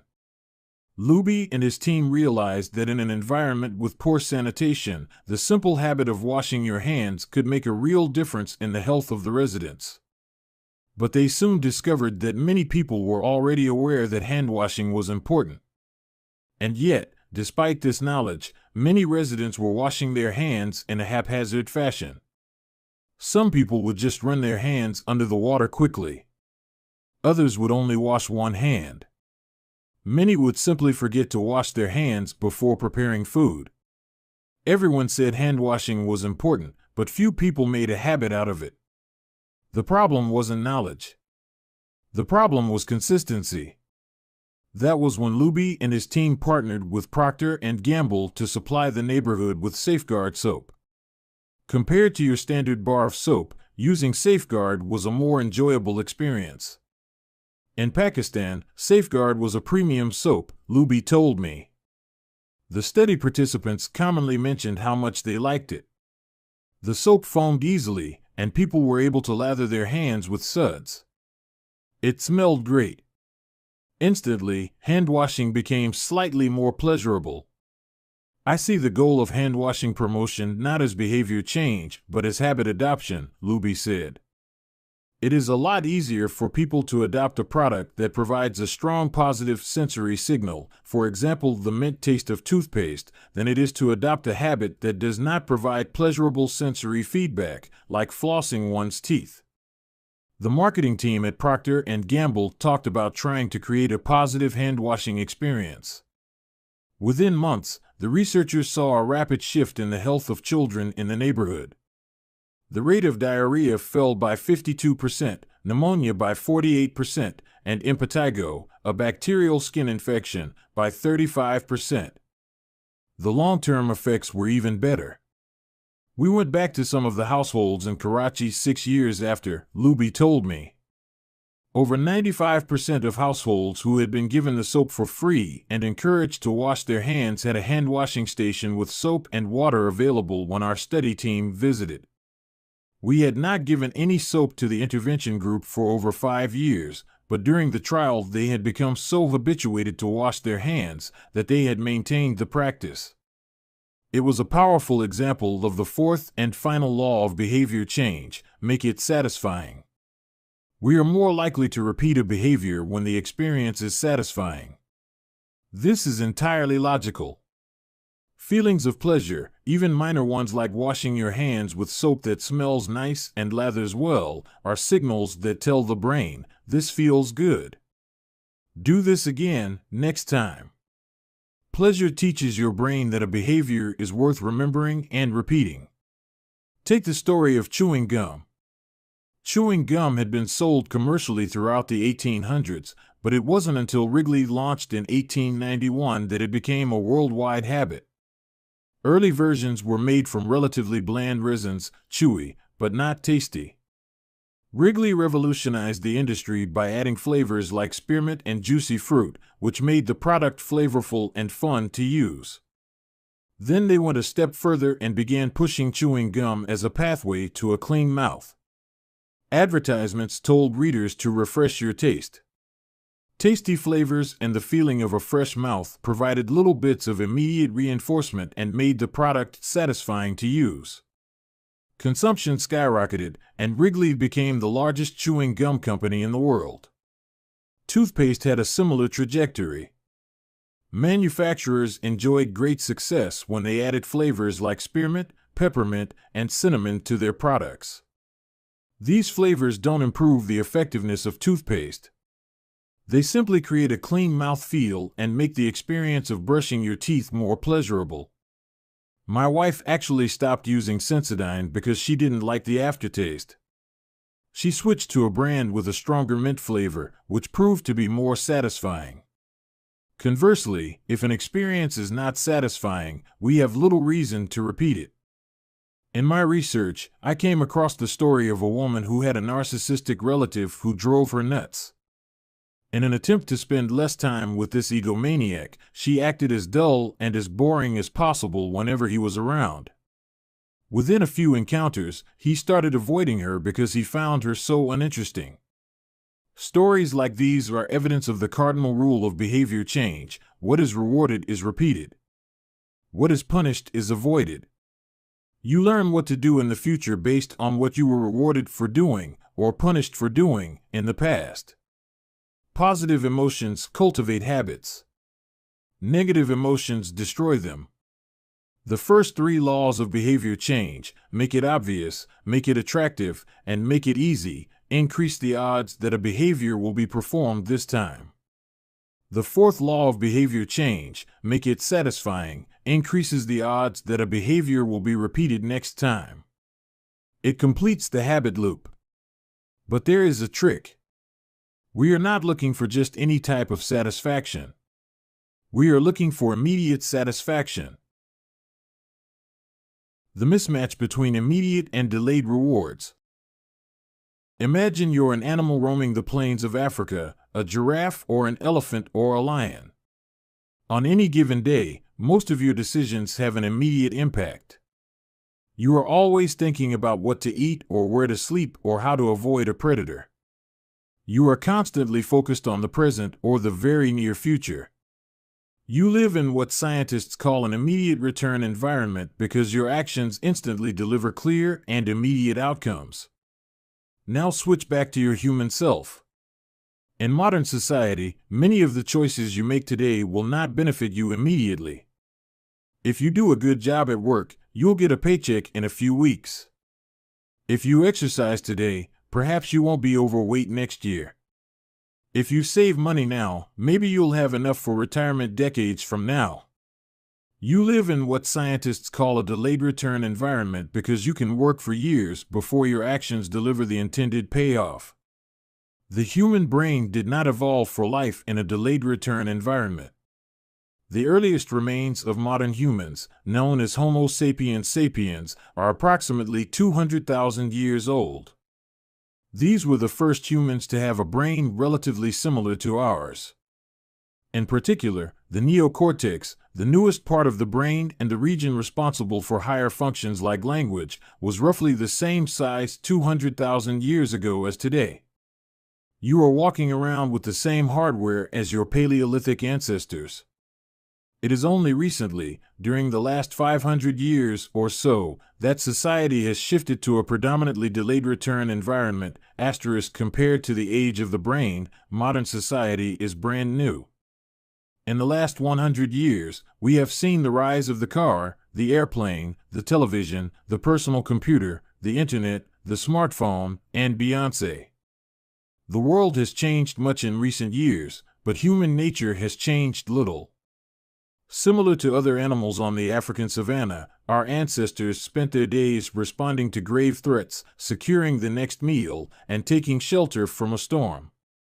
It made sense to place a high value on instant gratification. The distant future was less of a concern. And after thousands of generations in an immediate return environment, our brains evolved to prefer quick payoffs to long-term ones. Behavioral economists refer to this tendency as time inconsistency. That is, the way your brain evaluates rewards is inconsistent across time. You value the present more than the future. Usually, this tendency serves us well. A reward that is certain right now is typically worth more than one that is merely possible in the future. But occasionally, our bias toward instant gratification causes problems. Why would someone smoke if they know it increases the risk of lung cancer? Why would someone overeat when they know it increases their risk of obesity? Why would someone have unsafe sex if they know it can result in sexually transmitted disease? Once you understand how the brain prioritizes rewards, the answers become clear. The consequences of bad habits are delayed while the rewards are immediate. Smoking might kill you in 10 years, but it reduces stress and eases your nicotine cravings now. Overeating is harmful in the long run but appetizing in the moment. Sex, safe or not, provides pleasure right away. Disease and infection won't show up for days or weeks, even years. Every habit produces multiple outcomes across time. Unfortunately, these outcomes are often misaligned.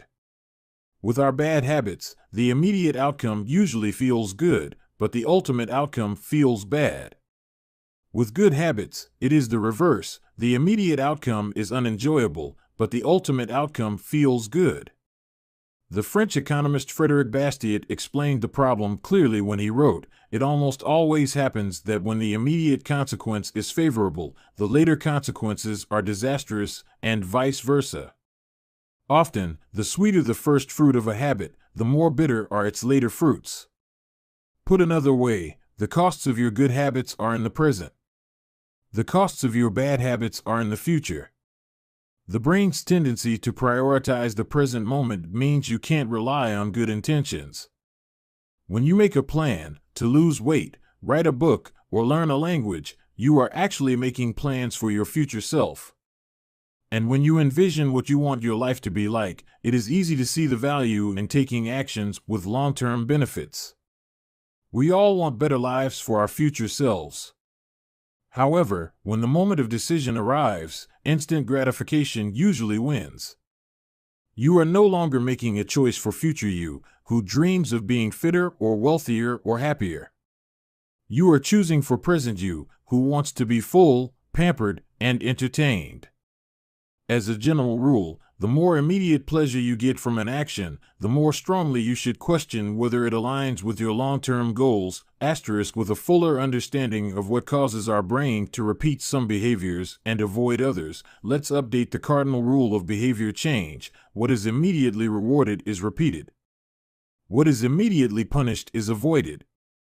Our preference for instant gratification reveals an important truth about success. Because of how we are wired, most people will spend all day chasing quick hits of satisfaction. The road less traveled is the road of delayed gratification. If you're willing to wait for the rewards, you'll face less competition and often get a bigger payoff. As the saying goes, the last mile is always the least crowded. This is precisely what research has shown. People who are better at delaying gratification have higher SAT scores, lower levels of substance abuse, lower likelihood of obesity, better responses to stress, and superior social skills. We've all seen this play out in our own lives. If you delay watching television and get your homework done, you'll generally learn more and get better grades. If you don't buy desserts and chips at the store, you'll often eat healthier food when you get home. At some point, success in nearly every field requires you to ignore an immediate reward in favor of a delayed reward. Here's the problem: most people know that delaying gratification is the wise approach. They want the benefits of good habits, to be healthy, productive, at peace. But these outcomes are seldom top of mind at the decisive moment. Thankfully, it's possible to train yourself to delay gratification, but you need to work with the grain of human nature, not against it. The best way to do this is to add a little bit of immediate pleasure to the habits that pay off in the long run and a little bit of immediate pain to ones that don't.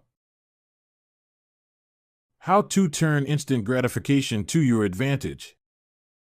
The vital thing in getting a habit to stick is to feel successful, even if it's in a small way. The feeling of success is a signal that your habit paid off and that the work was worth the effort. In a perfect world, the reward for a good habit is the habit itself. In the real world, good habits tend to feel worthwhile only after they have provided you with something. Early on, it's all sacrifice.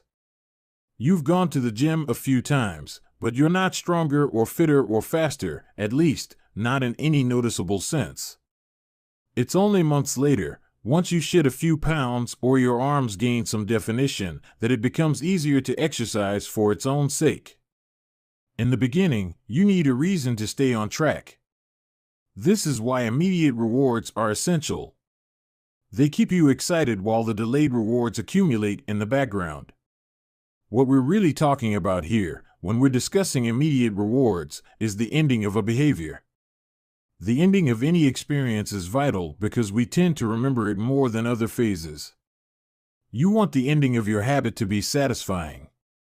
The best approach is to use reinforcement, which refers to the process of using an immediate reward to increase the rate of a behavior. Habit stacking, which we covered in Chapter 5, ties your habit to an immediate cue, which makes it obvious when to start. Reinforcement ties your habit to an immediate reward, which makes it satisfying when you finish. Immediate reinforcement can be especially helpful when dealing with habits of avoidance, which are behaviors you want to stop doing.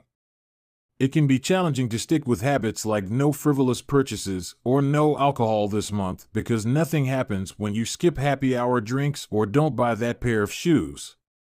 It can be hard to feel satisfied when there is no action in the first place.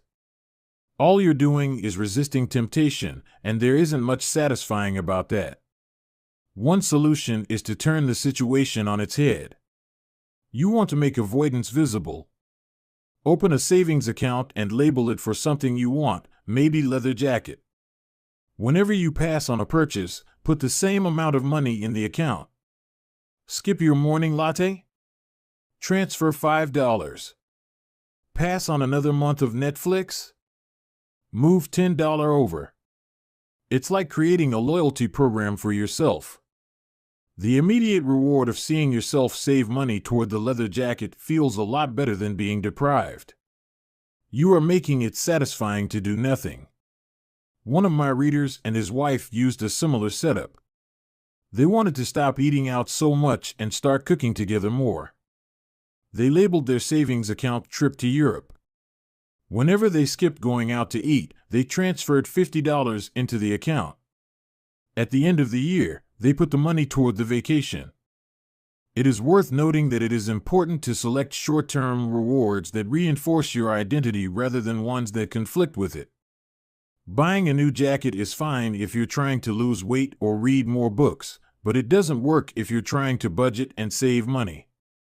Instead, taking a bubble bath or going on a leisurely walk are good examples of rewarding yourself with free time, which aligns with your ultimate goal of more freedom and financial independence. Similarly, if your reward for exercising is eating a bowl of ice cream, then you're casting votes for conflicting identities, and it ends up being a wash. Instead, maybe your reward is a massage, which is both a luxury and a vote toward taking care of your body. Now the short-term reward is aligned with your long-term vision of being a healthy person.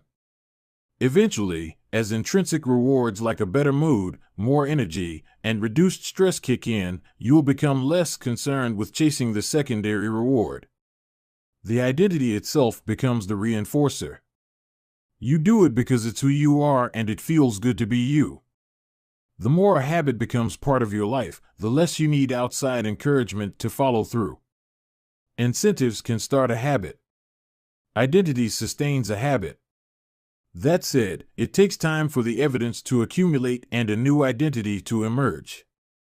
Immediate reinforcement helps maintain motivation in the short term while you're waiting for the long-term rewards to arrive. In summary, a habit needs to be enjoyable for it to last. Simple bits of reinforcement, like soap that smells great or toothpaste that has a refreshing mint flavor or seeing $50 hit your savings account, can offer the immediate pleasure you need to enjoy a habit. And change is easy when it is enjoyable. Chapter Summary. The fourth law of behavior change is make it satisfying. We are more likely to repeat a behavior when the experience is satisfying. The human brain evolved to prioritize immediate rewards over delayed rewards. The cardinal rule of behavior change: what is immediately rewarded is repeated. What is immediately punished is avoided. To get a habit to stick, you need to feel immediately successful, even if it's in a small way. The first three laws of behavior change: make it obvious, make it attractive, and make it easy, increase the odds that a behavior will be performed this time. The fourth law of behavior change: make it satisfying, increases the odds that a behavior will be repeated next time. Chapter 16. How to stick with good habits every day. In 1993, a bank in Abbotsford, Canada, hired a 23-year-old stockbroker named Trent Dersmid. Abbotsford was a relatively small suburb, tucked away in the shadow of nearby Vancouver, where most of the big business deals were being made. Given the location, and the fact that Dersmid was a rookie, nobody expected too much of him. But he made brisk progress thanks to a simple daily habit. Dersmid began each morning with 2 jars on his desk. One was filled with 120 paper clips. The other was empty. As soon as he settled in each day, he would make a sales call. Immediately after, he would move 1 paper clip from the full jar to the empty jar, and the process would begin again. Every morning I would start with 120 paper clips in 1 jar, and I would keep dialing the phone until I had moved them all to the second jar, he told me. Within 18 months, Dersmid was bringing in $5 million to the firm. By age 24, he was making $75,000 per year, the equivalent of $125,000 today. Not long after, he landed a 6-figure job with another company. I like to refer to this technique as the paperclip strategy, and, over the years, I've heard from readers who have employed it in a variety of ways. One woman shifted a hairpin from one container to another whenever she wrote a page of her book. Another man moved a marble from one bin to the next after each set of push-ups.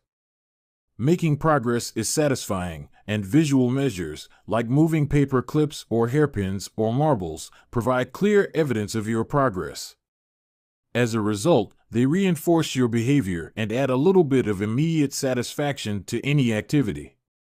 Visual measurement comes in many forms: food journals, workout logs, loyalty punch cards, the progress bar on a software download, even the page numbers in a book. But perhaps the best way to measure your progress is with a habit tracker. How to keep your habits on track. A habit tracker is a simple way to measure whether you did a habit. The most basic format is to get a calendar and cross off each day you stick with your routine. For example, if you meditate on Monday, Wednesday, and Friday, each of those dates gets an X. As time rolls by, the calendar becomes a record of your habit streak. Countless people have tracked their habits, but perhaps the most famous was Benjamin Franklin. Beginning at age 20, Franklin carried a small booklet everywhere he went and used it to track 13 personal virtues. This list included goals like lose no time, be always employed in something useful, and avoid trifling conversation. At the end of each day, Franklin would open his booklet and record his progress. Jerry Seinfeld reportedly uses a habit tracker to stick with his streak of writing jokes. In the documentary Comedian, he explains that his goal is simply to never break the chain of writing jokes every day. In other words, he is not focused on how good or bad a particular joke is or how inspired he feels. He is simply focused on showing up and adding to his streak. Don't break the chain is a powerful mantra. Don't break the chain of sales calls and you'll build a successful book of business. Don't break the chain of workouts and you'll get fit faster than you'd expect. Don't break the chain of creating every day and you will end up with an impressive portfolio. Habit tracking is powerful because it leverages multiple laws of behavior change.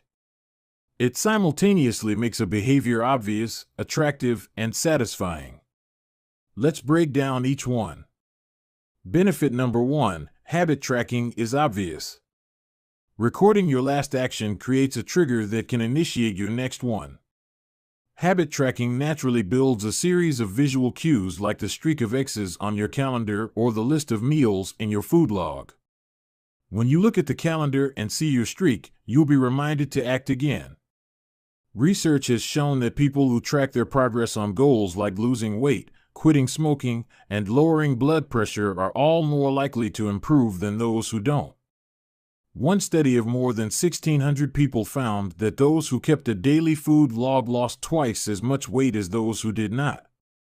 The mere act of tracking a behavior can spark the urge to change it. Habit tracking also keeps you honest. Most of us have a distorted view of our own behavior. We think we act better than we do. Measurement offers one way to overcome our blindness to our own behavior and notice what's really going on each day.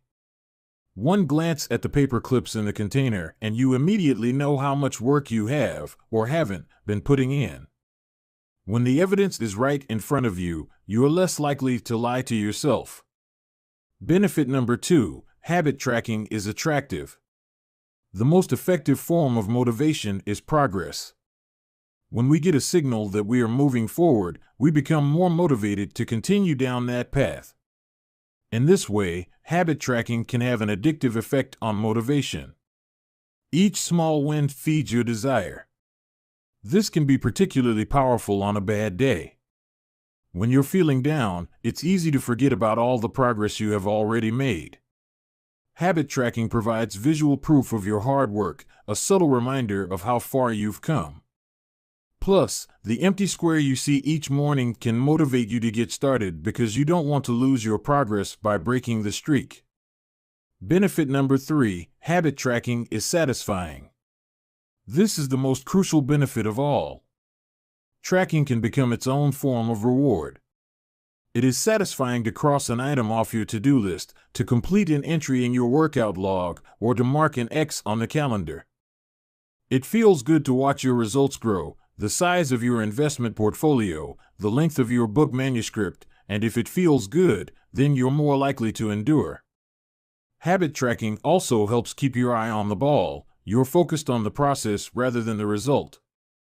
You're not fixated on getting six-pack abs, you're just trying to keep the streak alive and become the type of person who doesn't miss workouts. In summary, habit tracking, 1. Creates a visual cue that can remind you to act. 2. Is inherently motivating because you see the progress you are making and don't want to lose it. And 3. Feels satisfying whenever you record another successful instance of your habit. Furthermore, habit tracking provides visual proof that you are casting votes for the type of person you wish to become, which is a delightful form of immediate and intrinsic gratification. Asterisk, you may be wondering, if habit tracking is so useful, why have I waited so long to talk about it? Despite all the benefits, I've left this discussion until now for a simple reason: many people resist the idea of tracking and measuring.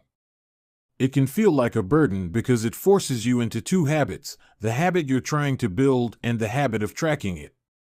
Counting calories sounds like a hassle when you're already struggling to follow a diet.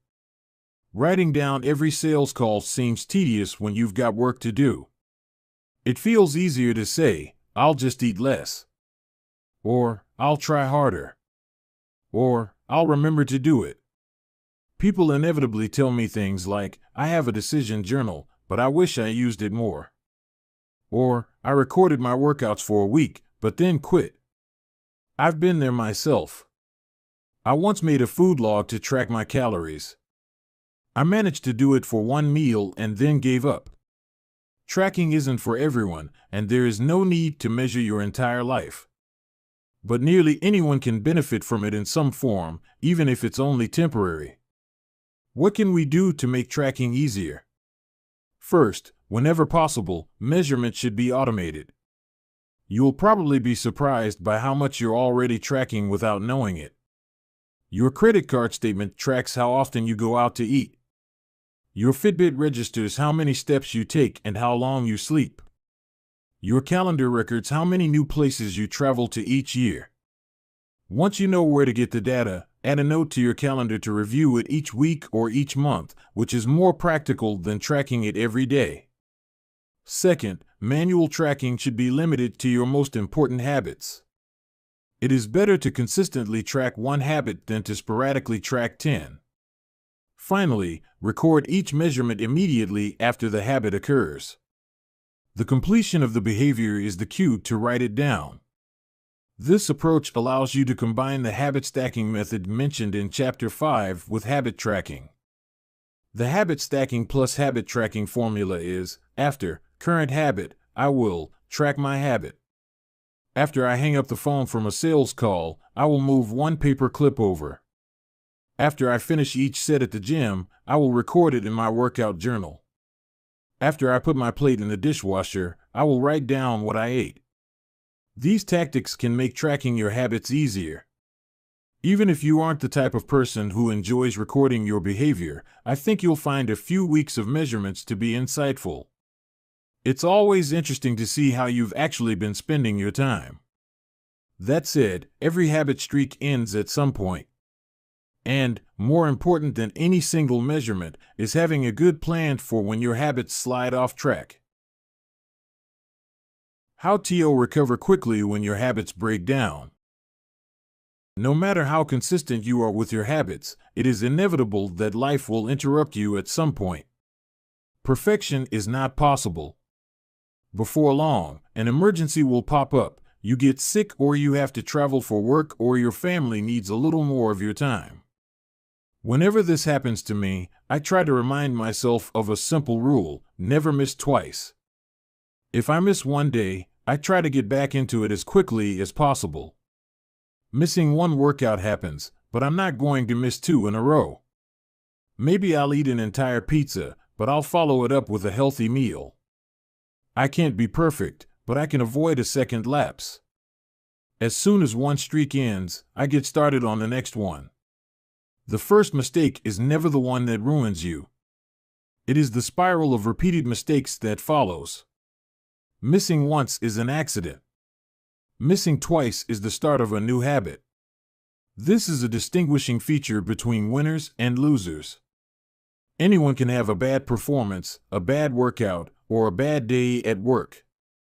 But when successful people fail, they rebound quickly. The breaking of a habit doesn't matter if the reclaiming of it is fast. I think this principle is so important that I'll stick to it even if I can't do a habit as well or as completely as I would like. Too often, we fall into an all-or-nothing cycle with our habits. The problem is not slipping up. The problem is thinking that if you can't do something perfectly, then you shouldn't do it at all. You don't realize how valuable it is to just show up on your bad, or busy, days. Lost days hurt you more than successful days help you. If you start with $100, then a 50% gain will take you to $150. But you only need a 33% loss to take you back to $100. In other words, avoiding a 33% loss is just as valuable as achieving a 50% gain. As Charlie Munger says, the first rule of compounding: never interrupt it unnecessarily. This is why the bad workouts are often the most important ones. Sluggish days and bad workouts maintain the compound gains you accrued from previous good days. Simply doing something, 10 squats, 5 sprints, a push-up, anything really, is huge. Don't put up a zero. Don't let losses eat into your compounding.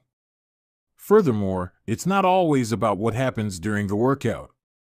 It's about being the type of person who doesn't miss workouts. It's easy to train when you feel good, but it's crucial to show up when you don't feel like it, even if you do less than you hope. Going to the gym for 5 minutes may not improve your performance, but it reaffirms your identity. The all-or-nothing cycle of behavior change is just one pitfall that can derail your habits.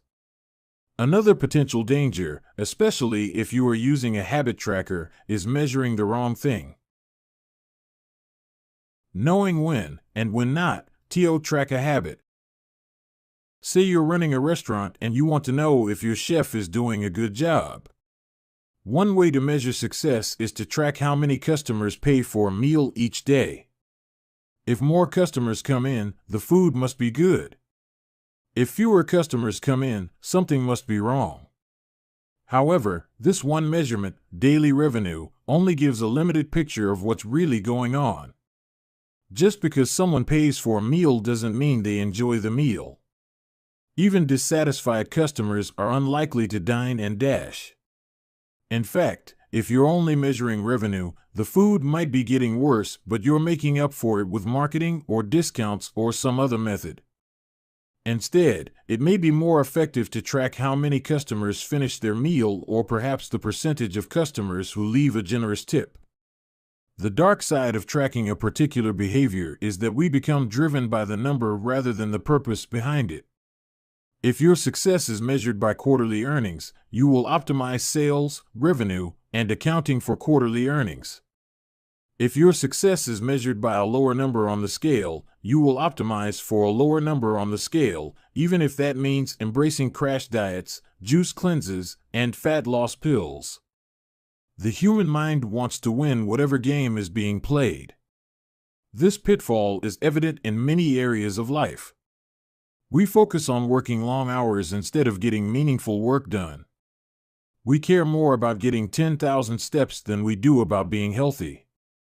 We teach for standardized tests instead of emphasizing learning, curiosity, and critical thinking. In short, we optimize for what we measure. When we choose the wrong measurement, we get the wrong behavior.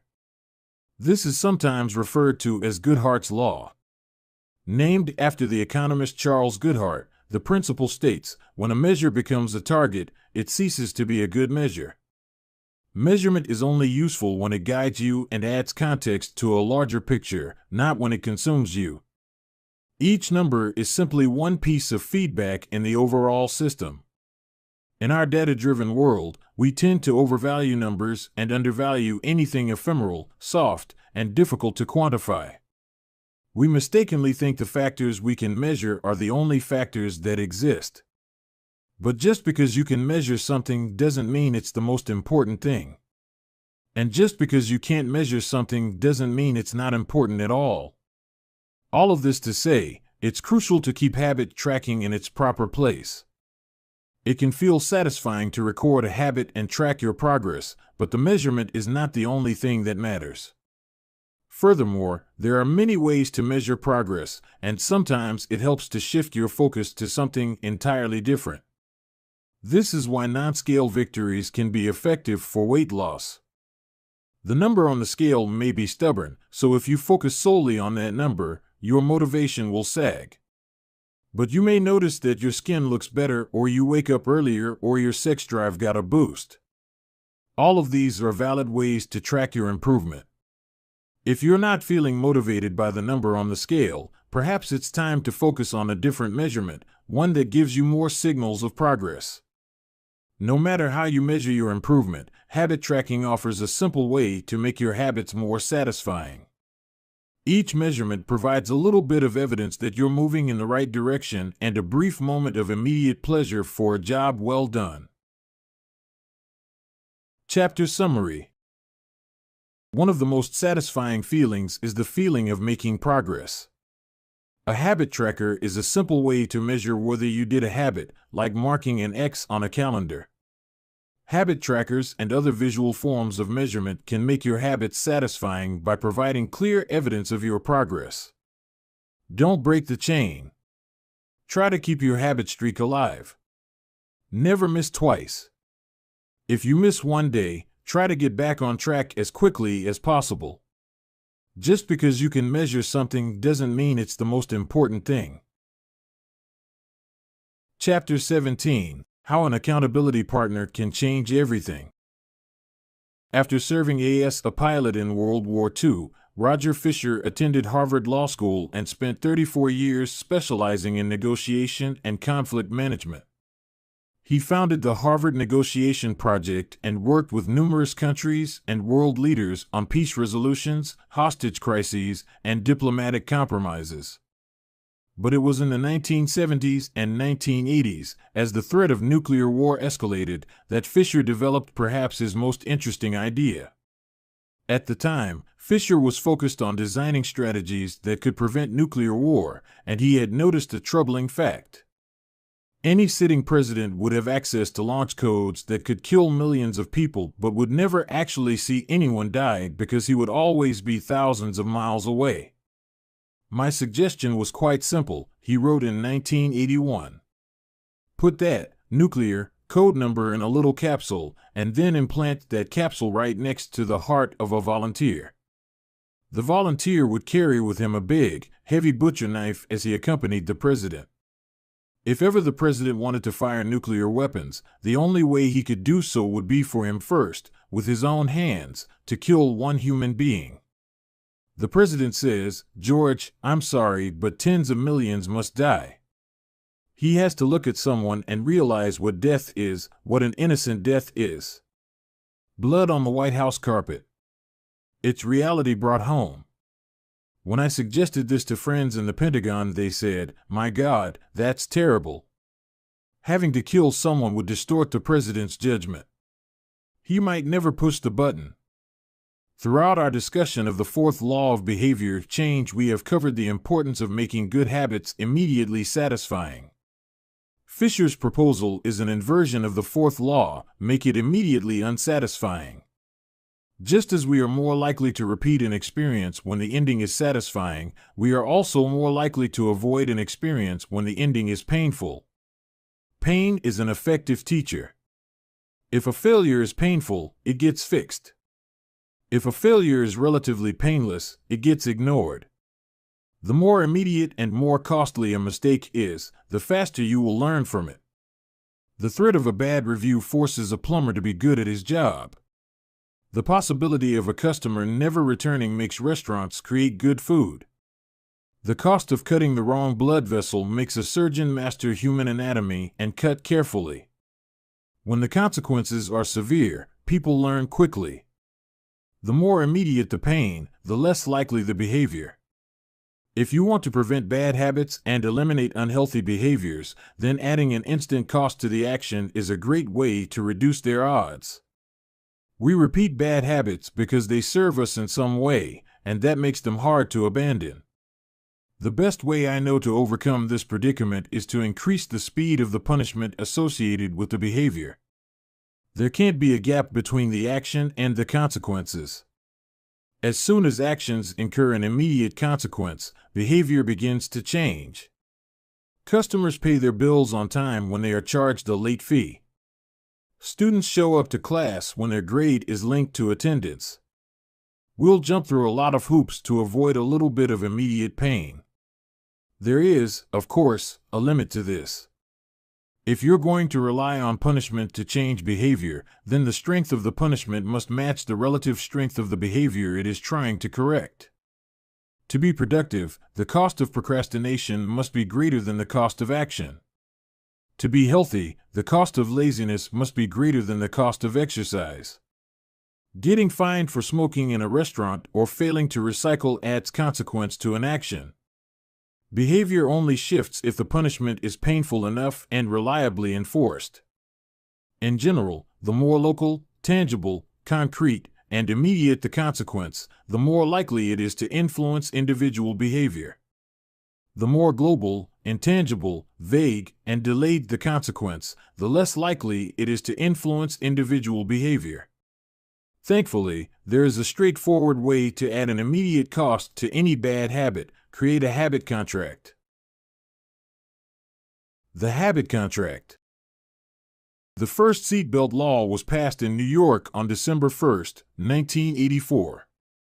At the time, just 14% of people in the United States regularly wore a seatbelt, but that was all about to change. Within 5 years, over half of the nation had seatbelt laws. Today, wearing a seatbelt is enforceable by law in 49 of the 50 states. And it's not just the legislation, the number of people wearing seatbelts has changed dramatically as well. In 2016, over 88% of Americans buckled up each time they got in a car. In just over 30 years, there was a complete reversal in the habits of millions of people. Laws and regulations are an example of how government can change our habits by creating a social contract. As a society, we collectively agree to abide by certain rules and then enforce them as a group. Whenever a new piece of legislation impacts behavior, seatbelt laws, banning smoking inside restaurants, mandatory recycling, it is an example of a social contract shaping our habits. The group agrees to act in a certain way, and if you don't follow along, you'll be punished. Just as governments use laws to hold citizens accountable, you can create a habit contract to hold yourself accountable. A habit contract is a verbal or written agreement in which you state your commitment to a particular habit and the punishment that will occur if you don't follow through. Then you find 1 or 2 people to act as your accountability partners and sign off on the contract with you. Brian Harris, an entrepreneur from Nashville, Tennessee, was the first person I saw put this strategy into action. Shortly after the birth of his son, Harris realized he wanted to shed a few pounds. He wrote up a habit contract between himself, his wife, and his personal trainer.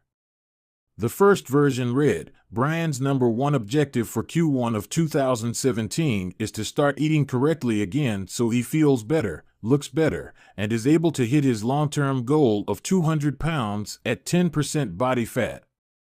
Below that statement, Harris laid out a roadmap for achieving his ideal outcome. Phase number 1, get back to a strict slow-carb diet in Q1. Phase number 2, start a strict macronutrient tracking program in Q2. Phase number 3, refine and maintain the details of his diet and workout program in Q3. Finally, he wrote out each of the daily habits that would get him to his goal. For example, write down all food that he consumes each day and weigh himself each day. And then he listed the punishment if he failed. If Brian doesn't do these 2 items, then the following consequence will be enforced. he will have to dress up each workday and each Sunday morning for the rest of the quarter. Dress up is defined as not wearing jeans, t-shirts, hoodies, or shorts.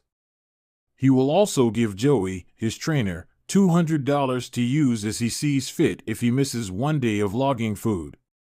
At the bottom of the page, Harris, his wife, and his trainer all signed the contract. My initial reaction was that a contract like this seemed overly formal and unnecessary, especially the signatures. But Harris convinced me that signing the contract was an indication of seriousness. "Anytime I skip this part," he said, "I start slacking almost immediately." 3 months later, after hitting his targets for Q1, Harris upgraded his goals. The consequences escalated, too. If he missed his carbohydrate and protein targets, he had to pay his trainer $100. And if he failed to weigh himself, he had to give his wife $500 to use as she saw fit. Perhaps most painfully, if he forgot to run sprints, he had to dress up for work every day and wear an Alabama hat the rest of the quarter, the bitter rival of his beloved Auburn team. The strategy worked. With his wife and trainer acting as accountability partners and with the habit contract clarifying exactly what to do each day, Harris lost the weight. To make bad habits unsatisfying, your best option is to make them painful in the moment. Creating a habit contract is a straightforward way to do exactly that.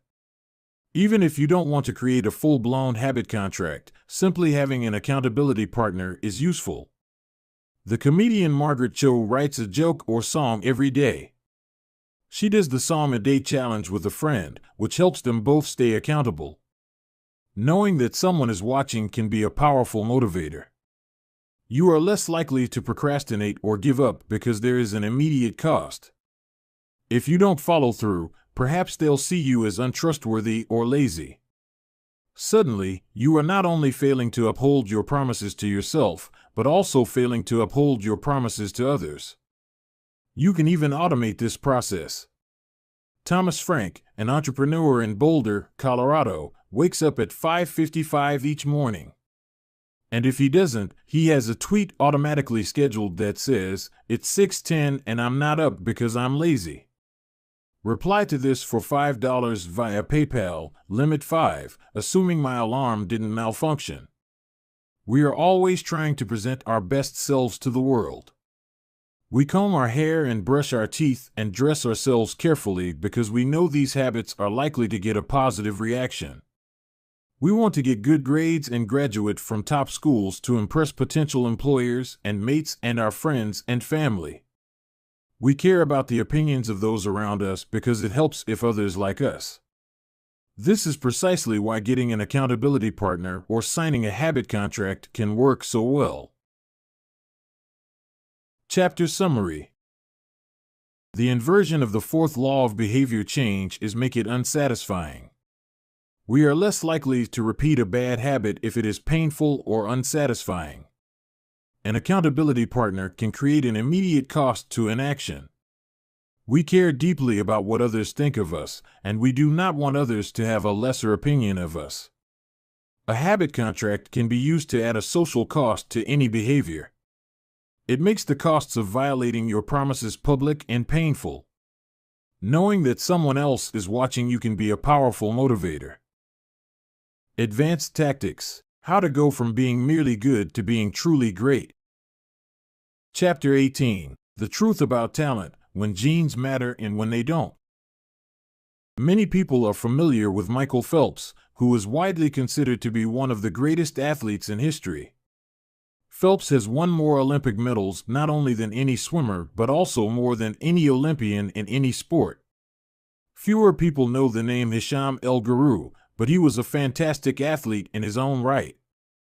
El Guru is a Moroccan runner who holds 2 Olympic gold medals and is one of the greatest middle-distance runners of all time. For many years, he held the world record in the mile, 1,500-meter, and 2,000-meter races. At the Olympic Games in Athens, Greece, in 2004, he won gold in the 1,500-meter and 5,000-meter races.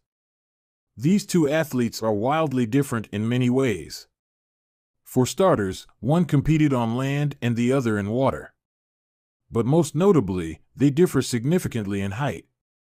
El Guru is 5 feet, 9 inches tall. Phelps is 6 feet, 4 inches tall. Despite this 7-inch difference in height, the two men are identical in one respect. Michael Phelps and Hisham El Guru were the same length inseam on their pants. How is this possible? Phelps has relatively short legs for his height and a very long torso, the perfect build for swimming. El Guru has incredibly long legs and a short upper body, an ideal frame for distance running. Now, imagine if these world-class athletes were to switch sports. Given his remarkable athleticism, could Michael Phelps become an Olympic-caliber distance runner with enough training? It's unlikely. At peak fitness, Phelps weighed 194 pounds, which is 40% heavier than El Guru, who competed at an ultralight 138 pounds. Taller runners are heavier runners, and every extra pound is a curse when it comes to distance running. Against elite competition, Phelps would be doomed from the start. Similarly, El Guru might be one of the best runners in history, but it's doubtful he would ever qualify for the Olympics as a swimmer. Since 1976, the average height of Olympic gold medalists in the men's 1,500-meter run is 5 feet, 10 inches. In comparison, the average height of Olympic gold medalists in the men's 100-meter freestyle swim is 6 feet, 4 inches. Swimmers tend to be tall and have long backs and arms, which are ideal for pulling through the water. El Guru would be at a severe disadvantage before he ever touched the pool. The secret to maximizing your odds of success is to choose the right field of competition. This is just as true with habit change as it is with sports and business. Habits are easier to perform and more satisfying to stick with when they align with your natural inclinations and abilities. Like Michael Phelps in the pool or Hisham El Guru on the track, you want to play a game where the odds are in your favor. Embracing this strategy requires the acceptance of the simple truth that people are born with different abilities. Some people don't like to discuss this fact. On the surface, your genes seem to be fixed, and it's no fun to talk about things you cannot control.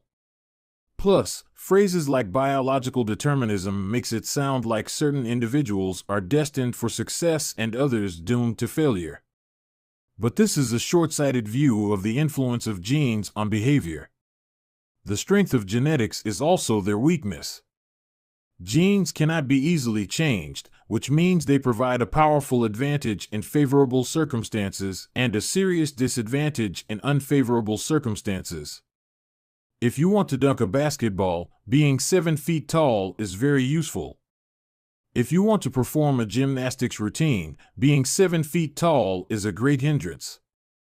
Our environment determines the suitability of our genes and the utility of our natural talents. When our environment changes, so do the qualities that determine success. This is true not just for physical characteristics, but for mental ones as well. I'm smart if you ask me about habits and human behavior, not so much when it comes to knitting, rocket propulsion, or guitar chords. Competence is highly dependent on context. The people at the top of any competitive field are not only well-trained, they are also well-suited to the task. And this is why, if you want to be truly great, selecting the right place to focus is crucial. In short, genes do not determine your destiny. They determine your areas of opportunity. As physician Gabor Mate notes, genes can predispose, but they don't predetermine. The areas where you are genetically predisposed to success are the areas where habits are more likely to be satisfying. The key is to direct your effort toward areas that both excite you and match your natural skills, to align your ambition with your ability. The obvious question is, how do I figure out where the odds are in my favor? How do I identify the opportunities and habits that are right for me? The first place we will look for an answer is by understanding your personality. How your personality influences your habits. Your genes are operating beneath the surface of every habit. Indeed, beneath the surface of every behavior. Genes have been shown to influence everything from the number of hours you spend watching television to your likelihood to marry or divorce to your tendency to get addicted to drugs, alcohol, or nicotine. There's a strong genetic component to how obedient or rebellious you are when facing authority, how vulnerable or resistant you are to stressful events, how proactive or reactive you tend to be, and even how captivated or bored you feel during sensory experiences like attending a concert. As Robert Plowman, a behavioral geneticist at King's College in London, told me, it is now at the point where we have stopped testing to see if traits have a genetic component because we literally can't find a single one that isn't influenced by our genes. Bundled together, your unique cluster of genetic traits predispose you to a particular personality. Your personality is the set of characteristics that is consistent from situation to situation. The most proven scientific analysis of personality traits is known as the Big Five, which breaks them down into 5 spectrums of behavior. 1. Openness to experience, from curious and inventive on one end to cautious and consistent on the other. 2. Conscientiousness, organized and efficient to easygoing and spontaneous. 3. Extroversion, outgoing and energetic to solitary and reserved. You likely know them as extroverts versus introverts. 4. Agreeableness, friendly and compassionate to challenging and detached. 5. Neuroticism, anxious and sensitive to confident, calm, and stable. All 5 characteristics have biological underpinnings. Extroversion, for instance, can be tracked from birth.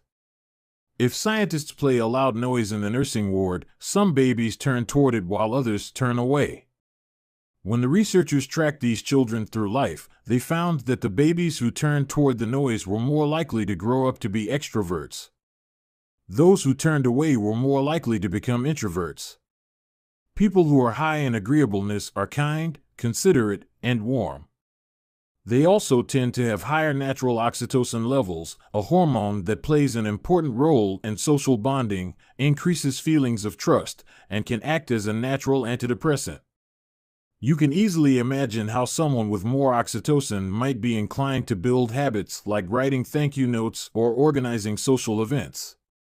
As a third example, consider neuroticism, which is a personality trait all people possess to various degrees. People who are high in neuroticism tend to be anxious and worry more than others. This trait has been linked to hypersensitivity of the amygdala, the portion of the brain responsible for noticing threats. In other words, people who are more sensitive to negative cues in their environment are more likely to score high in neuroticism. Our habits are not solely determined by our personalities, but there is no doubt that our genes nudge us in a certain direction. Our deeply rooted preferences make certain behaviors easier for some people than for others. You don't have to apologize for these differences or feel guilty about them, but you do have to work with them. A person who scores lower on conscientiousness, for example, will be less likely to be orderly by nature and may need to rely more heavily on environment design to stick with good habits. As a reminder for the less conscientious readers among us, environment design is a strategy we discussed in chapters 6 and 12. The takeaway is that you should build habits that work for your personality. People can get ripped working out like a bodybuilder, but if you prefer rock climbing or cycling or rowing, then shape your exercise habit around your interests. If your friend follows a low-carb diet, but you find that low-fat works for you, then more power to you. If you want to read more, don't be embarrassed if you prefer steamy romance novels over nonfiction. Read whatever fascinates you. You don't have to build the habits everyone tells you to build. Choose the habit that best suits you, not the one that is most popular. There is a version of every habit that can bring you joy and satisfaction. Find it. Habits need to be enjoyable if they are going to stick. This is the core idea behind the 4th law. Tailoring your habits to your personality is a good start, but this is not the end of the story.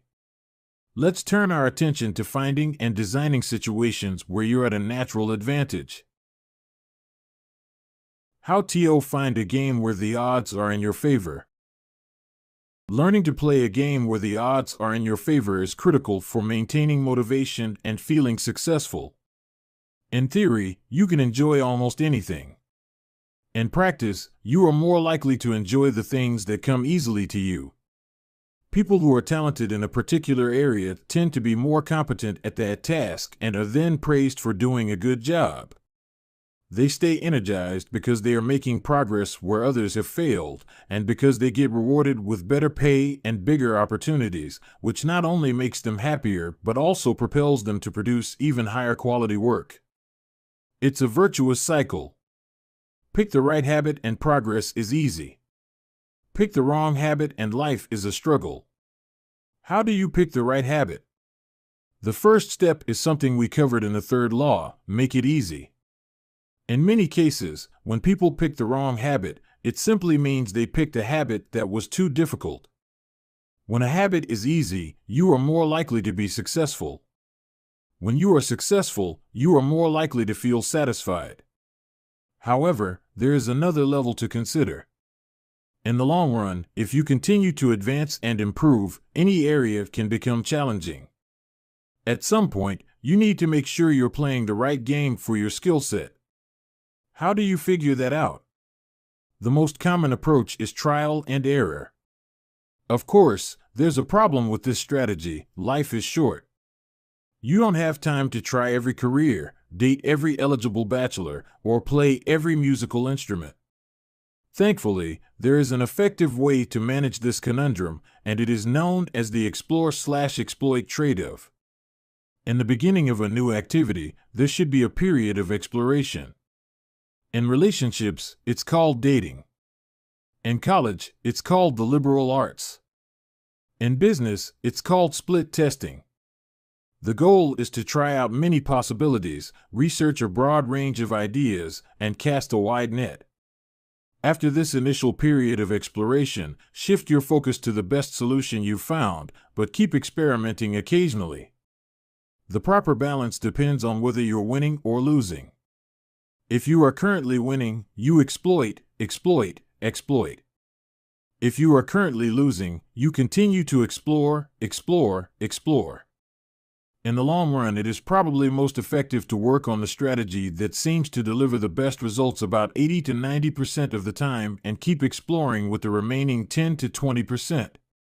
Google famously asks employees to spend 80% of the workweek on their official job and 20% on projects of their choice, which has led to the creation of blockbuster products like AdWords and Gmail. The optimal approach also depends on how much time you have. If you have a lot of time, like someone at the beginning of their career, it makes more sense to explore because once you find the right thing, you still have a good amount of time to exploit it. If you're pressed for time, say, as you come up on the deadline for a project, you should implement the best solution you've found so far and get some results.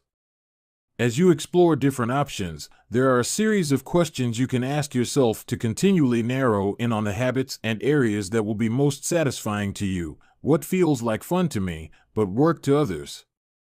The mark of whether you are made for a task is not whether you love it, but whether you can handle the pain of the task easier than most people. When are you enjoying yourself while other people are complaining? The work that hurts you less than it hurts others is the work you were made to do. What makes me lose track of time? Flow is the mental state you enter when you are so focused on the task at hand that the rest of the world fades away. This blend of happiness and peak performance is what athletes and performers experience when they are in the zone. It is nearly impossible to experience a flow state and not find the task satisfying, at least to some degree. Where do I get greater returns than the average person? We are continually comparing ourselves to those around us, and a behavior is more likely to be satisfying when the comparison is in our favor. When I started writing at jamesclear.com, my email list grew very quickly. I wasn't quite sure what I was doing well, but I knew that results seemed to be coming faster for me than for some of my colleagues, which motivated me to keep writing. What comes naturally to me? For just a moment, ignore what you have been taught. Ignore what society has told you. Ignore what others expect of you. Look inside yourself and ask, what feels natural to me? When have I felt alive? When have I felt like the real me? No internal judgments or people-pleasing. No second-guessing or self-criticism. Just feelings of engagement and enjoyment. Whenever you feel authentic and genuine, you are headed in the right direction. To be honest, some of this process is just luck. Michael Phelps and Isham El Guru were lucky to be born with a rare set of abilities that are highly valued by society and to be placed in the ideal environment for those abilities. We all have limited time on this planet, and the truly great among us are the ones who not only work hard but also have the good fortune to be exposed to opportunities that favor us. But what if you don't want to leave it up to luck? If you can't find a game where the odds are stacked in your favor, create one. Scott Adams, the cartoonist behind Dilbert, says, everyone has at least a few areas in which they could be in the top 25% with some effort. In my case, I can draw better than most people, but I'm hardly an artist. And I'm not any funnier than the average stand-up comedian who never makes it big, but I'm funnier than most people. The magic is that few people can draw well and write jokes.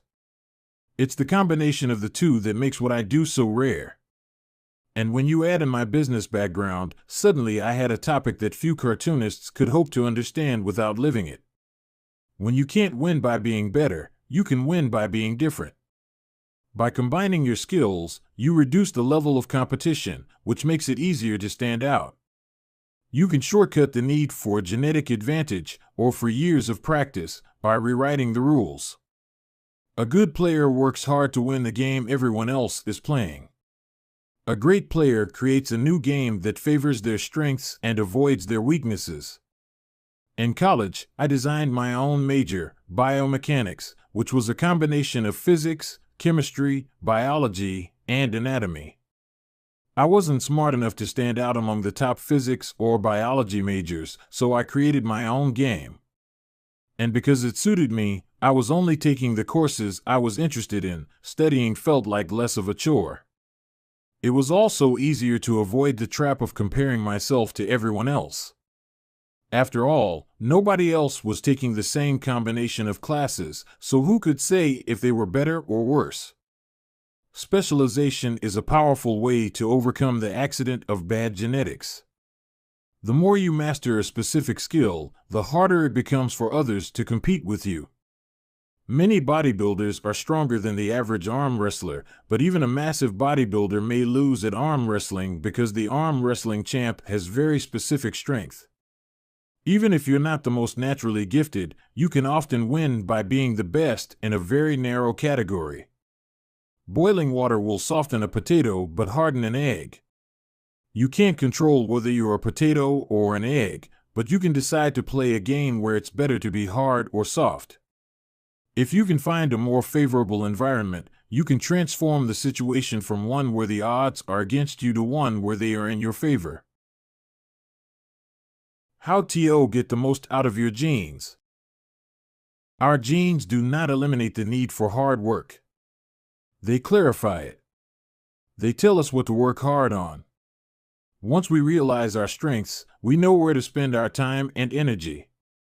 We know which types of opportunities to look for and which types of challenges to avoid. The better we understand our nature, the better our strategy can be. Biological differences matter. Even so, it's more productive to focus on whether you are fulfilling your own potential than comparing yourself to someone else. The fact that you have a natural limit to any specific ability has nothing to do with whether you are reaching the ceiling of your capabilities. People get so caught up in the fact that they have limits that they rarely exert the effort required to get close to them. Furthermore, genes can't make you successful if you're not doing the work. Yes, it's possible that the ripped trainer at the gym has better genes, but if you haven't put in the same reps, it's impossible to say if you have been dealt a better or worse genetic hand. Until you work as hard as those you admire, don't explain away their success as luck. In summary, one of the best ways to ensure your habits remain satisfying over the long run is to pick behaviors that align with your personality and skills. Work hard on the things that come easy. Chapter Summary.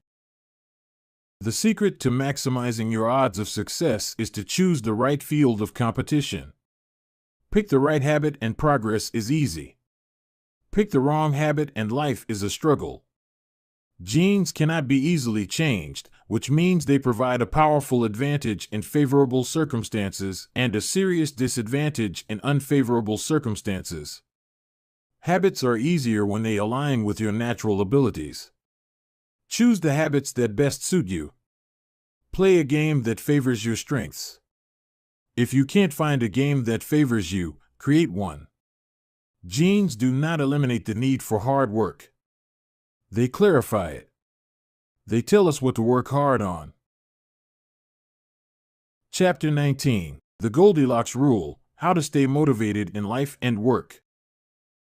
In 1955, Disneyland had just opened in Anaheim, California, when a 10-year-old boy walked in and asked for a job. Labor laws were loose back then, and the boy managed to land a position selling guidebooks for 50 cents apiece. Within a year, he had transitioned to Disney's Magic Shop, where he learned tricks from the older employees. He experimented with jokes and tried out simple routines on visitors. Soon he discovered that what he loved was not performing magic, but performing in general. He set his sights on becoming a comedian. Beginning in his teenage years, he started performing in little clubs around Los Angeles. The crowds were small and his act was short. He was rarely on stage for more than 5 minutes. Most of the people in the crowd were too busy drinking or talking with friends to pay attention. One night, he literally delivered his stand-up routine to an empty club. It wasn't glamorous work, but there was no doubt he was getting better. His first routines would only last 1 or 2 minutes. By high school, his material had expanded to include a 5-minute act and, a few years later, a 10-minute show. At 19, he was performing weekly for 20 minutes at a time. He had to read 3 poems during the show just to make the routine long enough, but his skills continued to progress. He spent another decade experimenting, adjusting, and practicing. He took a job as a television writer and, gradually, he was able to land his own appearances on talk shows. By the mid-1970s, he had worked his way into being a regular guest on The Tonight Show and Saturday Night Live. Finally, after nearly 15 years of work, the young man rose to fame. He toured 60 cities in 63 days. Then 72 cities in 80 days. Then 85 cities in 90 days.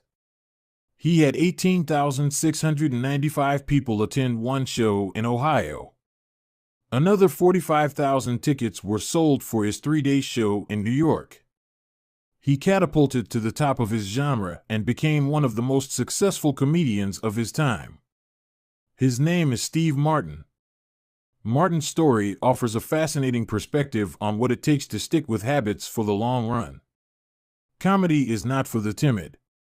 It is hard to imagine a situation that would strike fear into the hearts of more people than performing alone on stage and failing to get a single laugh. And yet Steve Martin faced this fear every week for 18 years. In his words, 10 years spent learning, 4 years spent refining, and 4 years as a wild success. Why is it that some people, like Martin, stick with their habits, whether practicing jokes or drawing cartoons or playing guitar, while most of us struggle to stay motivated? How do we design habits that pull us in rather than ones that fade away? Scientists have been studying this question for many years. While there is still much to learn, one of the most consistent findings is that the way to maintain motivation and achieve peak levels of desire is to work on tasks of just manageable difficulty. The human brain loves a challenge, but only if it is within an optimal zone of difficulty. If you love tennis and try to play a serious match against a 4-year-old, you will quickly become bored. It's too easy. You will win every point. In contrast, if you play a professional tennis player like Roger Federer or Serena Williams, you will quickly lose motivation because the match is too difficult. Now consider playing tennis against someone who is your equal. As the game progresses, you win a few points and you lose a few. You have a good chance of winning, but only if you really try. Your focus narrows, distractions fade away, and you find yourself fully invested in the task at hand. This is a challenge of just manageable difficulty, and it is a prime example of the Goldilocks rule. The Goldilocks rule states that humans experience peak motivation when working on tasks that are right on the edge of their current abilities. Not too hard. Not too easy. Just right. The Goldilocks rule. Martin's comedy career is an excellent example of the Goldilocks rule in practice. Each year, he expanded his comedy routine, but only by a minute or two. He was always adding new material, but he also kept a few jokes that were guaranteed to get laughs. There were just enough victories to keep him motivated and just enough mistakes to keep him working hard. When you're starting a new habit, it's important to keep the behavior as easy as possible so you can stick with it even when conditions aren't perfect. This is an idea we covered in detail while discussing the third law of behavior change. Once a habit has been established, however, it's important to continue to advance in small ways. These little improvements and new challenges keep you engaged. And if you hit the Goldilocks zone just right, you can achieve a flow state. A flow state is the experience of being in the zone and fully immersed in an activity. Scientists have tried to quantify this feeling. They found that to achieve a state of flow, a task must be roughly 4% beyond your current ability. In real life, it's typically not feasible to quantify the difficulty of an action in this way, but the core idea of the Goldilocks rule remains: working on challenges of just manageable difficulty, something on the perimeter of your ability, seems crucial for maintaining motivation. Improvement requires a delicate balance. You need to regularly search for challenges that push you to your edge while continuing to make enough progress to stay motivated. Behaviors need to remain novel in order for them to stay attractive and satisfying. Without variety, we get bored. And boredom is perhaps the greatest villain on the quest for self-improvement. How to stay focused when you get bored working on your goals. After my baseball career ended, I was looking for a new sport. I joined a weightlifting team, and one day an elite coach visited our gym. He had worked with thousands of athletes during his long career, including a few Olympians. I introduced myself, and we began talking about the process of improvement. What's the difference between the best athletes and everyone else? I asked. What do the really successful people do that most don't? He mentioned the factors you might expect: genetics, luck, talent. But then he said something I wasn't expecting. At some point it comes down to who can handle the boredom of training every day, doing the same lifts over and over and over. His answer surprised me because it's a different way of thinking about work ethic. People talk about getting amped up to work on their goals. Whether it's business or sports or art, you hear people say things like, "It all comes down to passion," or "You have to really want it." As a result, many of us get depressed when we lose focus or motivation because we think that successful people have some bottomless reserve of passion. But this coach was saying that really successful people feel the same lack of motivation as everyone else. The difference is that they still find a way to show up despite the feelings of boredom. Mastery requires practice. But the more you practice something, the more boring and routine it becomes. Once the beginner gains have been made and we learn what to expect, our interest starts to fade. Sometimes it happens even faster than that. All you have to do is hit the gym a few days in a row or publish a couple of blog posts on time, and letting one day slip doesn't feel like much. Things are going well. It's easy to rationalize taking a day off because you're in a good place. The greatest threat to success is not failure but boredom. We get bored with habits because they stop delighting us. The outcome becomes expected. And as our habits become ordinary, we start derailing our progress to seek novelty. Perhaps this is why we get caught up in a never-ending cycle, jumping from one workout to the next, one diet to the next, one business idea to the next. As soon as we experience the slightest dip in motivation, we begin seeking a new strategy, even if the old one was still working. As Machiavelli noted, men desire novelty to such an extent that those who are doing well wish for a change as much as those who are doing badly. Perhaps this is why many of the most habit-forming products are those that provide continuous forms of novelty. Video games provide visual novelty. Porn provides sexual novelty. Junk foods provide culinary novelty. Each of these experiences offer continual elements of surprise. In psychology, this is known as a variable reward. Slot machines are the most common real-world example. A gambler hits the jackpot every now and then, but not at any predictable interval. The pace of rewards varies. This variance leads to the greatest spike of dopamine, enhances memory recall, and accelerates habit formation. Variable rewards won't create a craving. That is, you can't take a reward people are uninterested in, give it to them at a variable interval, and hope it will change their mind, but they are a powerful way to amplify the cravings we already experience because they reduce boredom. The sweet spot of desire occurs at a 50-50 split between success and failure. Half of the time you get what you want. Half of the time you don't. You need just enough winning to experience satisfaction and just enough wanting to experience desire. This is one of the benefits of following the Goldilocks rule. If you're already interested in a habit, working on challenges of just manageable difficulty is a good way to keep things interesting. Of course, not all habits have a variable reward component, and you wouldn't want them to.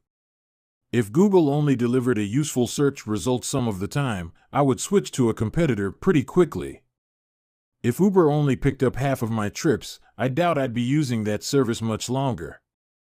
And if I flossed my teeth each night and only sometimes ended up with a clean mouth, I think I'd skip it. Variable rewards or not, no habit will stay interesting forever. At some point, everyone faces the same challenge on the journey of self-improvement. You have to fall in love with boredom. We all have goals that we would like to achieve and dreams that we would like to fulfill, but it doesn't matter what you are trying to become better at. If you only do the work when it's convenient or exciting, then you'll never be consistent enough to achieve remarkable results. I can guarantee that if you manage to start a habit and keep sticking to it, there will be days when you feel like quitting. When you start a business, there will be days when you don't feel like showing up. When you're at the gym, there will be sets that you don't feel like finishing. When it's time to write, there will be days that you don't feel like typing. But stepping up when it's annoying or painful or draining to do so, that's what makes the difference between a professional and an amateur. Professionals stick to the schedule, amateurs let life get in the way. Professionals know what is important to them and work toward it with purpose. Amateurs get pulled off course by the urgencies of life. David Kane, an author and meditation teacher, encourages his students to avoid being fair-weather meditators. Similarly, you don't want to be a fair-weather athlete or a fair-weather writer or a fair-weather anything. When a habit is truly important to you, you have to be willing to stick to it in any mood. Professionals take action even when the mood isn't right. They might not enjoy it, but they find a way to put the reps in. There have been a lot of sets that I haven't felt like finishing, but I've never regretted doing the workout. There have been a lot of articles I haven't felt like writing, but I've never regretted publishing on schedule. There have been a lot of days I've felt like relaxing, but I've never regretted showing up and working on something that was important to me. The only way to become excellent is to be endlessly fascinated by doing the same thing over and over. You have to fall in love with boredom. Chapter Summary. The Goldilocks rule states that humans experience peak motivation when working on tasks that are right on the edge of their current abilities. The greatest threat to success is not failure but boredom. As habits become routine, they become less interesting and less satisfying. We get bored. Anyone can work hard when they feel motivated. It's the ability to keep going when work isn't exciting that makes the difference. Professionals stick to the schedule, amateurs let life get in the way.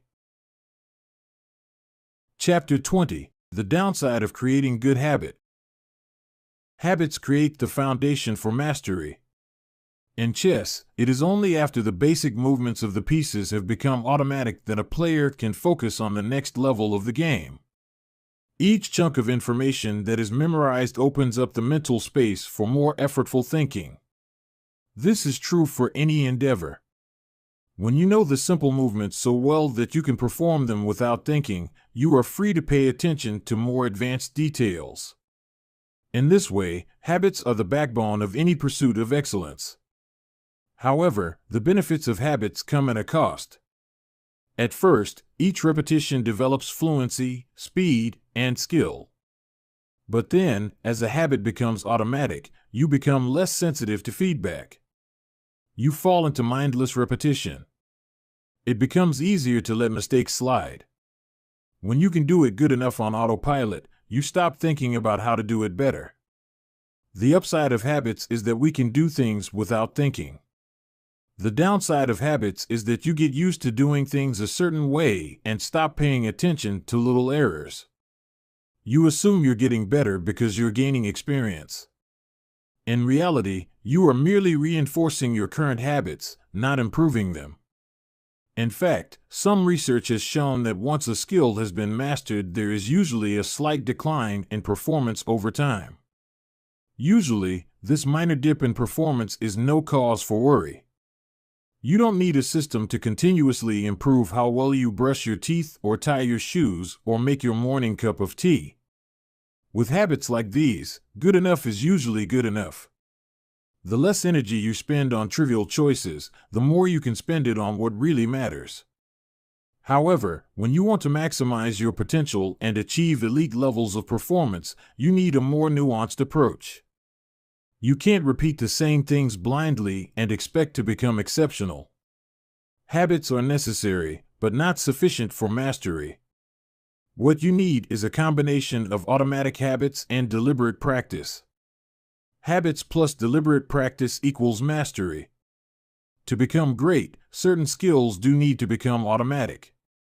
Basketball players need to be able to dribble without thinking before they can move on to mastering layups with their non-dominant hand. Surgeons need to repeat the first incision so many times that they could do it with their eyes closed, so that they can focus on the hundreds of variables that arise during surgery. But after one habit has been mastered, you have to return to the effortful part of the work and begin building the next habit.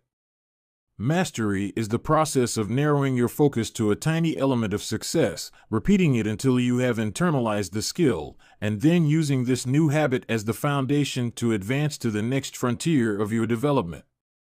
Old tasks become easier the second time around, but it doesn't get easier overall because now you're pouring your energy into the next challenge. Each habit unlocks the next level of performance. It's an endless cycle. Mastering one habit. Although habits are powerful, what you need is a way to remain conscious of your performance over time, so you can continue to refine and improve. It is precisely at the moment when you begin to feel like you have mastered a skill, right when things are starting to feel automatic and you are becoming comfortable, that you must avoid slipping into the trap of complacency. The solution? Establish a system for reflection and review. How to review your habits and make adjustments. In 1986, the Los Angeles Lakers had one of the most talented basketball teams ever assembled, but they are rarely remembered that way. The team started the 1985 to 1986 NBA season with an astounding 29-5 record. The pundits were saying that we might be the best team in the history of basketball, head coach Pat Riley said after the season. Surprisingly, the Lakers stumbled in the 1986 playoffs and suffered a season-ending defeat in the Western Conference Finals. The best team in the history of basketball didn't even play for the NBA championship. After that blow, Riley was tired of hearing about how much talent his players had and about how much promise his team held. He didn't want to see flashes of brilliance followed by a gradual fade in performance. He wanted the Lakers to play up to their potential, night after night. In the summer of 1986, he created a plan to do exactly that, a system that he called the Career Best Effort Program, or CBE. When players first joined the Lakers, Riley explained, we track their basketball statistics all the way back to high school. I call this taking their number. We look for an accurate gauge of what a player can do, then build him into our plan for the team, based on the notion that he will maintain and then improve upon his averages. After determining a player's baseline level of performance, Riley added a key step. He asked each player to improve their output by at least 1% over the course of the season. If they succeeded, it would be a CBE, or Career Best Effort. Similar to the British cycling team that we discussed in Chapter 1, the Lakers sought peak performance by getting slightly better each day. Riley was careful to point out that CBE was not merely about points or statistics, but about giving your best effort spiritually and mentally and physically. Players got credit for allowing an opponent to run into you when you know that a foul will be called against him, diving for loose balls, going after rebounds whether you are likely to get them or not, helping a teammate when the player he's guarding has surged past him, and other unsung hero deeds. As an example, let's say that Magic Johnson, the Lakers' star player at the time, had 11 points, 8 rebounds, 12 assists, 2 steals, and 5 turnovers in a game. Magic also got credit for an unsung hero deed by diving after a loose ball, +1. Finally, he played a total of 33 minutes in this imaginary game. The positive numbers, 11 plus 8 plus 12 plus 2 plus 1, add up to 34. Then, we subtract the 5 turnovers, 34 to 5, to get 29. Finally, we divide 29 by 33 minutes played. 29 divided by 33 is equal to 0.879. Magic's CBE number here would be 879. This number was calculated for all of a player's games, and it was the average CBE that a player was asked to improve by 1% over the season. Riley compared each player's current CBE to not only their past performances but also those of other players in the league. As Riley put it, we rank team members alongside league opponents who play the same position and have similar role definitions. Sports writer Jackie McMullen noted, Riley trumpeted the top performers in the league in bold lettering on the blackboard each week and measured them against the corresponding players on his own roster. Solid, reliable players generally rated a score in the 600s, while elite players scored at least 800. Magic Johnson, who submitted 138 triple-doubles in his career, often scored over 1,000. The Lakers also emphasized year-over-year progress by making historical comparisons of CBE data. Riley said, we stacked the month of November 1986 next to November 1985 and showed the players whether they were doing better or worse than at the same point last season. Then we showed them how their performance figures for December 1986 stacked up against November's. The Lakers rolled out CBE in October 1986. 8 months later, they were NBA champions. The following year, Pat Riley led his team to another title as the Lakers became the first team in 20 years to win back-to-back NBA championships. Afterward, he said, sustaining an effort is the most important thing for any enterprise. The way to be successful is to learn how to do things right, then do them the same way every time. The CBE program is a prime example of the power of reflection and review. The Lakers were already talented. CBE helped them get the most out of what they had and made sure their habits improved rather than declined. Reflection and review enables the long-term improvement of all habits because it makes you aware of your mistakes and helps you consider possible paths for improvement. Without reflection, we can make excuses, create rationalizations, and lie to ourselves. We have no process for determining whether we are performing better or worse compared to yesterday. Top performers in all fields engage in various types of reflection and review, and the process doesn't have to be complex. Kenyan runner Eliud Kipchoge is one of the greatest marathoners of all time and an Olympic gold medalist.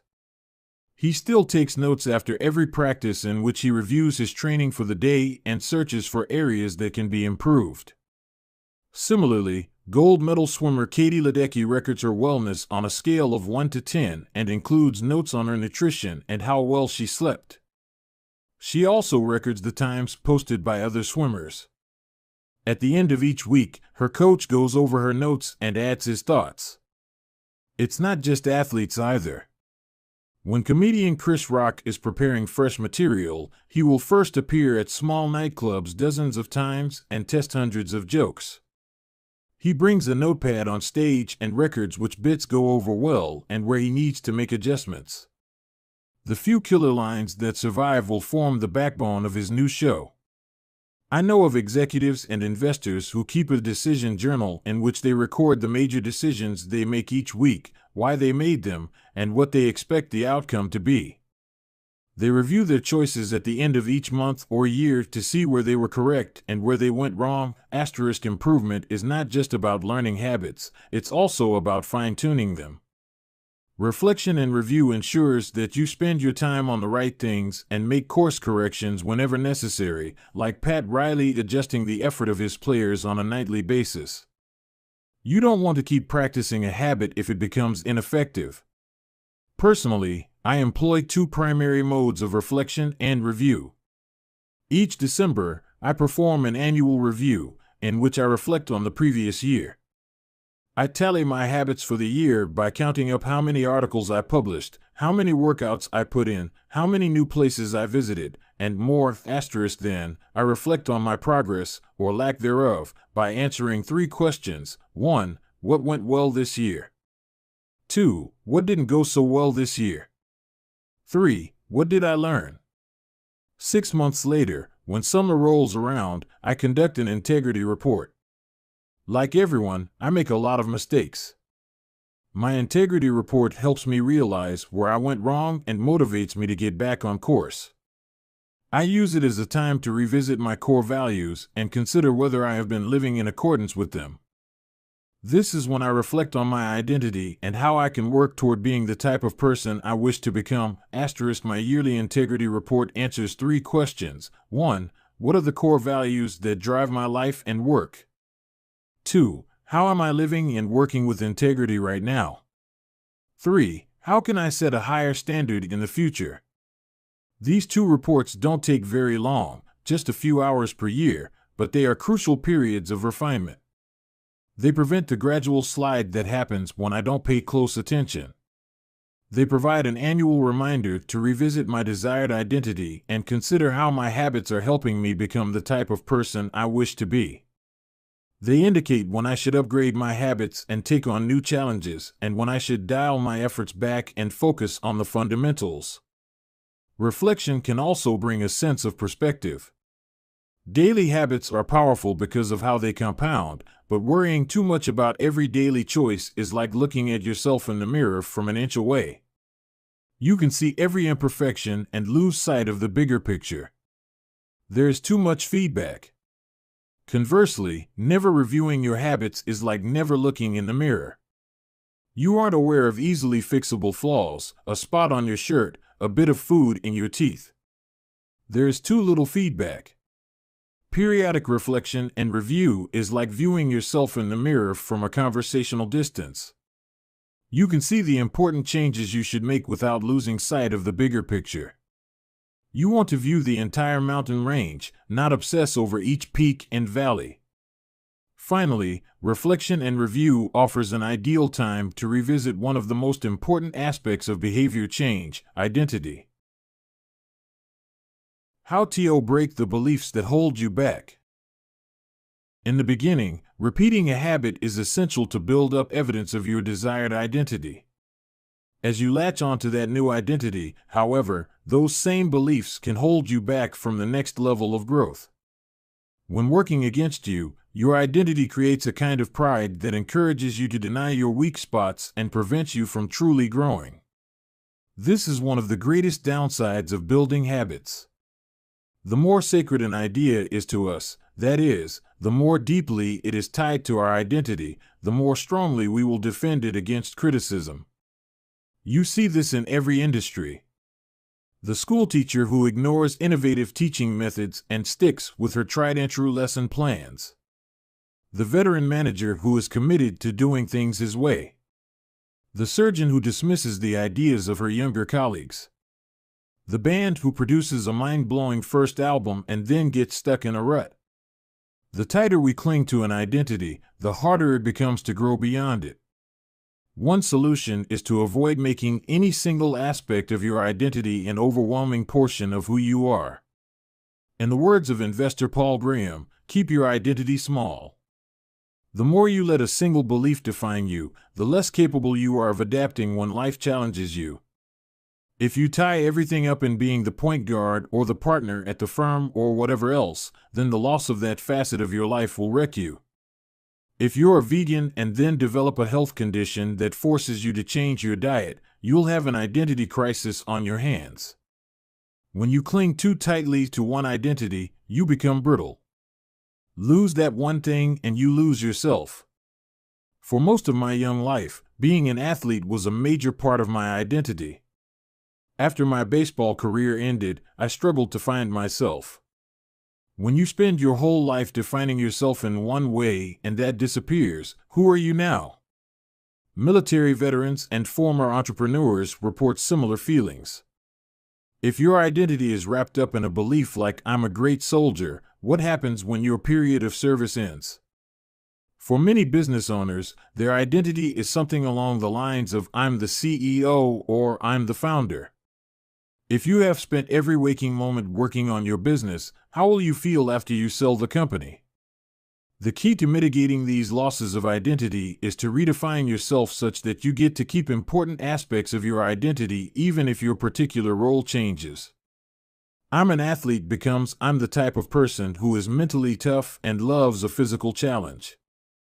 "I'm a great soldier" transforms into "I'm the type of person who is disciplined, reliable, and great on a team." "I'm the CEO" translates to "I'm the type of person who builds and creates things." When chosen effectively, an identity can be flexible rather than brittle. Like water flowing around an obstacle, your identity works with the changing circumstances rather than against them. The following quote from the Tao Te Ching encapsulates the ideas perfectly: "Men are born soft and supple, dead, they are stiff and hard. Plants are born tender and pliant, dead, they are brittle and dry. Thus whoever is stiff and inflexible is a disciple of death. Whoever is soft and yielding is a disciple of life. The hard and stiff will be broken. The soft and supple will prevail." Lao Tzu. Habits deliver numerous benefits, but the downside is that they can lock us into our previous patterns of thinking and acting, even when the world is shifting around us. Everything is impermanent. Life is constantly changing, so you need to periodically check in to see if your old habits and beliefs are still serving you. A lack of self-awareness is poison. Reflection and review is the antidote. Chapter Summary. The upside of habits is that we can do things without thinking. The downside is that we stop paying attention to little errors. Habits plus deliberate practice equals mastery. Reflection and review is a process that allows you to remain conscious of your performance over time. The tighter we cling to an identity, the harder it becomes to grow beyond it. Conclusion. The secret to results that last here is an ancient Greek parable known as the Sorite's paradox, which talks about the effect one small action can have when repeated enough times. One formulation of the paradox goes as follows: can one coin make a person rich? If you give a person a pile of 10 coins, you wouldn't claim that he or she is rich. But what if you add another? And another? And another? At some point, you will have to admit that no one can be rich unless one coin can make him or her so. We can say the same about atomic habits. Can one tiny change transform your life? It's unlikely you would say so. But what if you made another? And another? And another? At some point, you will have to admit that your life was transformed by one small change. The holy grail of habit change is not a single 1% improvement, but 1,000 of them. It's a bunch of atomic habits stacking up, each one a fundamental unit of the overall system. In the beginning, small improvements can often seem meaningless because they get washed away by the weight of the system. Just as one coin won't make you rich, one positive change like meditating for 1 minute or reading one page each day is unlikely to deliver a noticeable difference. Gradually, though, as you continue to layer small changes on top of one another, the scales of life start to move. Each improvement is like adding a grain of sand to the positive side of the scale, slowly tilting things in your favor. Eventually, if you stick with it, you hit a tipping point. Suddenly, it feels easier to stick with good habits. The weight of the system is working for you rather than against you. Over the course of this book, we've looked at dozens of stories about top performers.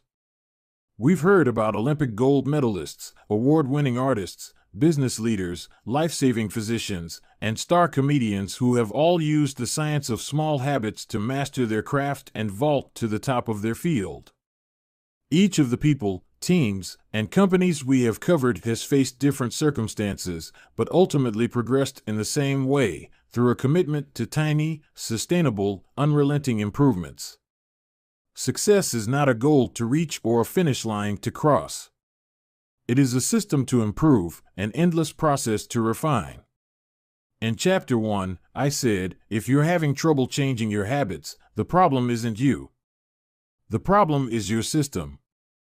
Bad habits repeat themselves again and again not because you don't want to change, but because you have the wrong system for change. As this book draws to a close, I hope the opposite is true. With the 4 laws of behavior change, you have a set of tools and strategies that you can use to build better systems and shape better habits. Sometimes a habit will be hard to remember and you'll need to make it obvious. Other times you won't feel like starting and you'll need to make it attractive. In many cases, you may find that a habit will be too difficult and you'll need to make it easy. And sometimes, you won't feel like sticking with it and you'll need to make it satisfying. You want to push your good habits toward the left side of the spectrum by making them obvious, attractive, easy, and satisfying. Meanwhile, you want to cluster your bad habits toward the right side by making them invisible, unattractive, hard, and unsatisfying. This is a continuous process. There is no finish line. There is no permanent solution. Whenever you're looking to improve, you can rotate through the 4 laws of behavior change until you find the next bottleneck. Make it obvious. Make it attractive. Make it easy. Make it satisfying. Round and round. Always looking for the next way to get 1% better. The secret to getting results that last is to never stop making improvements. It's remarkable what you can build if you just don't stop. It's remarkable the business you can build if you don't stop working.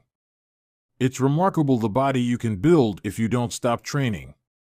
It's remarkable the knowledge you can build if you don't stop learning. It's remarkable the fortune you can build if you don't stop saving. It's remarkable the friendships you can build if you don't stop caring. Small habits don't add up. They compound. That's the power of atomic habits. Tiny changes. Remarkable results. Appendix. What should you read next? Thank you so much for taking the time to read this book. It has been a pleasure sharing my work with you.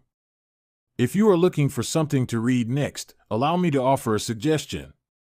If you enjoyed Atomic Habits, then you may like my other writing as well. My latest articles are sent out in my free weekly newsletter. Subscribers are also the first to hear about my newest books and projects. Finally, in addition to my own work, each year I send out a reading list of my favorite books from other authors on a wide range of subjects. You can sign up at jamesclear.com/newsletter. Little Lessons from the Four Laws. In this book, I have introduced a 4-step model for human behavior: cue, craving, response, reward. This framework not only teaches us how to create new habits, but also reveals some interesting insights about human behavior. In this section, I have compiled some lessons and a few bits of common sense that are confirmed by the model. The purpose of these examples is to clarify just how useful and wide-ranging this framework is when describing human behavior. Once you understand the model, you'll see examples of it everywhere. Awareness comes before desire. A craving is created when you assign meaning to a cue. Your brain constructs an emotion or feeling to describe your current situation, and that means a craving can only occur after you have noticed an opportunity. Happiness is simply the absence of desire. When you observe a cue, but do not desire to change your state, you are content with the current situation. Happiness is not about the achievement of pleasure, which is joy or satisfaction, but about the lack of desire. It arrives when you have no urge to feel differently. Happiness is the state you enter when you no longer want to change your state. However, happiness is fleeting because a new desire always comes along. As Claude Boudris says, happiness is the space between one desire being fulfilled and a new desire forming. Likewise, suffering is the space between craving a change in state and getting it. It is the idea of pleasure that we chase. We seek the image of pleasure that we generate in our minds. At the time of action, we do not know what it will be like to attain that image, or even if it will satisfy us. The feeling of satisfaction only comes afterward. This is what the Austrian neurologist Viktor Frankl meant when he said that happiness cannot be pursued, it must ensue. Desire is pursued. Pleasure ensues from action. Peace occurs when you don't turn your observations into problems. The first step in any behavior is observation. You notice a cue, a bit of information, an event. If you do not desire to act on what you observe, then you are at peace. Craving is about wanting to fix everything. Observation without craving is the realization that you do not need to fix anything. Your desires are not running rampant. You do not crave a change in state. Your mind does not generate a problem for you to solve. You're simply observing and existing. With a big enough why you can overcome any how. Friedrich Nietzsche, the German philosopher and poet, famously wrote, "He who has a why to live for can bear almost any how." This phrase harbors an important truth about human behavior. If your motivation and desire are great enough, that is, why you are acting, you'll take action even when it is quite difficult. Great craving can power great action, even when friction is high. Being curious is better than being smart. Being motivated and curious counts for more than being smart because it leads to action. Being smart will never deliver results on its own because it doesn't get you to act. It is desire, not intelligence, that prompts behavior. As Naval Ravikant says, the trick to doing anything is first cultivating a desire for it. Emotions drive behavior. Every decision is an emotional decision at some level. Whatever your logical reasons are for taking action, you only feel compelled to act on them because of emotion. In fact, people with damage to emotional centers of the brain can list many reasons for taking action but still will not act because they do not have emotions to drive them. This is why craving comes before response. The feeling comes first, and then the behavior. We can only be rational and logical after we have been emotional. The primary mode of the brain is to feel, the secondary mode is to think. Our first response, the fast, non-conscious portion of the brain, is optimized for feeling and anticipating. Our second response, the slow, conscious portion of the brain, is the part that does the thinking. Psychologists refer to this as System 1, feelings and rapid judgments, versus System 2, rational analysis. The feeling comes first, System 1, the rationality only intervenes later, System 2. This works great when the two are aligned, but it results in illogical and emotional thinking when they are not. Your response tends to follow your emotions. Our thoughts and actions are rooted in what we find attractive, not necessarily in what is logical. Two people can notice the same set of facts and respond very differently because they run those facts through their unique emotional filter. This is one reason why appealing to emotion is typically more powerful than appealing to reason. If a topic makes someone feel emotional, they will rarely be interested in the data. This is why emotions can be such a threat to wise decision-making. Put another way, most people believe that the reasonable response is the one that benefits them, the one that satisfies their desires. To approach a situation from a more neutral emotional position allows you to base your response on the data rather than the emotion. Suffering drives progress. The source of all suffering is the desire for a change in state. This is also the source of all progress. The desire to change your state is what powers you to take action. It is wanting more that pushes humanity to seek improvements, develop new technologies, and reach for a higher level. With craving, we are dissatisfied but driven. Without craving, we are satisfied but lack ambition. Your actions reveal how badly you want something. If you keep saying something is a priority but you never act on it, then you don't really want it. It's time to have an honest conversation with yourself. Your actions reveal your true motivations. Reward is on the other side of sacrifice. Response, sacrifice of energy, always precedes reward, the collection of resources.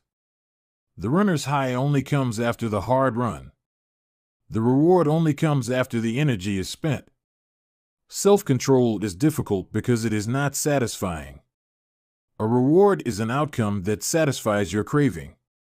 This makes self-control ineffective because inhibiting our desires does not usually resolve them. Resisting temptation does not satisfy your craving, it just ignores it. It creates space for the craving to pass. Self-control requires you to release a desire rather than satisfy it. Our expectations determine our satisfaction. The gap between our cravings and our rewards determines how satisfied we feel after taking action. If the mismatch between expectations and outcomes is positive, surprise and delight, then we are more likely to repeat a behavior in the future. If the mismatch is negative, disappointment and frustration, then we are less likely to do so. For example, if you expect to get $10 and get $100, you feel great. If you expect to get $100 and get $10, you feel disappointed. Your expectation changes your satisfaction. An average experience preceded by high expectations is a disappointment. An average experience preceded by low expectations is a delight. When liking and wanting are approximately the same, you feel satisfied. Satisfaction equals liking, wanting. This is the wisdom behind Seneca's famous quote, "Being poor is not having too little, it is wanting more." If your wants outpace your likes, you'll always be unsatisfied. You're perpetually putting more weight on the problem than the solution. Happiness is relative. When I first began sharing my writing publicly, it took me 3 months to get 1,000 subscribers. When I hit that milestone, I told my parents and my girlfriend. We celebrated. I felt excited and motivated. A few years later, I realized that 1,000 people were signing up each day. And yet I didn't even think to tell anyone. It felt normal. I was getting results 90 times faster than before, but experiencing little pleasure over it. It wasn't until a few days later that I realized how absurd it was that I wasn't celebrating something that would have seemed like a pipe dream just a few years before. The pain of failure correlates to the height of expectation. When desire is high, it hurts to not like the outcome. Failing to attain something you want hurts more than failing to attain something you didn't think much about in the first place. This is why people say, "I don't want to get my hopes up." Feelings come both before and after the behavior. Before acting, there is a feeling that motivates you to act, the craving. After acting, there is a feeling that teaches you to repeat the action in the future, the reward. Q greater than craving, feeling, greater than response, greater than reward, feeling. How we feel influences how we act, and how we act influences how we feel. Desire initiates. Pleasure sustains. Wanting and liking are the two drivers of behavior. If it's not desirable, you have no reason to do it. Desire and craving are what initiate a behavior. But if it's not enjoyable, you have no reason to repeat it. Pleasure and satisfaction are what sustain a behavior. Feeling motivated gets you to act. Feeling successful gets you to repeat. Hope declines with experience and is replaced by acceptance. The first time an opportunity arises, there is hope of what could be. Your expectation, cravings, is based solely on promise. The second time around, your expectation is grounded in reality. You begin to understand how the process works, and your hope is gradually traded for a more accurate prediction and acceptance of the likely outcome. This is one reason why we continually grasp for the latest get-rich-quick or weight loss scheme. New plans offer hope because we don't have any experiences to ground our expectations. New strategies seem more appealing than old ones because they can have unbounded hope. As Aristotle noted, youth is easily deceived because it is quick to hope. Perhaps this can be revised to youth is easily deceived because it only hopes. There is no experience to root the expectation in. In the beginning, hope is all you have. Acknowledgements. I have relied heavily on others during the creation of this book. Before anyone else, I must thank my wife, Christy, who has been indispensable throughout this process. She has played every role a person can play in the writing of a book: spouse, friend, fan, critic, editor, researcher, therapist. It is no exaggeration to say this book would not be the same without her. It might not exist at all. Like everything in our life, we did it together. Second, I am grateful to my family, not only for their support and encouragement on this book, but also for believing in me no matter what project I happen to be working on. I have benefited from many years of support from my parents, grandparents, and siblings. In particular, I want my mom and dad to know that I love them. It is a special feeling to know that your parents are your greatest fans. Third, to my assistant, Lindsay Knuckles. At this point, her job defies description as she has been asked to do nearly everything one could imagine for a small business. Thankfully, her skills and talents are more powerful than my questionable management style. Some sections of this book are as much hers as they are mine. I am deeply grateful for her help. As for the content and writing of the book, I have a long list of people to thank. To start, there are a few people from whom I have learned so much that it would be a crime to not mention them by name. Leo Babauta, Charles Duhigg, Nir Eyal, and B.J. Fogg have each influenced my thoughts on habits in meaningful ways. Their work and ideas can be found sprinkled throughout this text. If you enjoyed this book, I'd encourage you to read their writing as well. At various stages of writing, I benefited from the guidance of many fine editors. Thanks to Peter Guzzardi for walking me through the early stages of the writing process and for a kick in the pants when I really needed it. I am indebted to Blake Atwood and Robin Delabo for transforming my ugly and insanely long first drafts into a tight, readable manuscript. And I am thankful to Anne Barngrover for her ability to add a little class and poetic style to my writing.